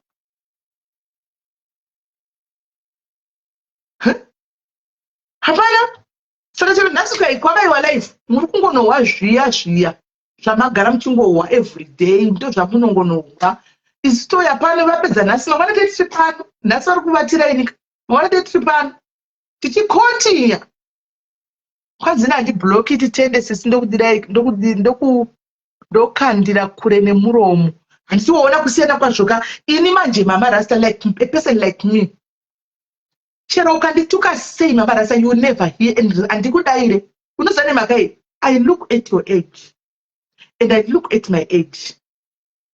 Ndototi asi chokwadi kugonzisimiri wangu achimburudzana naMama Rasta. Kana neni ndazvidonetsa kusvika papi. Nezera rangu irori 40 chakadaro Mama Rasta kudai 20 yamene kana 30 early 30 ndotomira ndoumburudzana newe. Saka chero kandituka hapo nongoti amene kutarisa ndikana ndangona ti waibowa kundituka nokublock andidaire because pane unotarisawo kuti you look you weigh kuti ndiani kwandi kutonditukewo hazvibudi. Hazviiti guys, tara chokwadi nditongodaire ndongoti saka izvozvo that alone zvakutotibatsira because hakuna vemazera edu vakawanda. I'm doing that Minister of Truth, don't worry. And hakuna vemazera edu vakawanda vachiri kuda zvehondo. Saka tichagara tiri kupeace side. Because handisingakudairi muri vana vadiki. Chida kuzodaira vanhu vakuru vakakwana. Kanita vanhu vakakwana nechita vanhu vakakwana veve. Ndevapi vakakwana havambozofi vakada kuzombodena. Havambozodeni because vanenge vachitozvimaintainawo dignity yavo. Anotsvaga mune value. Hande kuvale tinodla, hande panela tinodla. Ndechimaintainawo vanenge vachimaintainawo dignity yavo ndichitira kumaintaina yangu saka tizombofi takatukana. Ndikaona kuti mwana mudiki ari kundituka I just block. I don't have time to answer these days. Ndatitaita stress nemapeja woenda kwaPamela. Apamela ndibloga. Basi rake ndikutora zvinhu zvavaisaini kumasititoona kukanda kwake uko. Wotoona kuti ndakatuka uyu Ningi pakatanga kundituka ati ini ndakazodaira anotora oti part 1 from Ningi ipemwe ndokatuwanira maupdates kama muri mazati tichira samuswewo. Part 1 ya Ningi. Iwo uchibaya ora kwa live uchipindura ubva ati part 2 ya Mary. Ku comment section ndokunokugadzika mutishi. Kuti vanhu vavana vandi vangu havana sitiva nditi famba Mary kuona sokuti benzi wakachidairira chibenziri. Benzi vatofanana wakachidairira chi. Kasi zvinova ndopandakati handinyadaire. Because kumenza kuti ndinokuitisa ndikutukwa zvekuti takanyarara zvibho. Kuzvinyarara kondobvei nengezi zvina kuti ndinobika ndodla. Ndoregererei ndotedza ne hanzi comment. Ndakuda kwenda ndobika boom. Let me add you but ndakuda kwenda ndobika. I'm just gonna give you maybe hanzi chi hanzi matukiriro futi anzi matukirweiko futi namama rasta isu here tatukwa tatukwa kupi kubvunza arimo mutatukigwei ndizivi tatukigwei ndiye anotoziva ndiye anotoziva kuti tatukigwei handizivini isu zinonga tongozvitauraka zvinhu pano vanhu vopersonaliza mastriti votonotuka isi handituki isu we don't know andituka here mwana wangu andinoara andituka ikoko tatukire hameme koko nezvake izvo rimunituka wake. Yes, boom. I sincerely, I enjoy you so much. You know what? I turned 46, and you're right. There's so many things that come nekungo kura because I feel the same inside. But But I wanted to do it's a quick thing. First, panamakads vari kudiaspora pane style yandakatambwa. I just want to warn other women ndakandisingazivi. Saka ndakabreaka up past relationship yangu yandakandiri in 15 years. Saka ndakamuva ku Vegas. I've been living by myself. Saka ndakansati naita street smart. Women, I don't know about UK, kwa America, kune inonzi financial abuse. Saka when I met this guy, the first thing jakaita, I should have known kuti he was too good to be true. And then nango data munhu mutema. Shakanzi, Queen, can I rub your feet? Inini, that's okay. Ndakane ka backpack atobudisa ma wipes, ndakutopukutwa makumbo paya nezvima lotions. Ndikati, wow, ndapinda murudo. Ndova munhu akungoya coming by dropping new lunch chichi uyo munhu atouya paweekend haachaendi. Saka because I've been traveling going back and forth between Los Angeles and Vegas nebasa rangu nyowani ndaingoita zvazvekuti okay at least ndakangomupa keys to the door ndikati kana ndisipo can you water my plants chichi fine ndine kambwa futi munhu ari kunditarisira imbwa ndakandisingazivi kuti munhu akagara mumba mako 4 weeks in a row kuAmerica ukamupa makey edo akareceiva tsamba pamba pako atove legal tenant haachabudisiki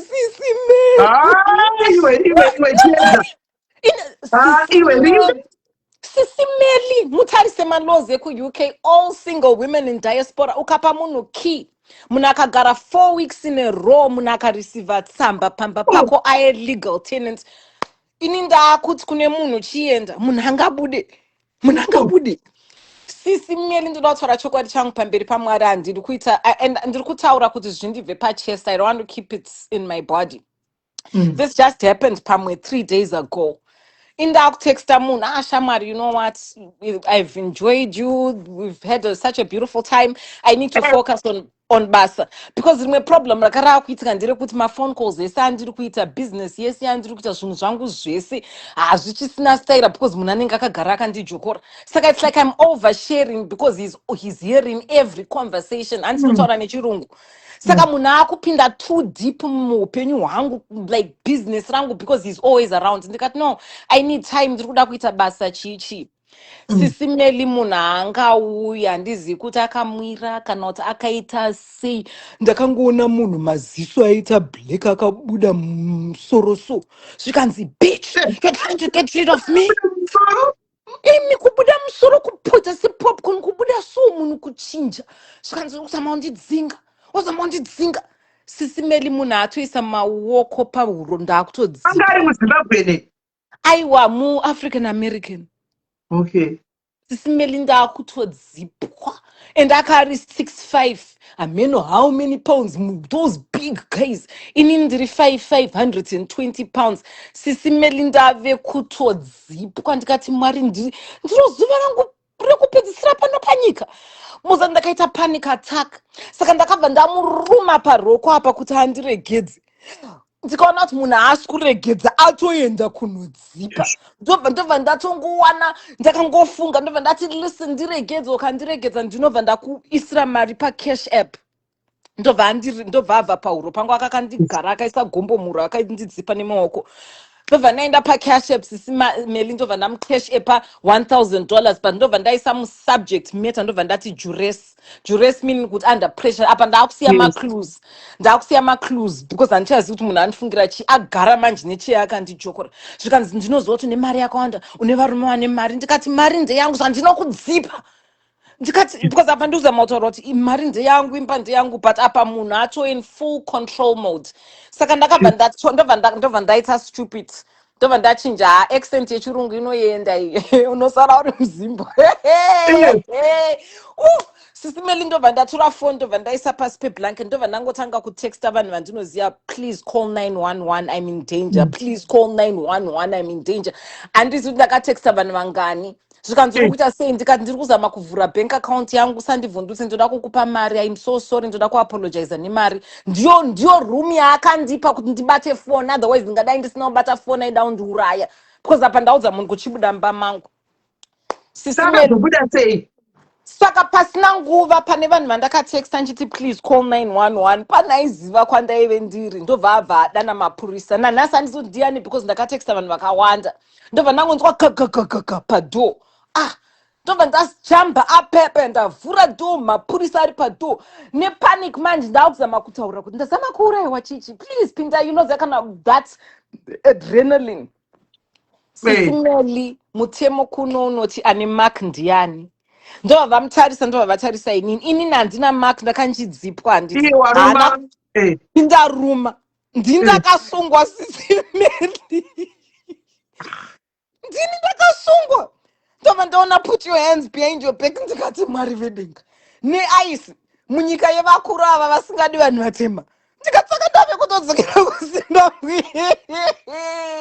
Sisimeli ndasungwa paya, but ndakangoti mwari muri zuva rangu, ndikati pamwe rakationa kweri zuva rangu, ndikati rakationa kweri zuva rangu rekufa. Sisimeli ndiri kuti hapana 3 days zvabva kuitika, ndaiswa maoko kumashure kwemusana ndatosungwa paya, akutoti backup chichi.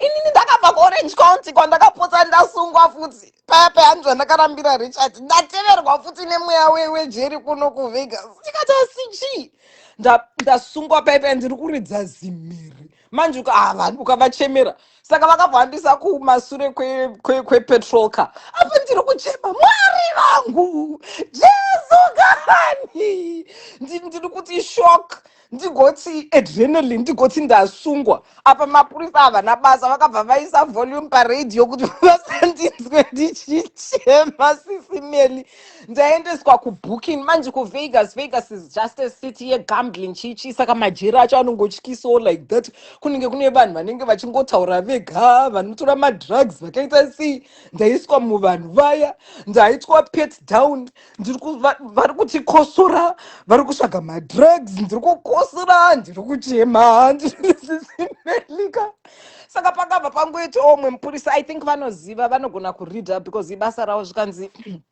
wakangosungwa chii chaitika, ndobva ndaexplaina zvikanzi you need to calm down. Nomumwe mukadzi zvikanzi unobva kupi, ndikanzi ndinobva kuzimbabwe. Apa ndabviswa wigi, helaini yakaita sei, umwe musikana uya unoziva kana uchienda uchikura nealepecia. Sisimeli nealepecia, helaini iri kutanga mugotsi, ndiri kubuda ziya restress. Zvikanzi unobva kupi, ndikati ndinobva kuzimbabwe. Zvikanzi chinyarara ukaramba uchichema like this, tinokuisa mupsych ward, it will be worse. Tinobva tokuisa nevanopenga chaivo, saka you need to calm down. Ukaita calm down, kana usina mhosva unobuda ne12 hours. Sisimeli ndapaya, asi unoziva chi, ndakaitora as a learning moment. Ndikatarisa around the room, ndikaona kuti okay, zvamakamusaura, ndikati madecisions andiri kuita, there is something wrong, deeply wrong. I need to look at myself in the mirror because handigoni kubva kuorange county kuyozogara pamondi.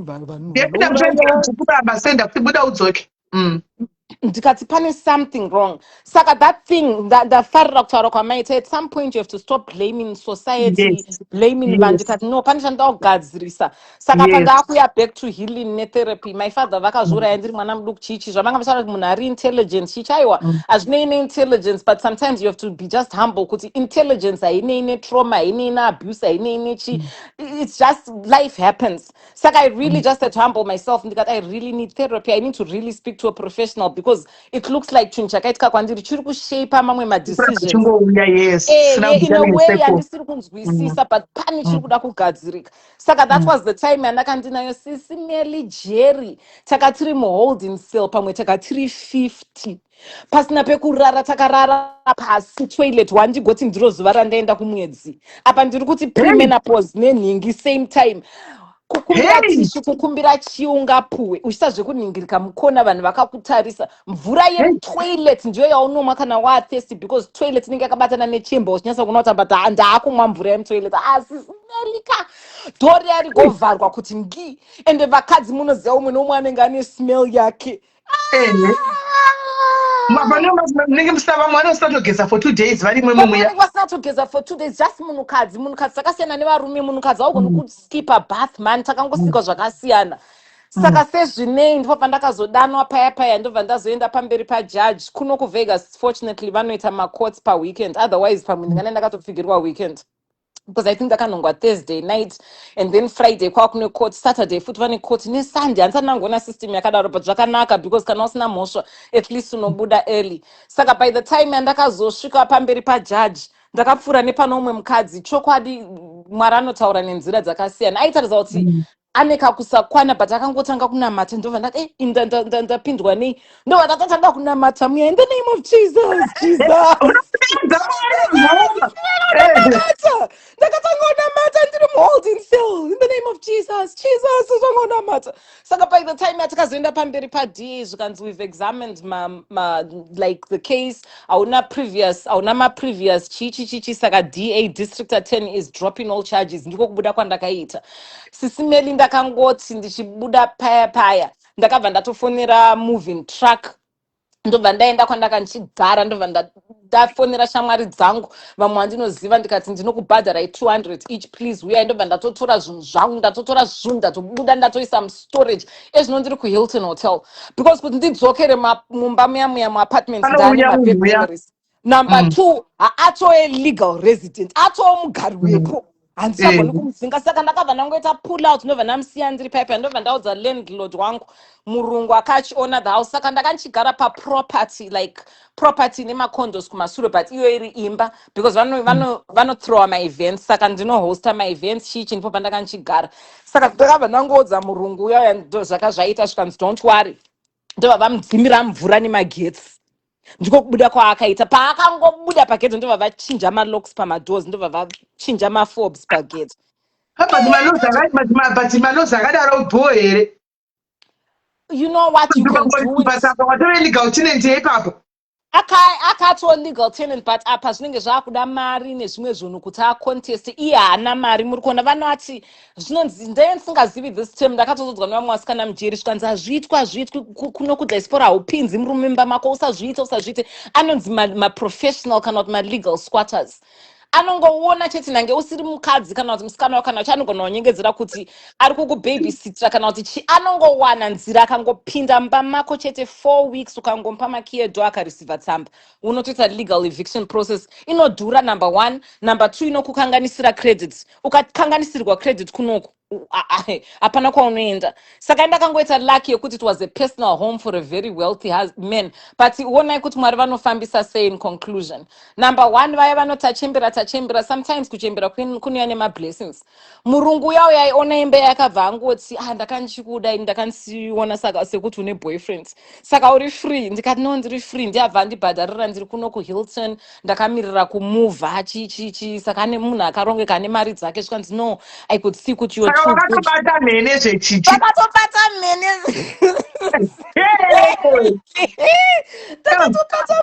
sekuseka number 1 number 2 ndine ex yangu yakare aiva ane mari yakawanda tadzokerana sisimeli nai ndisingazivi kuti unodzokerana nemunhu munoziva kuti vanhu vanochinja he is a billionaire mari yake chaiye but zvakaitika ndezvekuti I had to go through that life process ndobva kwandaenda kwandakaenda but akandibata zvikanzi ndanzwa kuti wakarambana naRichard zvikanzi ndinokufarira because nguva yawakaone murume wako hauna kungotenderera nekumashure kwemusana wake uchiya kuzondisvaga zvikanzi pane vasikana vakawanda vandinoziva because ndine mari vanenge vachingoramba vachingopotera iwewe you really separated wakazama kunobuilda upenyu hwako I have so much respect for you zvikanzi zvino ndaa munhu mukuru ndaakuappreciata zvinhu zviri different maqualities akasiyana zvemagaro zviya zvakapera because munhu haachagoni kunyanya kuita mujolo ichi hachichashandi ichi chepazasi ichi hamene kuti zvakaita sei vanoiti chii condition yacho hachichamiri inini munhu wangu ndinomuda akadaro sisimeri saka ezvino ndaakutora wisdom yekunyatsonzwisisa pandakuziva. Number one, hauiti zveshamwari, hauiti zvemagirlfriends kana uri pamurume wako ane mari. Zvandaita zvekufarisa ndichita mabirthday party ndichiinvita vanhu vachipinda mumba mangu vachiona murume wangu handizviiti zviya pu. Ndinofunga sva ndinofokasa nemunhu wangu. Kana ndine shamwari ndinotamba neshamwari yangu kuroad uko tinoonana ikoko tichisiyana ikoko. Ende vakadzi havaudzwi kuti uyu ndiye murume wangu uchimira pafacebook nemapictures vanomutsvaga. Vanomutsvaka. Saka izvino sisimeli ngadzidza lesson. Saka iwe waringarambe tu zvechiedza bhosi wako nouyu wadzokerana naye. Sisimeli kana ndizvo zvinofanira kuita. Handifungi kuti musikana unofanira kutarisa one direction. I think unofanira kungoita zviri smart, of which haunyepi. Unoudza munhu kuti handisati ndasvika pakupa commitment, let's get to know each other, but I need to keep my options open. Because nguva yedu sevakadzi yakasiyana nevarume. Indakutoona kuti 46 ndakutorova menopause. Murume ane 46 anenge achiri jaya. Handizvozvo. Anenge achiri jaya anogona kutsvaga musikana ane 18 akatoita vana. Saka ndiyo nyaya ndakandida kusheya neMrs. I love you so much. Love you too. Kana sitadzidza vedu madzidzi akavasingura apa. Masinguru mazviwa here apa kwazi. Ndinokuti maviri pamiri negumbo 1. Pakaipa. Aiwa but Chedza, it was lovely having you here and we enjoyed your story. I'll not to the master and nakidza kai. Thank you, Sis Melly. No, I like to be honest. I think your opinion, I see you know, you go through ups and downs, and if you can, that's why I loved your life. If you can take the lesson, you have to stop blaming Murumaka. Yes. And blame yourself and look at yourself introspectively. I love you, Sis Melly. Talk to you later. Love you too, Chichi. Take care. Bye-bye. Bye-bye. That is Chedza Mavangiri for you, Chichi. Right. So, guys, let's meet tomorrow. In this storyteller, Jambo Takachitella, don't like story. The Hambo Taylor of Shakazodi, Sakamuniaka, so good as saying, Bamia, and I'm going to so good as saying, Jerry. It's a good storyteller anyway. So, I don't know my book, those are actually going to put storytelling. So, guys, I'm going to cook now. I'll see you tomorrow. Let's meet tomorrow. And, guys, be good. Take care. Bye-bye.